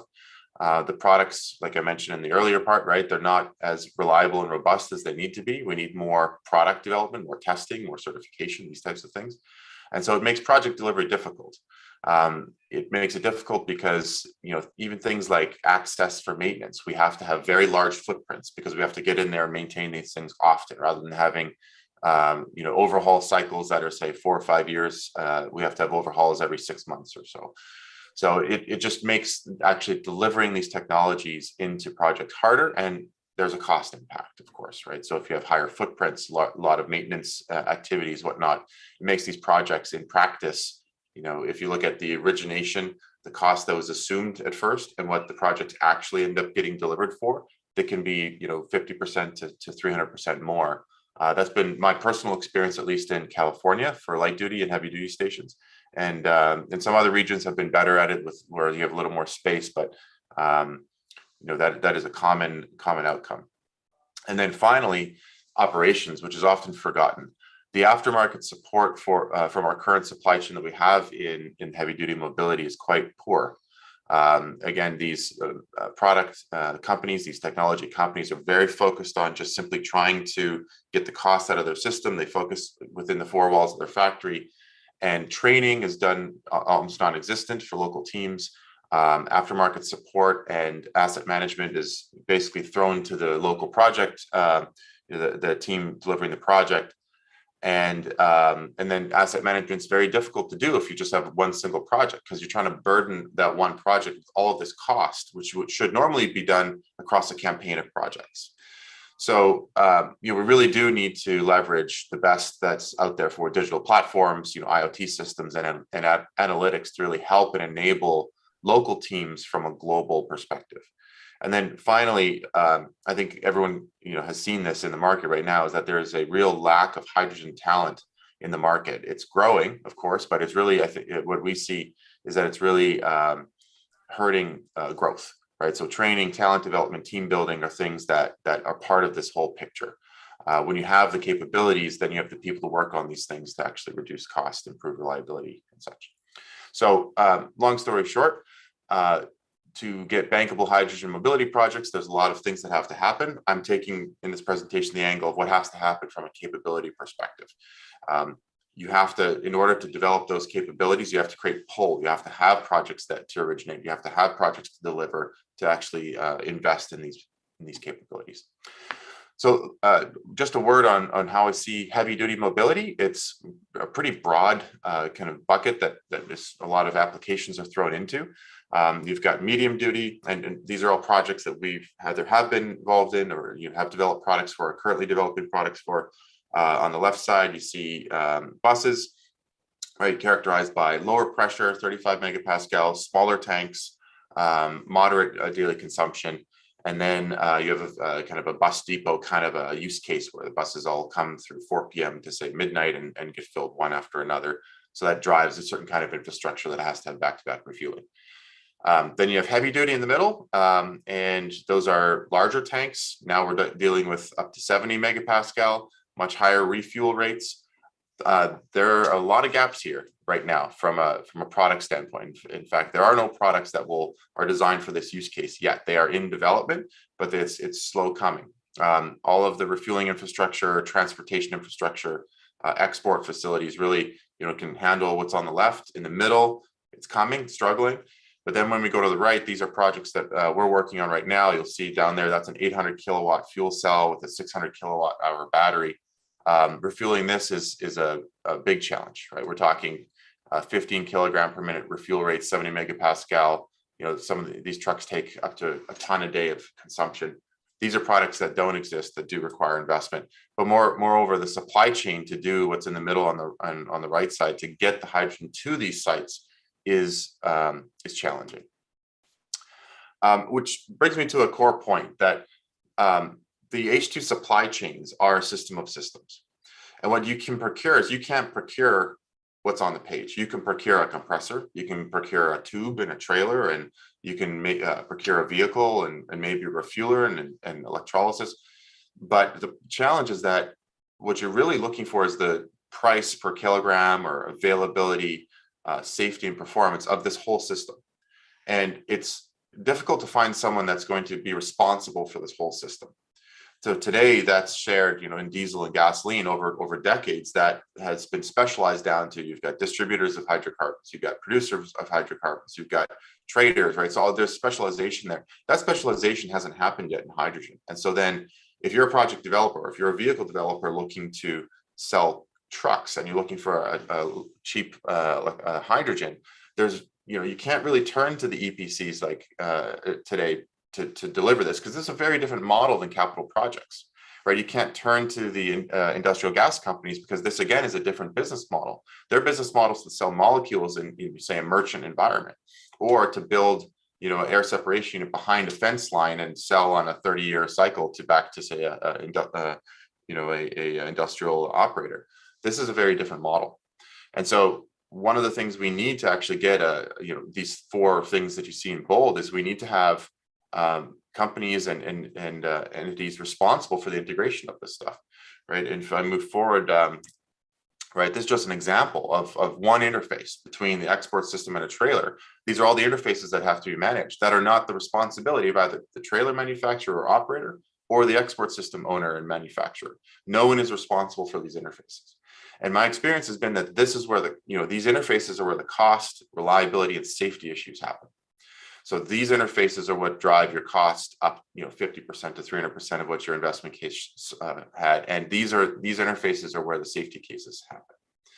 So integration of and a view of these supply chains at a system of systems level is really important.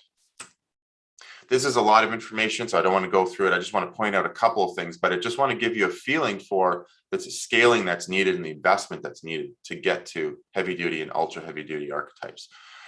For example, refueling protocols.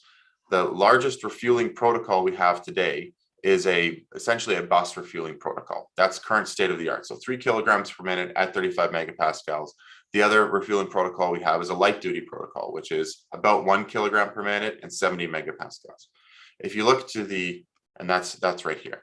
And if you look to just to the right of that, what do we need for heavy duty for commercial fills? We need 10 times that of what we see in light duty and 3 times what we see in buses at a high pressure.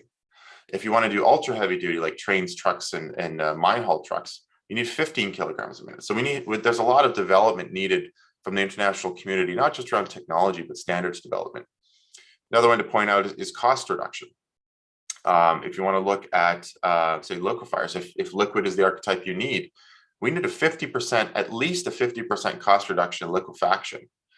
And a combined turn down capacity that goes well below the 80% we have now to make this work, right? And why is that? Liquefiers don't like to stop running. And if we're running off of renewable power, we either have to find 24/7 renewable grid power, which is expensive and challenging, or we have to have battery backup, right? And if you have battery backup when the sun's not there, that's a very expensive proposition. So there's development to be done, right? Is the long short of it.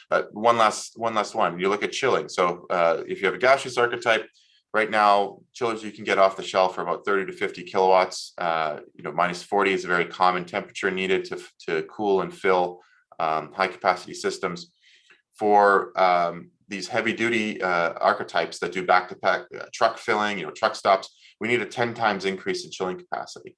If you're doing export systems where you're doing, say, 30, 40 tons a day, which is archetypes we are working on right now in places like South Africa and Chile, you need 600 to 800 kilowatt chillers. These are different technologies. So I highlight this to just show that the vehicles need development, but the infrastructure also needs development. And the investment in the infrastructure is a much harder to do, because I think it's not quite as understood how far away we are from actually scaling this. Some of the other barriers, non-technical barriers, is we'd already talked about it before, limited access to hydrogen experience, right? So one thing governments can do and help us is to invest in talent engines, invest in university programs, invest in retraining trades to hydrogen maintenance. Things like this is certainly needed. One of the things I spend most of my time on is talent development and hiring. It's one of the things that blocks us from doing more business in this area.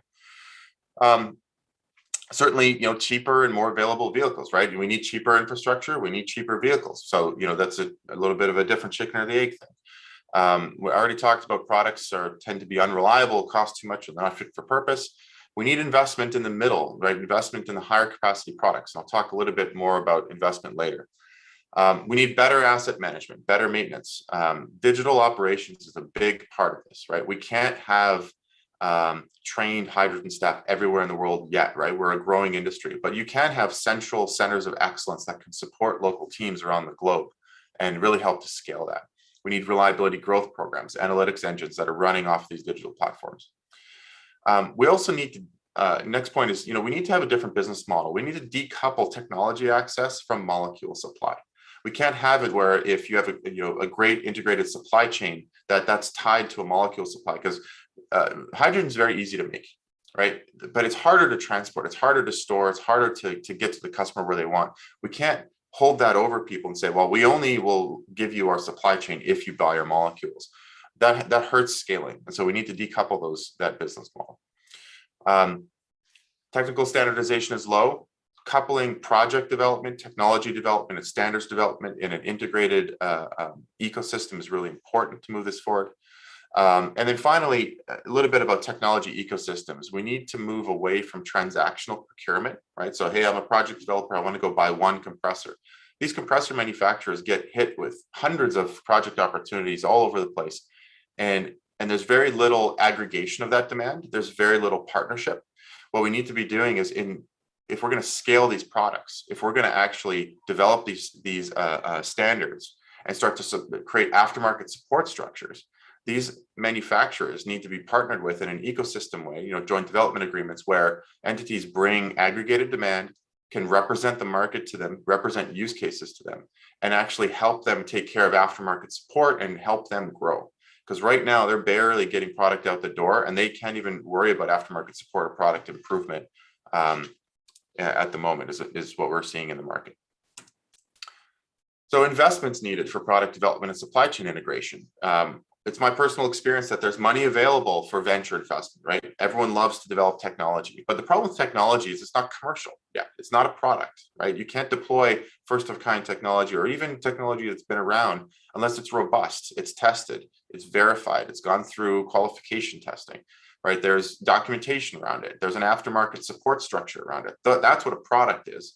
Technology is, hey, look, I built it, it works, yes, but that doesn't make you any money. So it's, that's where the high cost comes in, the low availability, pre-commercial performance, and that's where venture investment is for. And then go to the right side, right? Funds, right? You just saw, different announcements with HiCap and Hi24 and 5T, right? They like the right side. They want to invest in projects. And in order for them to invest in projects, you need low cost, high availability, commercial level performance from your supply chain. But there's a middle bit here that's missing. That middle bit is, who's going to invest in the testing loops? Who's going to invest in the design, integration, safety cases across the supply chain? Who's going to have a global center of excellence to support all these local operators who don't know how to maintain hydrogen equipment, right? That is a much harder investment case. But that is essentially the blockage between left and right. Oh. So in summary, right, supply chain integration requires co-development on the following activities, right? I talked about ecosystems, right? That you cannot develop regulations, codes, and standards without tight integration with product development cycles, without tight integration of the projects, because developing new products costs money. Without a project portfolio, a campaign of projects to create the market pull, there is no justification to create those new products and invest in them, right? You'd never develop a new product and push that new product into, say, higher capacities, more fit for purpose without a reasonable understanding of what a campaign of projects that those products will support. You're never going to do that for one project. So we need a campaign of projects to support that product development. You need to have integrated regulation, code, and standards development.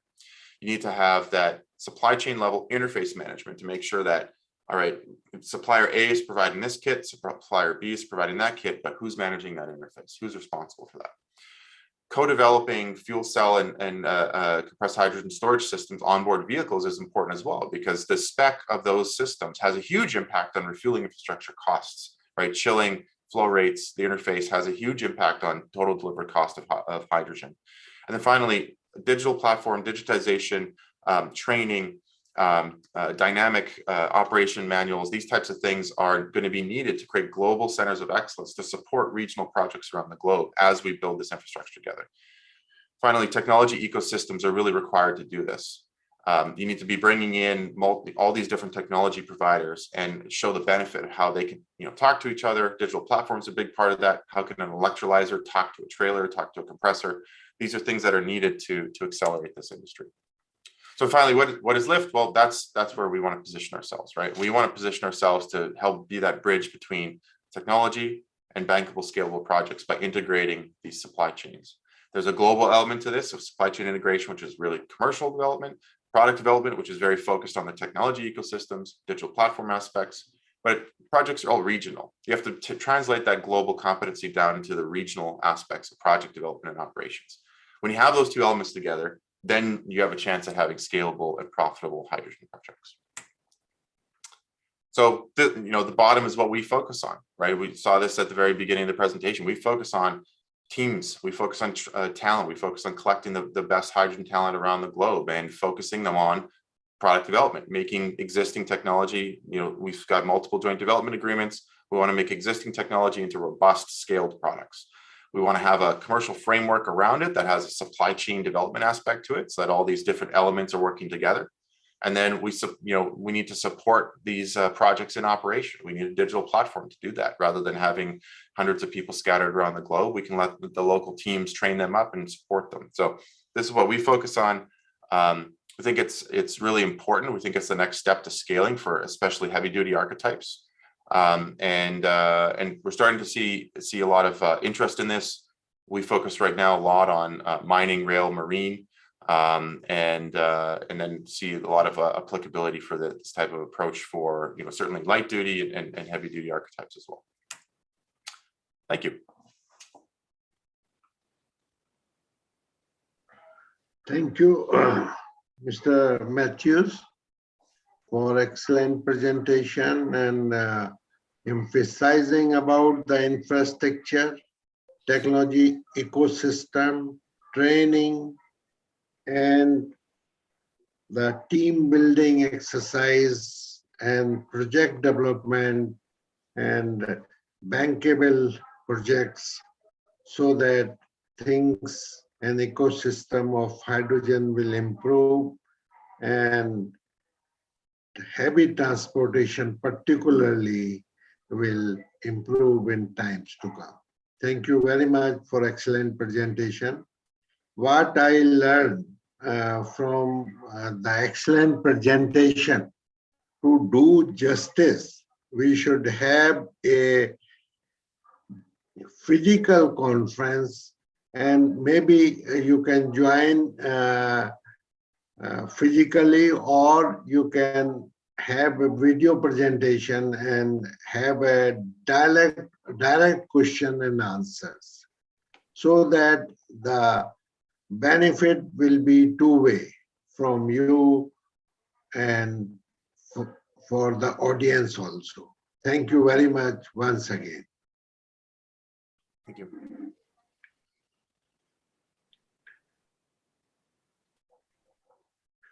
So this is the end of this session, hydrogen heavy transportation and mobility, which is very well covered by Rene Almer, Floris Jensen, Michael Dolman, and Matthews Wilkes.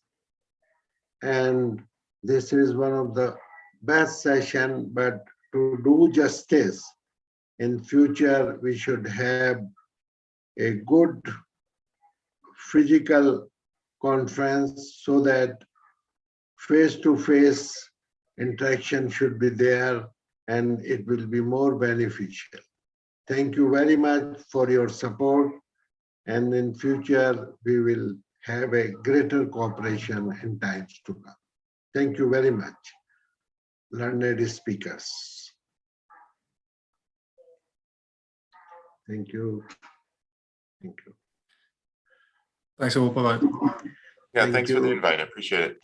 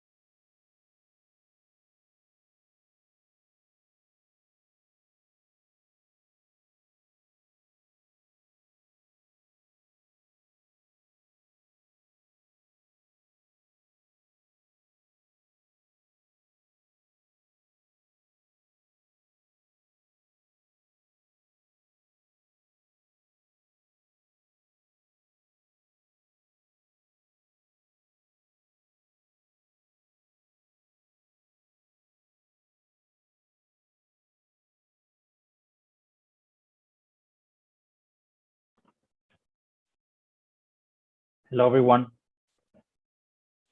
Hello. Hello. Hello. Hello. Are there? Good afternoon. Hello, welcome all. The session will be start within 2 minutes. Thank you.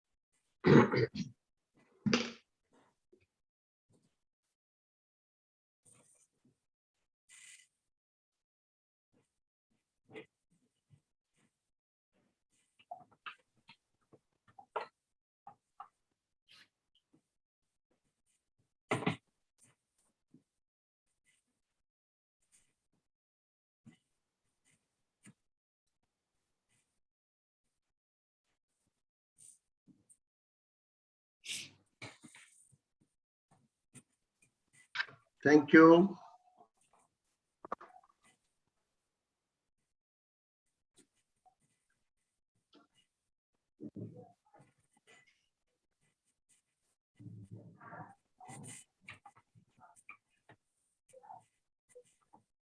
Thank you, Frank. Welcome. Thank you. Good afternoon. Good afternoon, my dear.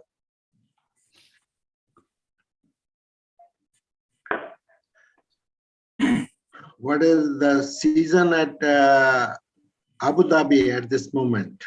It's getting better. It's actually quite enjoyable now.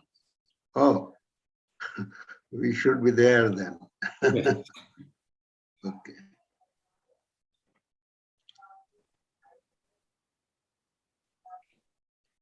Welcome, Alicia ji.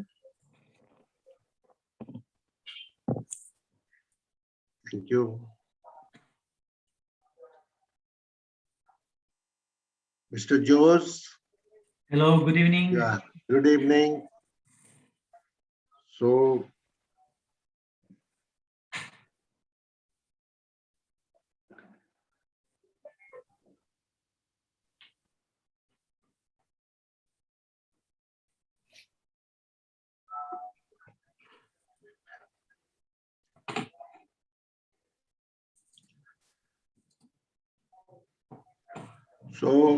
allow me to start this session. Mr. Anil Razdan will be chairing this session, and he will be here after some time because he is already chairing some of the session on water somewhere. So I will request all the speakers, they are hydrogen and green energy transition. You are expert on this aspect, but I must say that green energy transition is difficult, not impossible, but lot of is required from the government, from the MNCs, from the public, and from the stakeholders. This transition is possible. You have seen a revolution in renewable energy. Cost is down, and with the help of renewable energy, green hydrogen is being produced through the electrolysis route with the help of catalyst but at the scale on which this green hydrogen is required, that require a lot of research and innovation, particularly in high temperature electrolysis, particularly in the catalyst provided, and will of government and policy for the stakeholders to follow. And that's why we will like to discuss this important aspect from the point of view of hydrogen, green hydrogen. So I will request Mr. Jose from Total Energies to address us. Dr. Jose, please. Well, thank you, Dr. Kumar. Thank you very much for having invited me to this session, which is interesting, and that it's not on a subject that I take very close to my heart, because when I started my career almost 30 years ago, I was a young research engineer, and my first project was a project on hydrogen and fuel cells for transportation. And I remember my boss telling me at the time, Jose Ignacio, we need to advance quickly because this is just around the corner. That was almost 30 years ago. But I see a very different situation today for hydrogen. And the reason for that very different situation is precisely the green energy transition that we are undergoing and that we will have to undergo. Last year, 2020, was a tremendous year. We had a pandemic that none of us had ever experienced in our lifetime, but it was a time, it was a year in which there were many, many changes. And last year, there was a clear claim from society worldwide about the need to urgently tackle the issue of climate change. For a company like Total Energies, it's at the core of who we are. We supply energy to the world. We, until very recently, we said that we were an oil and gas company, an oil and gas major. But the claim from society was there. So last year, we announced our climate ambition to reach net zero emissions by 2050 together with society. But for an energy company like ours, this is very complicated. It's not just a simple statement. We supply energy. Energy is key for people, for the development of people, for the wealth of the countries. Access to energy that is affordable, that is reliable, and that is sustainable is essential. As a company, we want to grow, but how are we going to supply more energy to more people with less emissions? What we realized is that we had to start changing the way in which we have been working. And we focused in 4 big areas of activities. One of them is gas. And by gas, I'm using a very broad word, not only natural gas, which yes, is a fossil fuel, but it will be necessary for the transition. It emits 30% less than oil and 60% less than coal. So it's important, but not only natural gas, renewable gas, biogas, and hydrogen are going to play a huge role in this energy transition. Another area of activity is electricity, and electricity is going to be the energy of the 21st century. So there is, and not only electricity, but clean electricity, green electricity. As an energy company, we still need to supply liquids. We need to supply oil, but we're going to concentrate in low-cost oil and in oil that has lower emissions, and every oil project that we're bringing on board has to reduce our level of emissions and the intensity of our products. And finally, with this, we need to work on carbon sinks. With all these ingredients, these 4 areas of activity, the change in society, the change in our company, we came with a new name, a new logo, a new image in May of this year. We became Total Energies. We went from being an oil and gas company to being a broad energy company. And we announced this change, and we announced that we're going to concentrate in 7 particular energies. One of them is oil, as I have explained. The other one is natural gas and LNG, electricity, bioenergy from biomass, biofuels, biogas, solar, wind, and hydrogen. And hydrogen is has become one of the 7 energies in which we're going to work. And we're going to work in hydrogen on a massive scale. We have reorganized ourselves to deal with hydrogen. We have created a new business unit, and we don't start from scratch. We are already significant consumers of hydrogen in our refineries, but it is not green hydrogen. And for the green transition, we will need green hydrogen. And it is clear that with the ratio of emission of CO2, when you get hydrogen from fossil fuels, you get approximately 10 tons of CO2 per ton of hydrogen. You need to do a lot of carbon capture there for it to be blue hydrogen. So you need to concentrate in green hydrogen since the beginning. So we are fostering investment in hydrogen. We've already launched one project in one of our refineries in the south of France for it to become a producer and a user of green hydrogen. We're going to concentrate in big projects that allow a critical mass to bring costs down. And as you have mentioned in your introduction, we're still far from there. I've heard the $1 per 1 kilogram in 1 decade.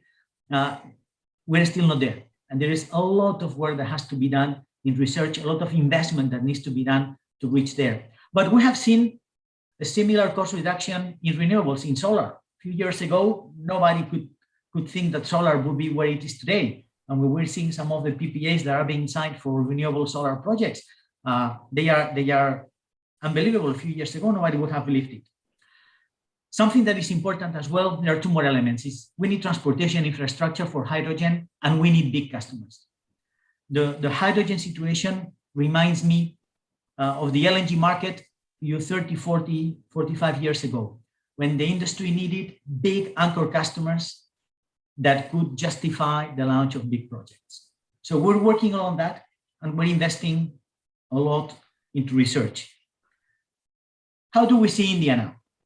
Because as a company, we're getting ready. We think that green hydrogen is going to be key in the energy transition, and we're getting ready to work into this sector, to work with this energy. But where is India in the picture? And what I see is that India, I'm stating the obvious, it's a big, huge country, second most populated country in the world today, and in a few years, the most populated country in the world. But it's a country with a vibrant economy. Even with 2 waves of the COVID, we can see the rate at which the Indian economy is growing nowadays. And because of this, the demand for energy is going to increase significantly, exponentially.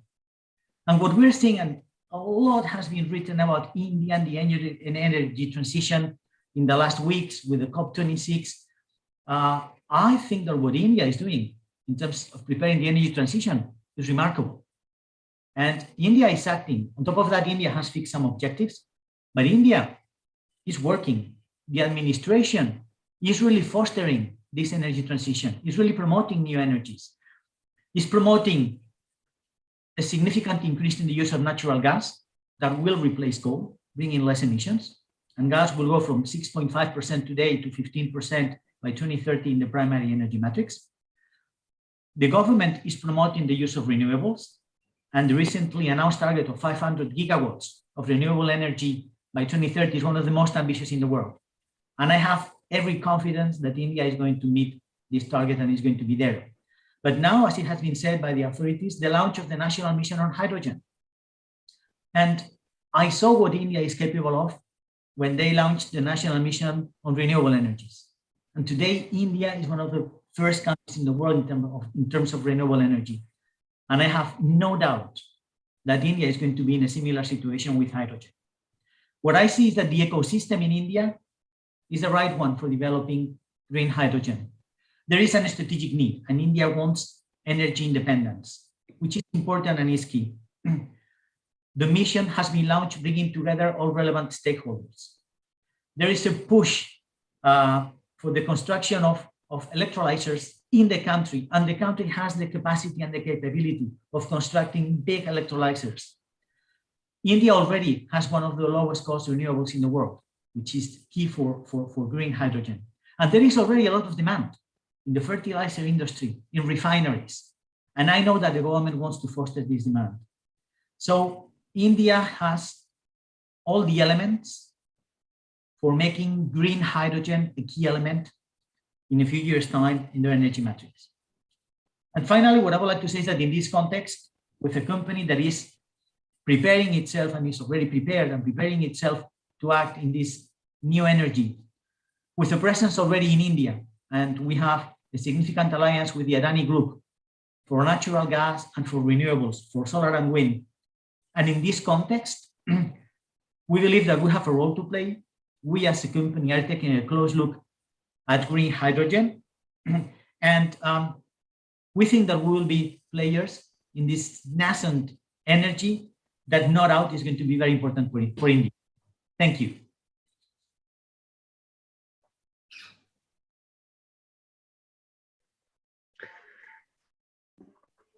Thank you, Mr. Jose, for illustrative account of green hydrogen and transition to that purpose. Now I will request Christine Valdez Carter, Director of Innovation, Norway in India. Mr. Carter, are you there? I'm here. Thank you, Dr. Garg. Welcome. Welcome, sir. Thank you, sir. And thank you very much for having me here. It is indeed an honor to be part of a session and panel so esteemed, and an honor to be given the opportunity to address this event. I have a presentation that I would like to share on the screen, so I will just go ahead and see how it works. So if you see something on your screen, then you can just nod.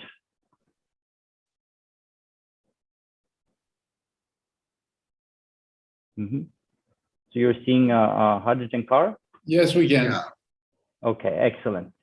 So, dear friends and colleagues, let me start by elaborating on the situation in Norway and the hydrogen economy seen from a Norwegian perspective, and how we plan to achieve our long-term goals and an energy system that is sustainable, both environmentally and economically. So in Norway, we have a very unique combination when it comes to energy resources. We have a domestic energy system based almost entirely on flexible hydropower. And at the same time, we're one of the world's largest producers and exporters of oil and gas. So as you can see, around 98% of our electricity production is renewable. And at the same time, we have abundant oil and gas resources, and the remaining resources are considerable. So in many ways, we find ourselves in a very different situation compared to India, but still we face the exactly same challenges and opportunities, that is, become more independent from oil and gas. For Norway, that means less dependent on oil and gas exports, and for India, less dependent on imports, and at the same time, create new sustainable energy industries. Alongside this, we have very ambitious goals and targets, not only for cutting emissions, but also creating what we call green growth and the green jobs. And this is a huge task involving, of course, the government, as well as industry and the research community, as well as universities. And we have implemented several things that are bringing us in that direction, like carbon taxes on emissions, but we're also stimulating our oil and gas industry to develop projects and key competence within zero or low carbon solutions. And not least, taking advantage of existing solutions and new innovations within hydropower and the production of green hydrogen, something we have been doing for almost 100 years.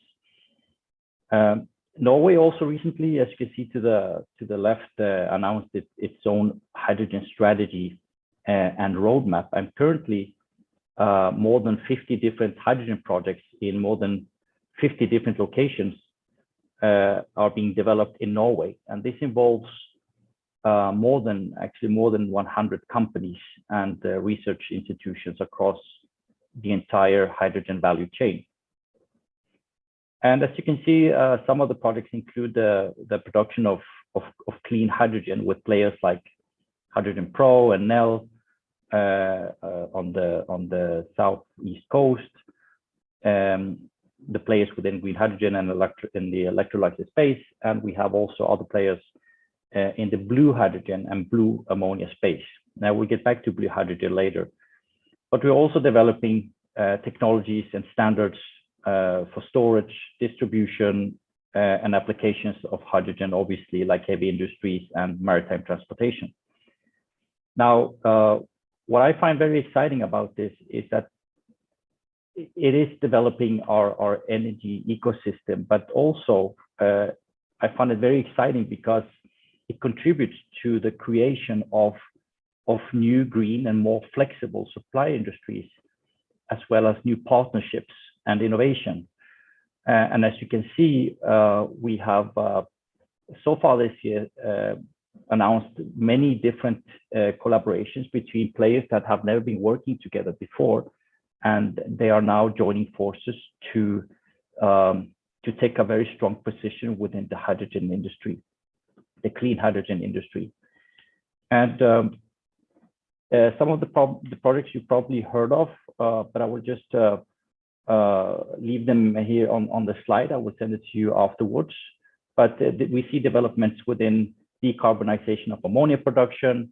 We're also piloting use of offshore wind energy for the production of hydrogen from seawater and storage of the hydrogen subsea, zero emission vessels with ammonia fuel cells, as well as also large scale production of blue ammonia.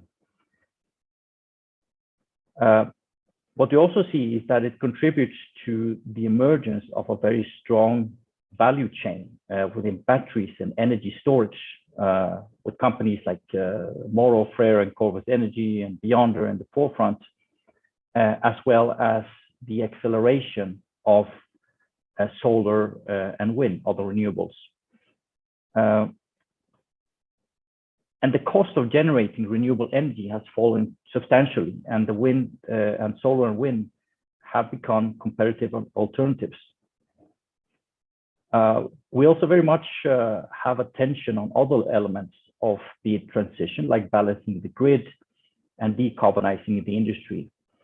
And therefore, I will also say a few words about blue hydrogen and carbon capture and storage.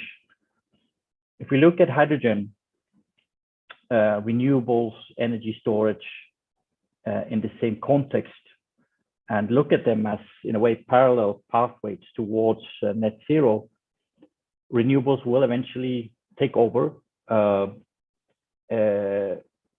green hydrogen will supplement where we have excess renewable energy. But important sectors from a decarbonization point of view are the sectors where molecules still are necessary, and from a Norwegian perspective, gas is and will be working as a transition fuel in the road to net zero. And as a large exporter of gas, and in the quest for Norway and the Norwegian energy industry to supply low carbon and zero carbon energy, CCS will be important. It will enable us to produce blue hydrogen and to reduce emissions from industry processes.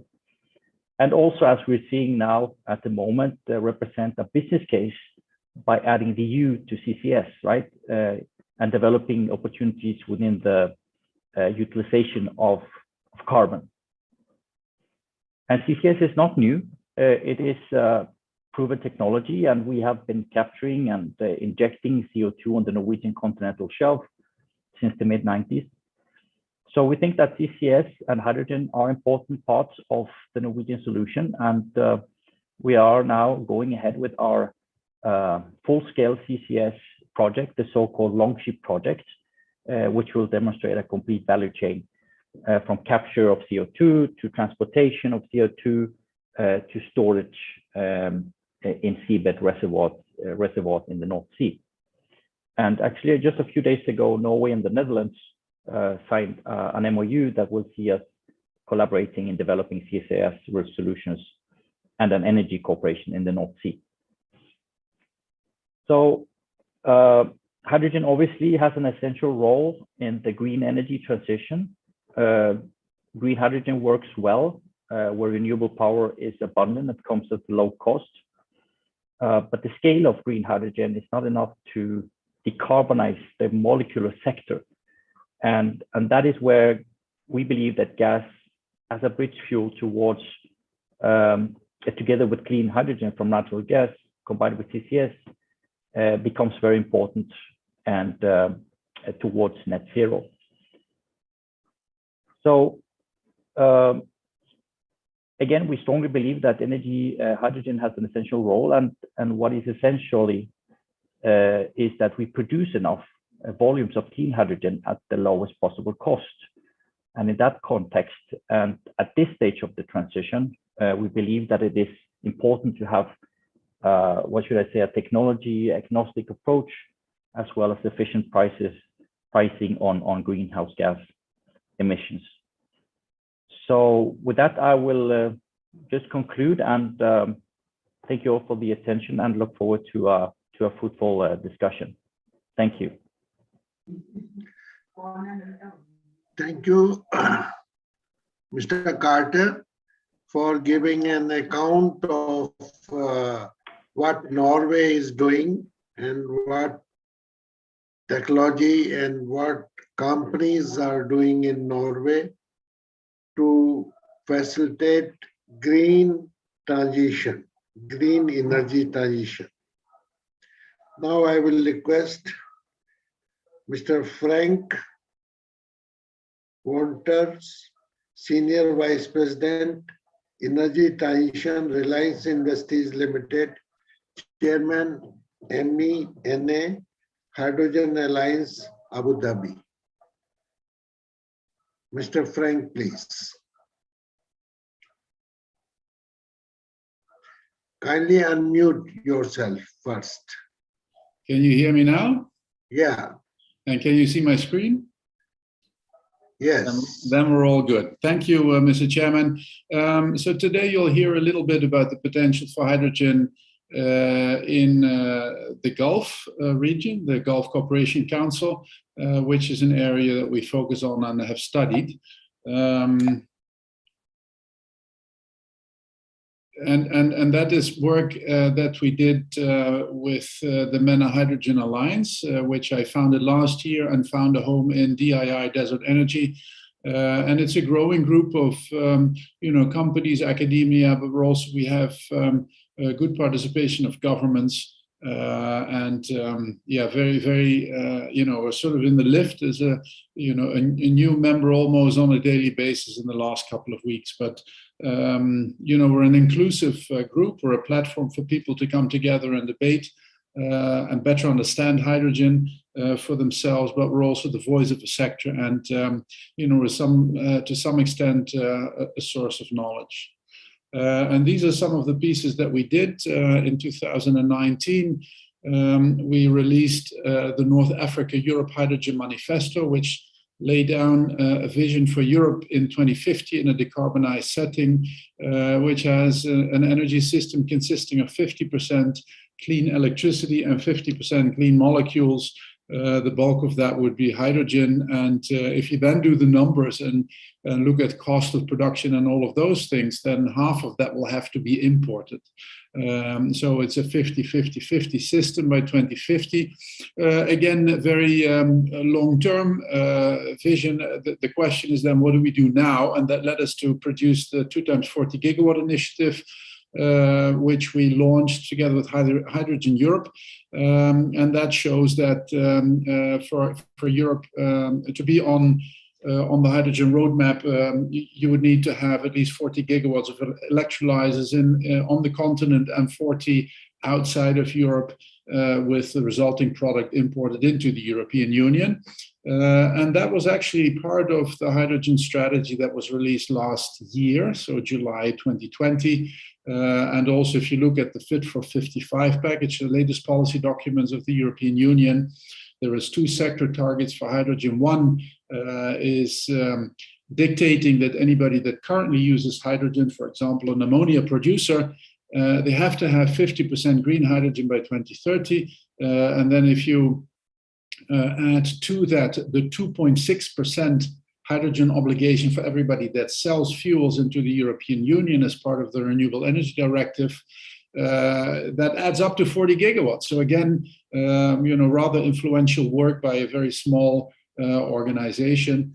Then the latest work that we did was focus on the GCC. What does it mean? What does hydrogen mean? And in particular, green hydrogen, we just heard about the role of blue, and obviously there's a big drive from the hydrocarbons industry, and that's fine. But we focused on green and looked at aspects such as what is the economic value, what is the the impact in terms of jobs, etc.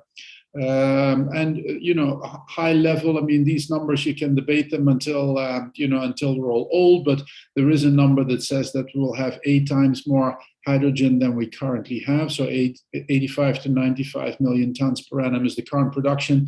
That will grow to almost 600 million tons in 2050. There's various applications, and we did an analysis bottom up, like which markets can the GCC countries serve through locally produced hydrogen, and it's quite substantial. If you then also consider the fact that it's in terms of geography, ideally located between Europe and Korea and Japan, both regions will remain importers of primary energy, in particular also green primary energy in the form of hydrogen and other hydrogen derivatives.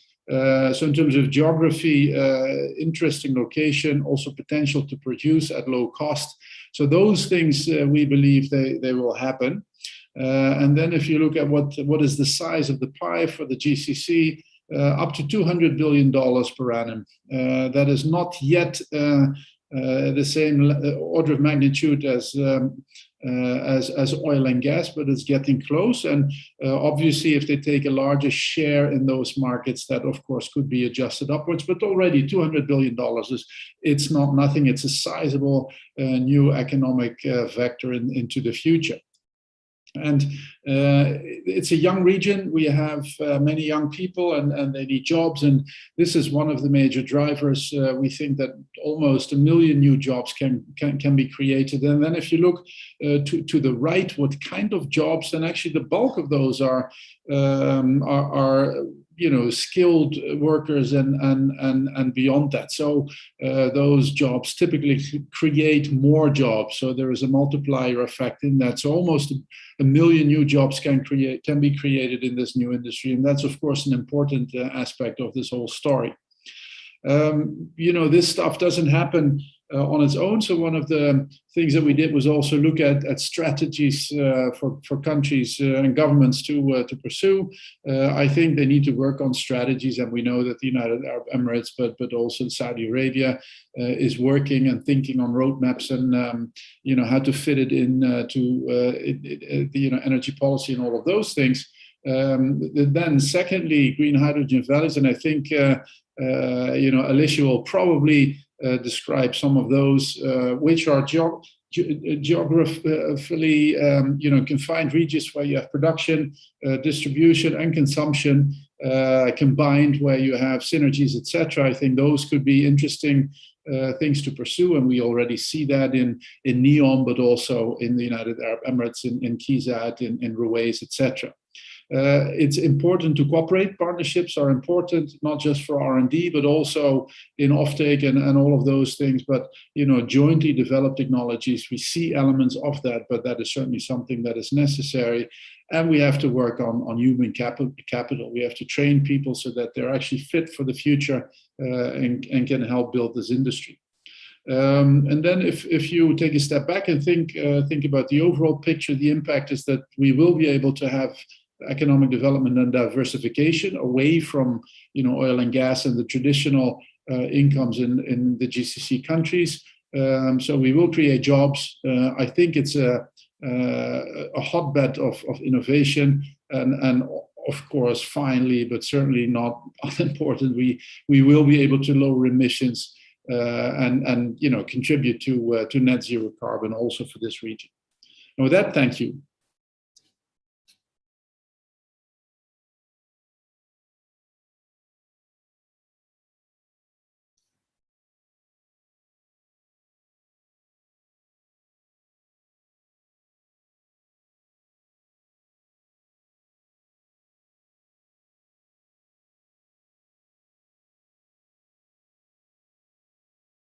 Dr. Garg, are you there?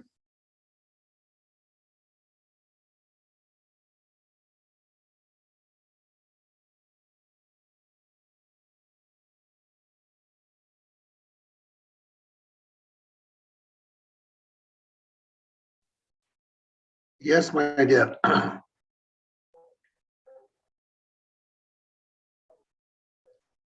So, excellent presentation. Now I will request Lucy Sandro, co-founder and green hydrogen expert, Peak Element, Denmark. Thank you so much, Dr. Garg. It's a real pleasure to be here. I have really been looking forward to it, and it's been some excellent presentations so far.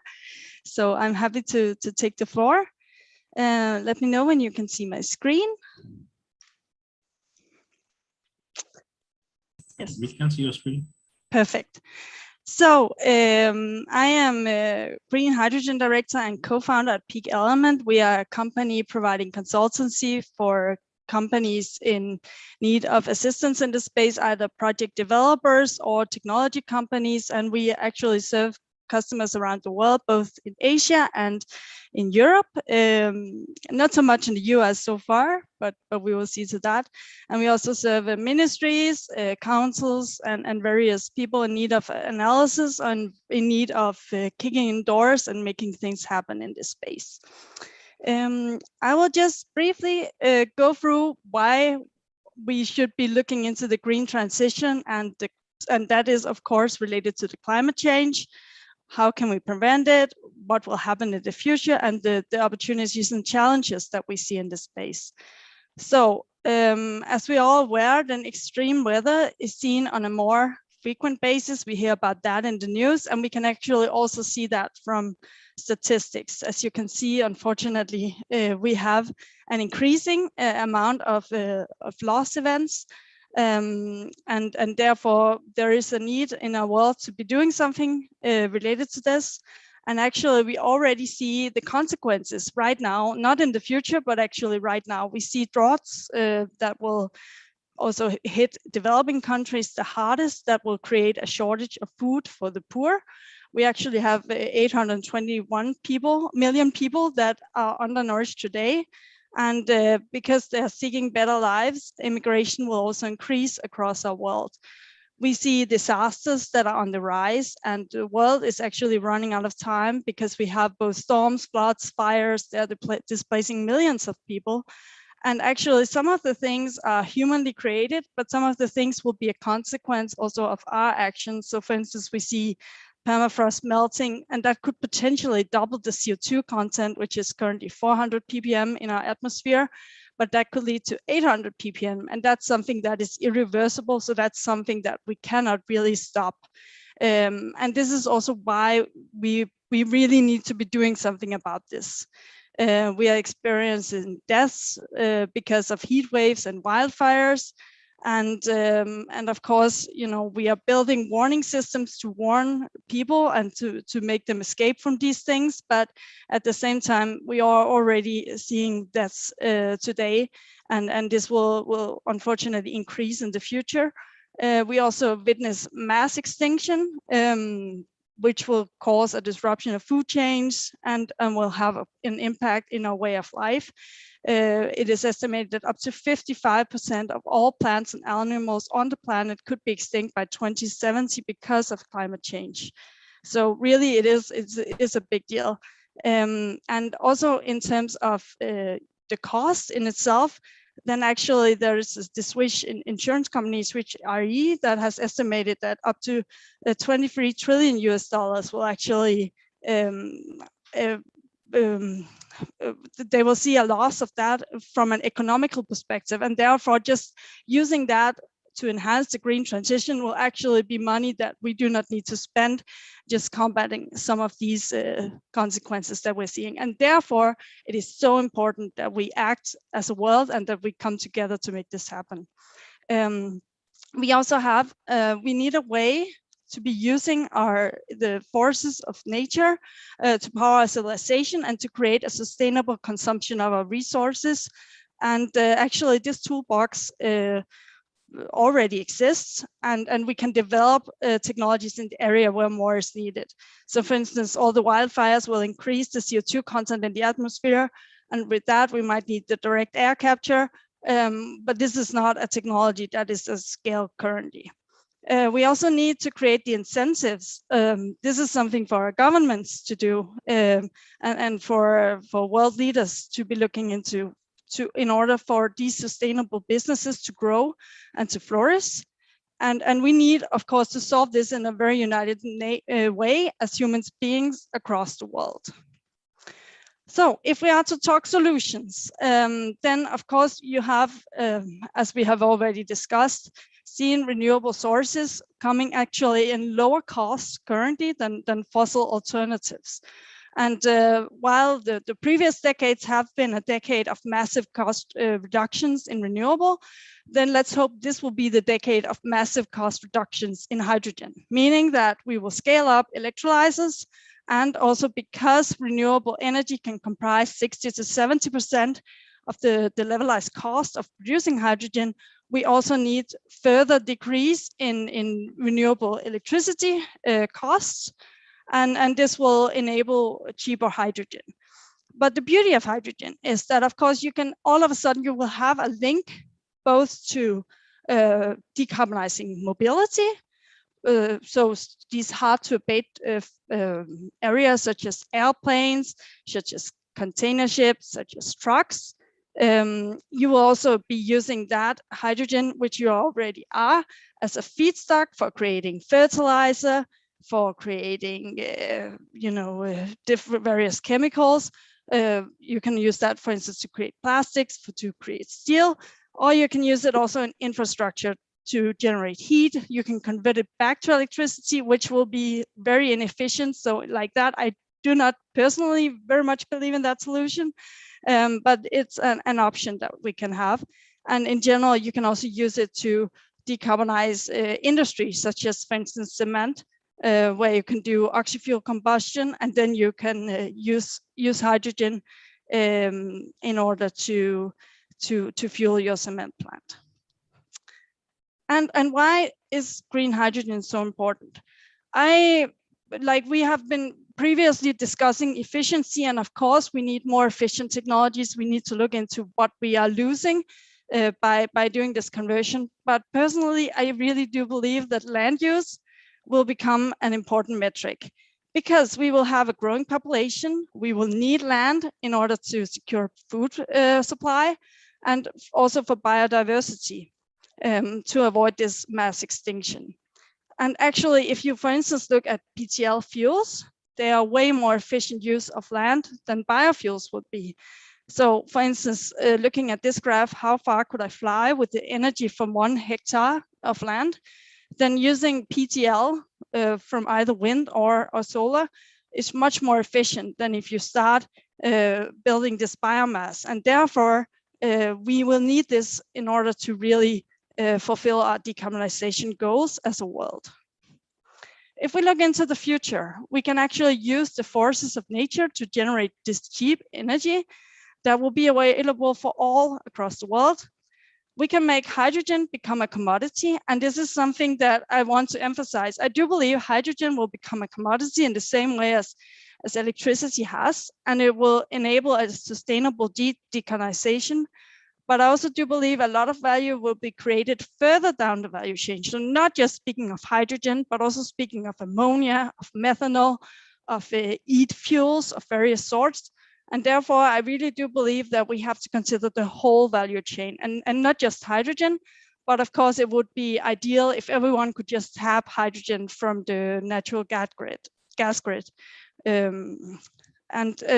Actually, if we have a world without reliance on fossil fuels, This means that we will have a more even distribution of wealth.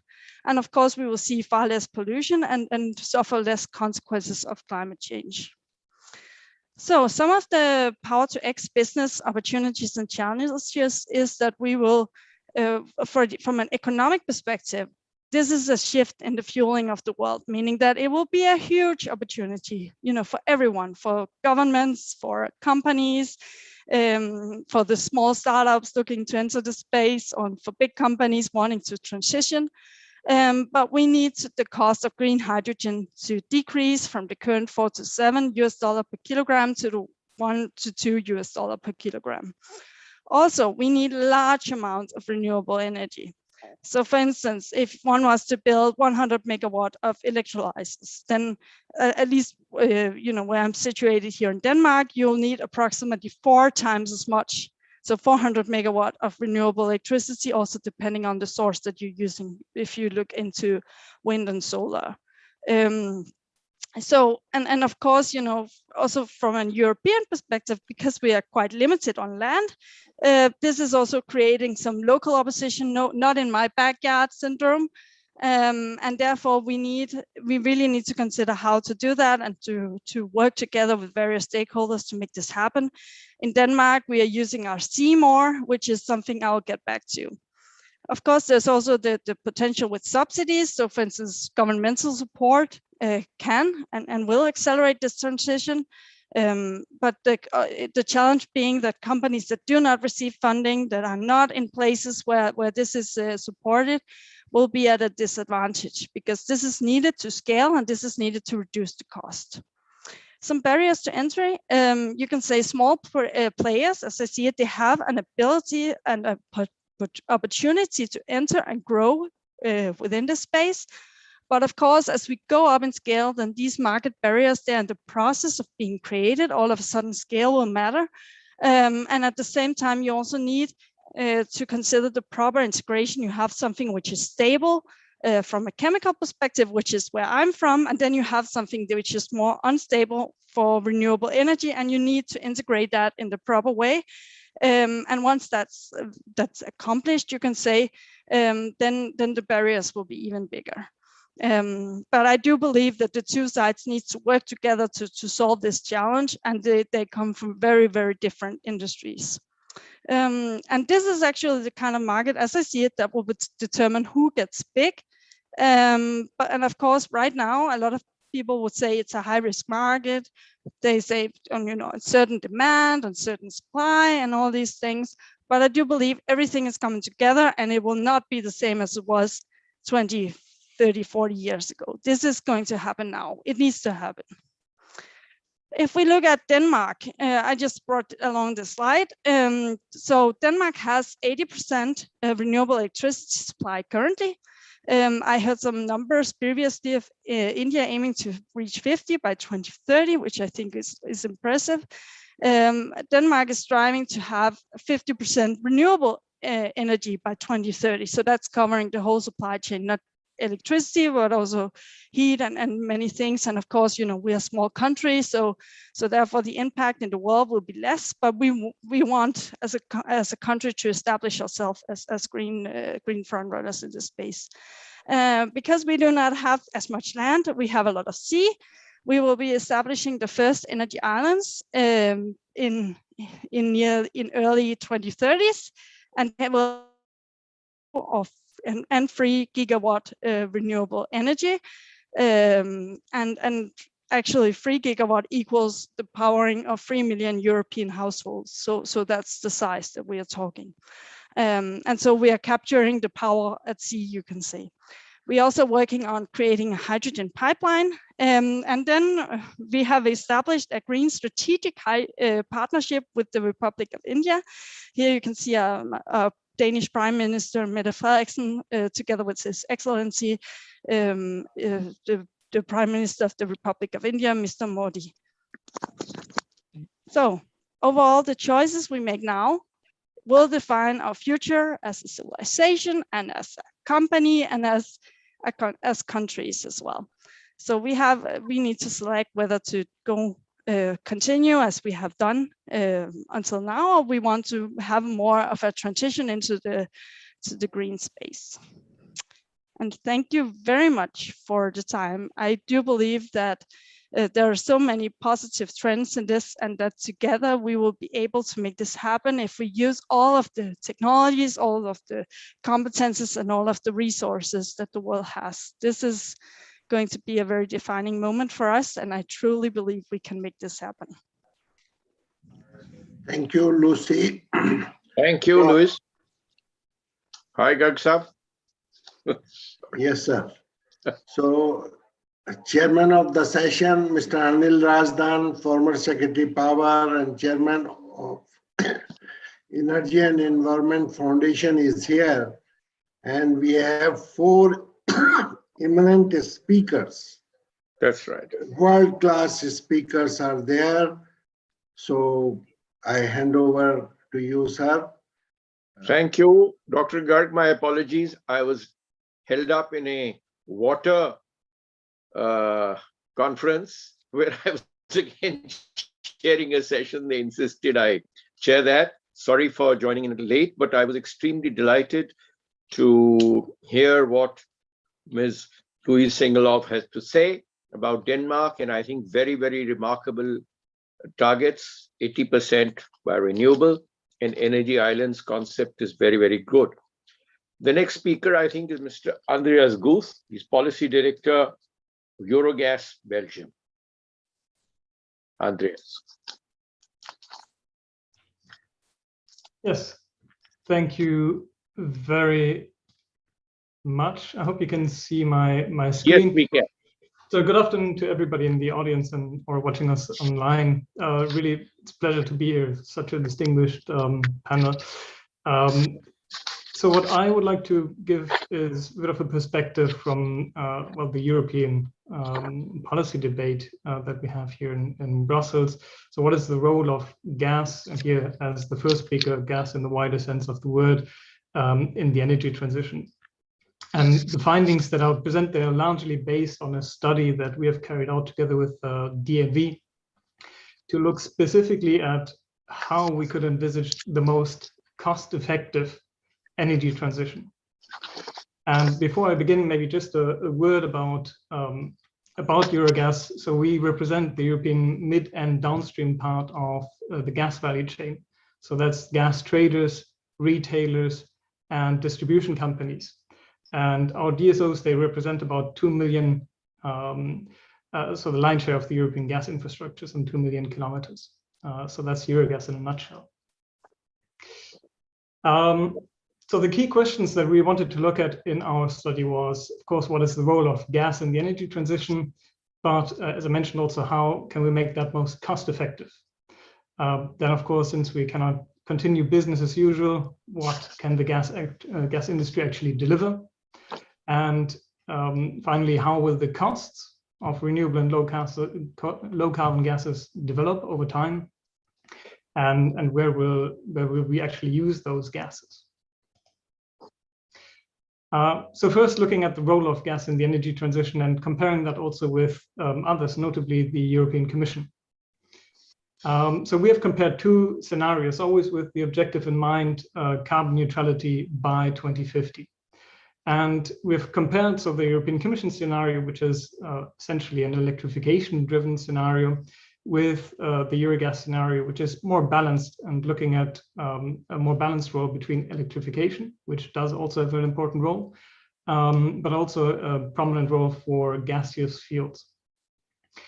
And as you can see in our scenario, actually the role of gaseous energy in the wider sense of the word is actually increasing slightly, but still increasing towards 2050, together with electricity. And in this more balanced scenario, not only are we able to demonstrate that, yes, we can deliver on the EU climate objectives, so minus 55% carbon reduction by 2030 and carbon neutrality by 2050, but we're able to do so at a significantly lower cost. So we estimate about 4 trillion euro savings over the next 30 years. So quite a significant amount. And before I get into some of the reasons for these savings, just to compare that that overall scenario in a bit more detail with how the European Commission actually sees the transition. And it's not actually overall that different, in the sense that the Commission also sees, and this was mentioned by many speakers, gas as a transition fuel is critical for the transition. To 2030, if we look at the most aggressive scenario of the Commission, we see a reduction of natural gas of about 25%. So still a strong role for natural gas. To 2050, of course, the picture looks a little bit different. We'll have about 70% reduction of natural gas consumption. But that doesn't mean that, well, first of all, natural gas is being phased out, not entirely, in none of the scenarios. Of course, it takes a less prominent role. But more importantly, probably, is that the gaseous value chain as such remains really viable. And in one of the most aggressive scenarios, by 2050, the gaseous energy consumption still is about 90% of what it is today. So by and large, both our scenarios seem to be going in the right direction, in the same direction. Now looking at cost, and here I really want to just look at two primary elements that lead to a more cost-effective transition in our scenario. And both of those relate to infrastructure. And one of them is particularly looking at infrastructure requirements relating to the electrification of heat, which in the European Commission scenario is one of the fundamental drivers for the decarbonization of the building sector. And what we see as a result of the increased electrification of end use in that sector is that you significantly increase peak daily electricity demand.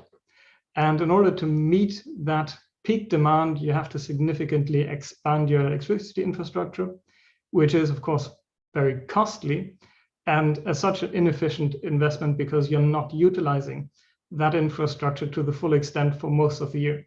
So there's really an underperforming asset. And if we then, rather than looking at changing end users, look at increased incentives for decarbonizing the energy that we deliver today through the gas infrastructure, natural gas, tomorrow renewable and low carbon, then we're able to significantly reduce the infrastructure investment costs on the electricity side. And also because, and that's the next point, the investments required in utilizing the gas infrastructure for renewable and low carbon gases are comparatively minor, really. And we see a very important role initially for blending renewable and low carbon gases in the existing gas infrastructure. That can be done at almost no cost initially, or limited cost. And that's what you see on the right-hand side at the distribution level.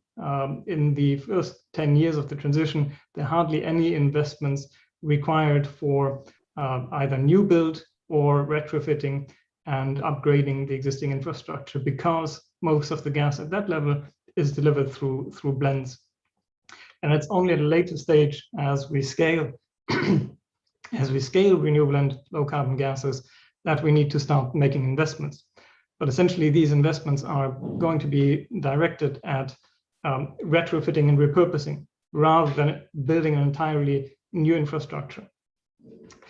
So these two elements are really some of the key elements that lead to a lower cost in our scenario. Others, like incentives and subsidies for homeowners for renovation, etc., these should be added. But infrastructure, really, that's the critical aspect of the story here.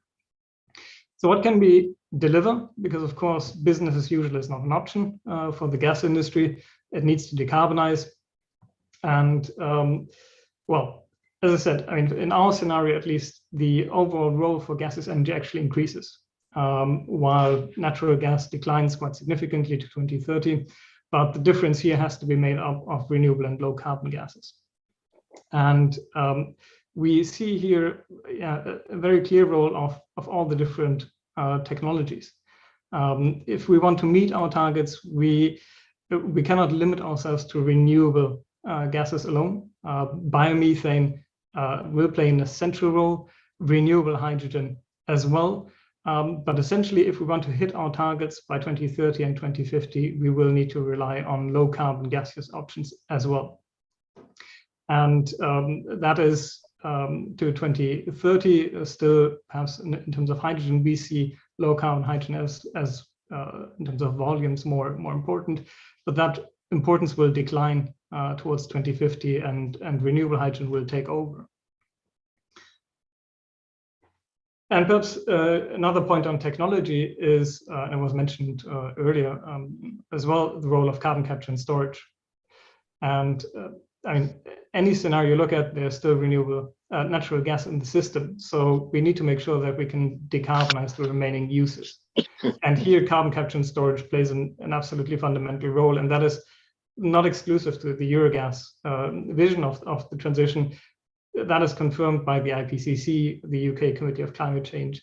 The Commission, fundamentally every scenario agrees that you cannot meet our targets without a prominent role for carbon capture and storage. And I think I'll leave it here rather than diving into the detail, but it's absolutely fundamental technology that is part of the solution. And perhaps a quick perspective on how we see the evolution of costs. And as I mentioned before, we need to rely on all the different gaseous technologies in order to meet our targets, but that's essentially a question of volume. How much volume of biomethane, which is limited, can we supply? How much renewable electricity will be available to produce green hydrogen?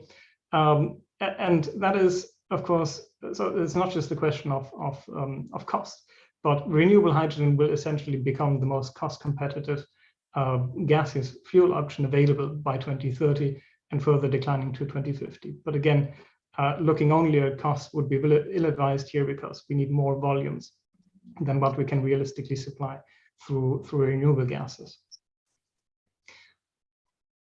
And final point here, question, well, where will these gases be used? I think you can already see from my previous slides that perhaps slightly different perspective to many other players here is that we see a very important role for renewable and low carbon gases, hydrogen, in the heating sector.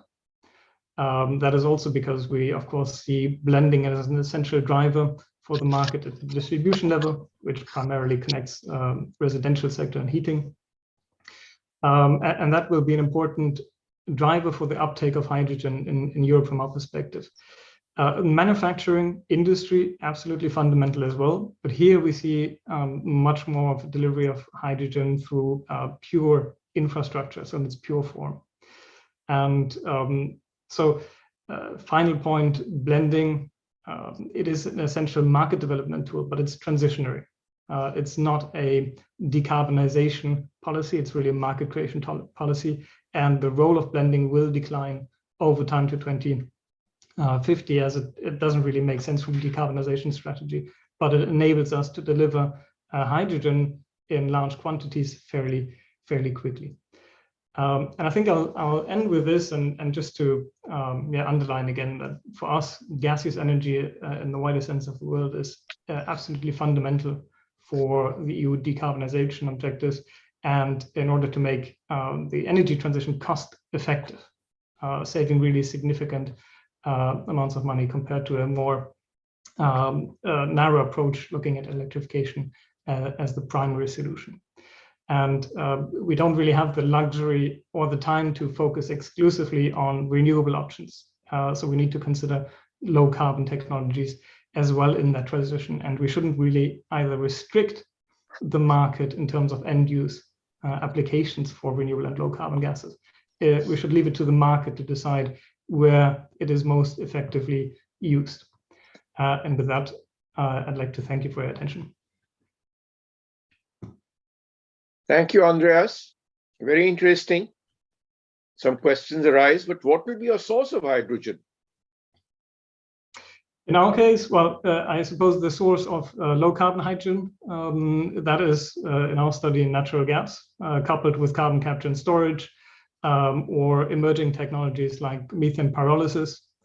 That is what we're looking at. And here, of course, you have a much more less restrictive approach in terms of volumes that could be supplied theoretically from this energy carrier.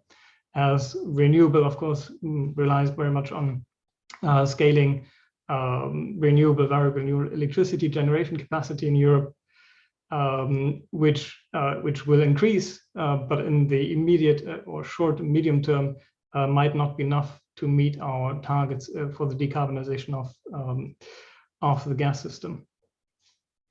Interesting pathways, but you see, the point is that when you are converting from natural gas to hydrogen or extracting that, all this also implies a fair amount of hydrocarbons getting involved. Carbon is essentially is a worry, but I'm sure you've looked into it, and your plans to the EU will be showing what are the transition costs. Because as you are moving towards, say, hydrogen economy, is the transition costs, I think, which are really going to be a factor. If you're lucky, you have a pipeline network, so you're only going to substitute. But the combustibility of hydrogen, pure hydrogen, how do you ensure that safety factors, etc.? Who does the audit of the safety aspect?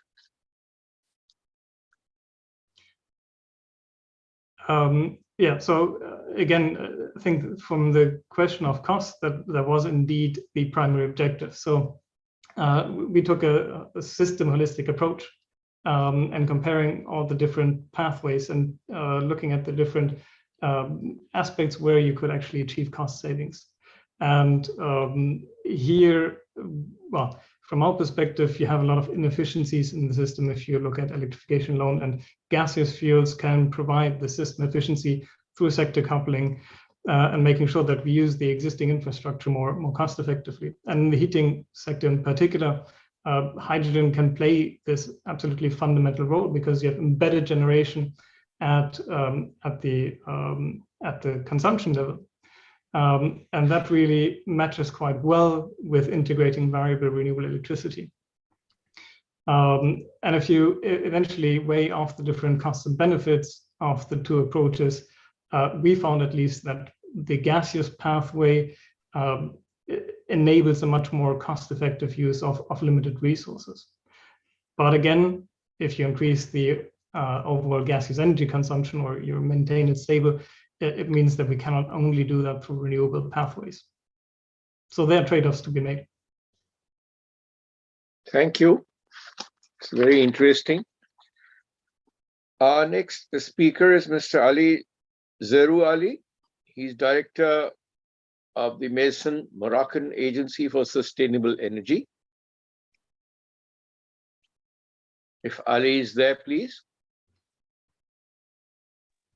He sent an email. He can't get in. He's having difficulty accessing this. Okay, I don't know him, but it's been on email. We should try again. The organizers will kindly try and get across to Ali and help him get across to us, because I was in another event and I was having the same access problems within the country. So some of the routes, I think, are overcrowded. Okay, sir. Alicia Eastman is there. Yeah. Yes. Please. You want me to go next then? Okay, great. Yeah, I'm Alicia Eastman. I am the president of Intercontinental Energy. We started the company in 2014 to focus on the cheapest forms of renewable energy production. And what we viewed as the least expensive places to produce wind and solar are in coastal deserts. And these are mostly in the MENA region, which Frank gave a good background on. Australia, bits of Chile, Argentina, some in South America, but not as large as MENA. I think Middle East and North Africa is the largest area that have this perfect diurnal profile of a lot of sun during the day and heavy wind at night, so that you can get a capacity factor that's much higher. I think Luis talked about having to have 4 to 1 renewables to electrolyzers, actually we have the opposite, because the capacity factor is so high that we need less electrolyzers to do the same amount of production. And our projects that we have now today, now that it's been several years, we started one in Australia, in Western Australia, called the Asian Renewable Energy Hub. That's 26 gigawatts, and it's wind and solar. And we also have the Western Green Energy Hub, also in Western Australia, which is quite large. Our total portfolio is 200 gigawatts. And the other two projects, one is in Oman called GEO. And we just announced a project we're working on with hydrogen and ammonia with Aramco in Saudi Arabia. And with these projects, most of them, we focus on two products as our end sales product. One is hydrogen itself, so entirely green hydrogen. And if we have any industry nearby, then piping hydrogen is a really efficient means of getting the energy to its location. It's much better than these overhead AC lines. It's much easier, it's much cheaper, and it works well when you have industry nearby. If there isn't a lot of industry nearby and it's really an export market, then we find hydrogen to be very difficult to ship. I know it's supposed to be a great storage device and wonderful to transport, but actually it's a little difficult. Negative 253 degrees Celsius is pretty difficult. So in most of our projects, we are, at least in the first phase, turning most of the hydrogen into ammonia by adding nitrogen from the air. And for that reason, we're also focusing on the ammonia markets. So on the markets that can use ammonia as ammonia without having to crack back to hydrogen, at least in the first phases, until there's some more technology down the line. So that's marine fuels, that is potentially heavy transportation using ammonia fuel cell. That is co-firing in places like North Asia. That's where a lot of demand for these elements are. I think I would echo Jose and Frank and basically Luis, all the people who've talked before me, in saying that we watched the wind and solar industries drop to prices that are extremely competitive. We definitely expect electrolyzers to grow with scale and learning, to drop in price dramatically, and they've said that themselves. But more importantly, we really need to build renewable energy. I mean, that is the actual most expensive. That's the part that really tells what your price is going to be at the end, whether it's hydrogen or ammonia. It's the upstream, and having the highest capacity factor that you can have, so that you can drive all that downstream equipment as hard as possible. And that is going to be a much lower capex cost, which will relate to a much better and more competitive price in the market. I think I would also note, I think green hydrogen and ammonia are going to be competitive by 2030. It's not going to take till 2050, but we do need more projects like ours. We need to build more, people need to build more. We feel no threat in terms of competition, because we just think there has to be a much higher production overall. That's the main issue. I mean, in a number of ways, building this market is going to be a lot like LNG, where you have off-takers, and it's a nascent market, which is grown by having bilateral agreements between off-takers and producers. And they might not be necessarily super happy either side with the pricing, but then you continue to build out, and those fixed costs begin to blend into your later phases, and then everybody is happy with the pricing. And in this case, unlike LNG, the pricing is not going to be connected to a fossil fuel, which moves erratically and almost just in unpredictable ways. The nice thing about renewables is that they are always going down in price and at least stable. And that is of a lot of benefit to utilities, to a lot of companies that plan for the long term. And the other thing that I just want to point out, I don't think Frank talked about it too much, but I really appreciate what he and his company are doing. I think that India can play a really positive role in the supply chain, not just in the production of hydrogen for your own uses or ammonia, but by making electrolyzers, by making solar panels, by making all of this supply chain that we are going to need in all of our projects. And I think that having more entities doing this, in most of our projects, we want to have a dedicated supply chain for as much as possible because they are large projects and they warrant it. And you can have a more long-term community growing from that. But it's also positive just to have more options. 90% of our solar panels are coming from one country right now, and that's just not sustainable. So having many more countries involved and many different players producing a lot of the supply chain elements, I think is great, not just for those countries that are producing it, but for the projects and for the communities where these projects are based. And a lot of these things, if they're located next to the project, they actually make a lot of sense economically. It's not just an in-country value type of situation. It's not just about a benefit to the local population, although that's great, and that's something we strive for. But it is also cheaper for the project, and it's actually less wasteful for the whole world. So right now we send wind towers around the world. It's just rolled up steel. We're literally shipping air around the world when we send turbines. Those should be assembled on site. Those should be rolled up and assembled on site. And in projects like ours, one of the benefits is that they are completely empty deserts on the sea. So this is a place that does not compete. It cannot make any kind of farming cannot exist there. There's nothing there. I mean, really, there's nothing there. And the one thing that we get when we make ammonia, for instance, is a byproduct of potable water. So we can actually help turn a desert into a more green area, into a place that is more beneficial for the community to live in. At AREH, we're building a lake which will have fish in it and have its own ecosystem produced by the potable water that comes out of the ammonia making process. And in each case, there are specific things that we can do to make the projects more beneficial to the location where they are. But every country is different, right? I mean, all the needs are different, whatever industries they produce, whatever. It's just, I think every country is a special case.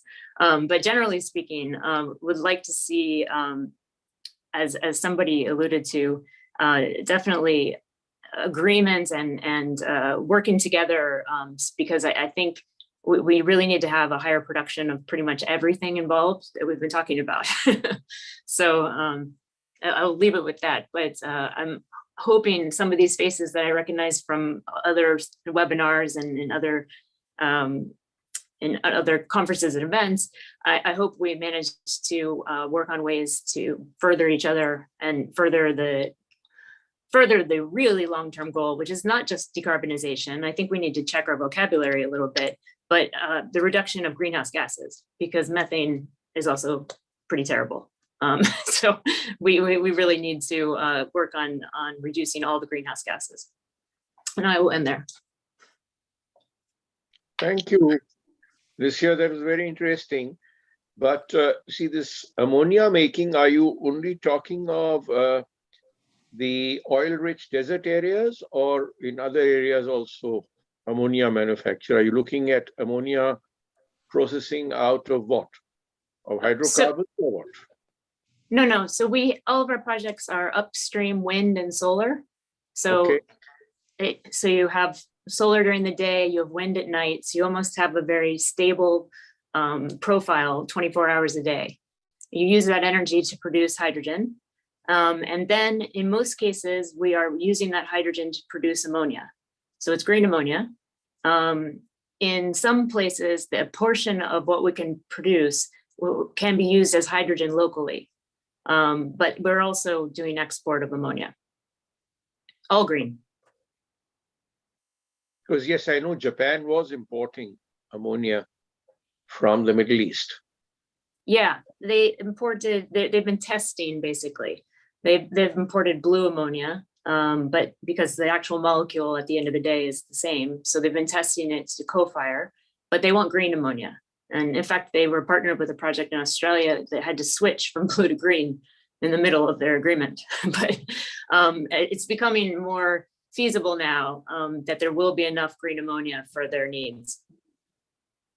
Okay. Are you sure that Europe will not be a candidate for the solar energy that North Africa can generate? Because some years ago, I know there was a PhD student who was taking some guidance from me from Turkey. She was working in Austria at that time for a doctorate, and she was trying to work on a project of getting sun-generated energy across to Europe. Yeah, to I think balance the hydrocarbons. I think there's some projects now. X-Links, I think, is going from Morocco to UK. And there's a number of other options. I mean, it is difficult to, the pipe that you use, the undersea cable, has a capacity constraint, and also you need to actually use it. So it is a little bit difficult when you're dealing with something like solar, which you only have, 8 to 10 hours a day. So it's, in order to be competitive, we would have to see a lot of development in the battery space. True. Thank you very much. That was a very enlightening talk by you. Thank you so much. Have we managed to get Ali on board? Puneet? No, sir, he's not there. We try to connect. Try and contact him. We have Sven Gothals here with us from Belgium, from Tractable. And after that, if we can get Ali, it will be delightful. Hello, Sven? can you? Yeah. Yes. Thank. You're First Business of all, Development Director of Energy at Tractable in Belgium. I had the pleasure of visiting your office many years ago when I was in the Power Ministry as a Joint Secretary. Perfect. So first of all, I would like to thank you for letting also the chance to share our vision on how we see hydrogen in view of the energy transition.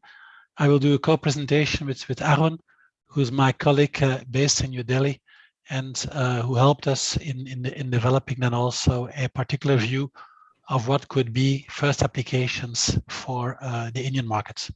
Good day, everyone. Let me share my screen.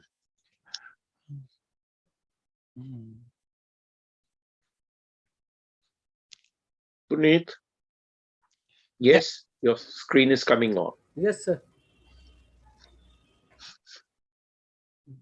So when we speak about hydrogen, we see it as one of the, let's say, elements for energizing our sustainable future. One of the elements, because we strongly believe that electricity, direct electrification will probably be the main driver. Direct electrification through use of renewables. It's clear that whenever you can use directly your renewable energy as generated, you don't have transmission losses or transition losses, and your efficiency of your network is much more important.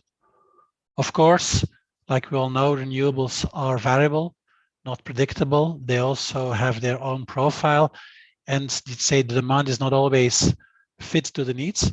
For sure, we have batteries, but batteries have also the disadvantage that you can store a lot of energy, but for storing over long term, it may not necessarily be the good solution. Also, when you speak about electricity, when you speak about long distance transport, we also know that you have transition losses, and it means that probably you will need to look for other ways of converting energy from one continent or from one region to another. And so more and more, we think that we'll see a kind of ecosystem where for those solutions that cannot be directified electrically, that we will go to another solution. And there we strongly believe that hydrogen is one of the most potential solutions that we can have for the future. So let me now have a focus on the projects we have, on how we see hydrogen and where we have already hydrogen nowadays. And this is a map of our projects that we did starting 2017 up to beginning of this year on hydrogen and where we did it. You can see that finally there's a big focus on Europe. On the other hand, not surprisingly, that there was also a big focus on the Southern Hemisphere. We see projects popping up in Latin America. We see projects popping up in South Africa, also projects in Australia, and then first projects that we see also in APAC region and in North Africa. And this is also where this year, if you look to our portfolio of projects this year, this is confirmed, where we see that those countries where we were already quite active, they continue to be active. On the other hand, regions that are, let's say, less active, or regions where there was no activity at all, they are popping up quickly, and also the number of projects there is quickly increasing. If we now look to the hydrogen value chain, and this is in the top right, you see, let's say, the hydrogen value chain like we see it in green color. You see it's a combination of different existing value chains that we have in the energy sector. First of all, you have at the bottom of the slides left, you have everything that's linked to renewables. You have everything that's linked to the electrical grids and everything that links that to storage. And for sure, as green hydrogen is a green gas, you have also all the experience that you might need from natural gas networks, but also the transport of gas under form from one continent to another. And then for sure, you have the pure hydrogen value chain that you have it. And as Tractable, who is an engineering and consulting company of the ENGIE Group, we have to some extent a unique position, as for all those capabilities, we have quite some references, historical references, and for sure on hydrogen, we are running up and ramping up very quickly and have already quite some references available now. So I would now like to just to give you a small focus by my colleague Arun on what we do in India. Arun, if you can take over. Yeah, sure. Thanks, Sven, and thank you, everybody. This is Arun Verma. I represent Tractable in India. We have been in India since 2000, and we are presently about 600 plus people in India. We are serving the energy, urban, and water infrastructure markets in India. And we have a turnover of about 1,500 million INR in India. And we look forward to be amongst the first people to be serving the hydrogen market as consulting and engineering company. Thanks, Sven. Okay, thanks, Alan. So like Louis spoke about the whole value chain, like Alicia spoke about the gigawatt scale projects, we think it's important that also today we start realizing first projects for building up this industry. Because it's clear that for the time being, when we speak about green hydrogen, if you look to the total installed capacity today, if you look to the gigawatts projects that we expect in 2030, 2050, there's still a big way to go. And we need to build up step by step those capabilities, not only building up the capabilities as producing the energy, the hydrogen, but also the capabilities for seeing what can be use cases, how can we use those hydrogen and to develop let's say a whole ecosystem from generation up to utilization, make this work at small scale, and then be based on proof on those pilot projects, based on proof of those pilot projects, be capable also of convincing investors that it's reliable and that there are eligible projects if you go to hundreds of megawatt scale and then beyond to gigawatt scale projects. So we would like to highlight you some projects. I will not go into detail of each project because this would drive us too far, but some projects that highlight probably applications that will be interesting for India, but also interesting on a worldwide scale. The first project we have for the time being is a green hydrogen project for an ammonia plant in Australia. It's our client is ENGIE and Yara, and there we are setting up a project for a first pilot project of 10 megawatt green hydrogen production with associated renewables, with also a complete energy management system, and then ensuring that we can deliver a constant and continuous flow of green hydrogen to an existing ammonia factory. It's important that we can do this in order to prove that, okay, this can be integrated, even if the scale is limited, but the integration is quite constrained.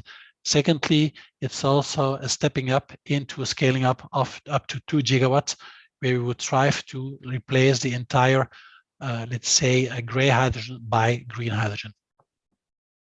This project started in 2019, and for the time being, we are close to a final investment decision.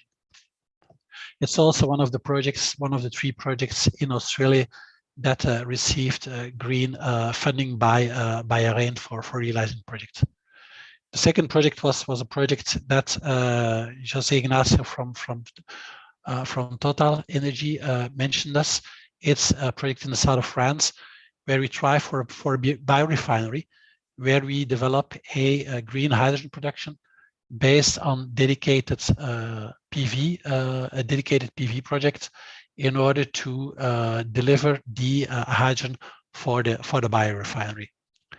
There, the feasibility studies and advanced engineering studies were done, and now we are supporting together with our colleagues of Engie and the colleagues of Total in going to the next stages of the project. So when you speak about, let's say, industry, we think that refinery and probably ammonia will first be large-scale applications or pilot applications where we can have possibility of ramping up. Other applications are linked to mobility. And we were quite proud in October this year that one of the, let's say, it's a very small ecosystem, but if you look in the bottom right, you can see we have some dedicated PV.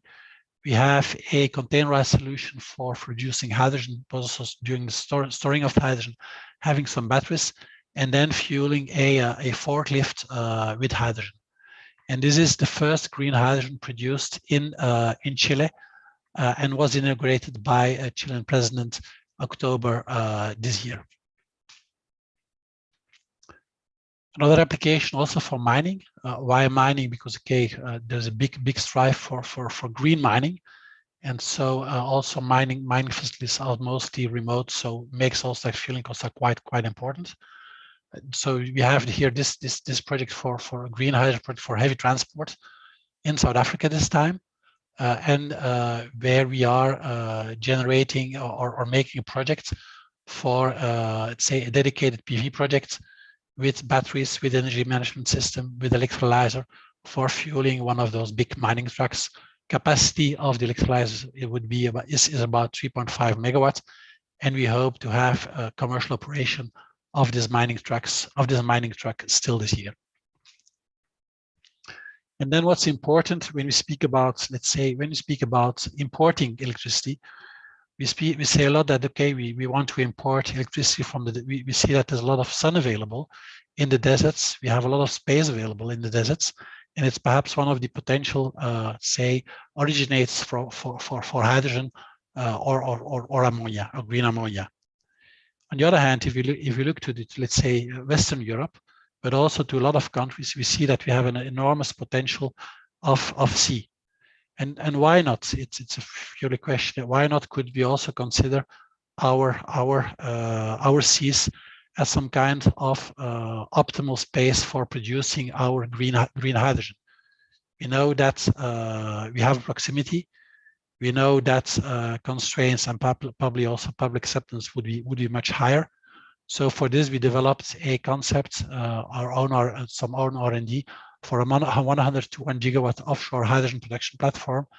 And like our colleague from Denmark spoke about, let's say, in energy islands, this could also be a kind of, let's say, smaller modular energy islands where we collect the offshore energy and then transport it to the shore under form of hydrogen. Thank you for your attention. Thank you very much for that very interesting presentation, Sven. That I think brings us to the close of this session. Unless any of the speakers wishes to have a last word.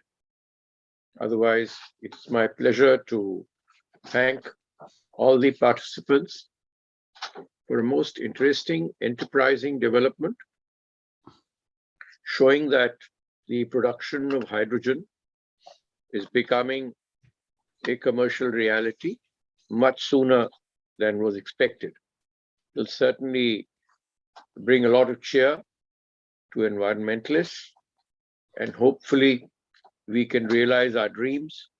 While we do so, hopefully this technology would also be available in the adoption statement of the recently concluded Environment Summit. If $100 billion have to be made available every year, hopefully some of this will be earmarked for giving this technology to the developing world and to countries who are in need of this technology. Do any of the participants wish to say something? If they do, kindly do so. Otherwise, it will be my pleasant duty, with the permission of Dr. Anil Garg, to express a very deep vote of thanks and apologies for not being able to join earlier, because the earlier session, a minister was supposed to come in, water resources. We were waiting for him, and I had to conclude the session. Thank you so much, and we hope that everybody enjoyed it. At least I did. Thank you so much. Thank you, Mr. Anil Razdan, for chairing the session very ably, and for the international speakers who they are doing justice for green hydrogen for future and bringing down the cost in a significant way and moving the process of hydrogen, green hydrogen, a reality. Thank you very much, sir. Thank you. Thank you very much. Thank you. Thank you so much. Thank you very much. Have a good day, everyone.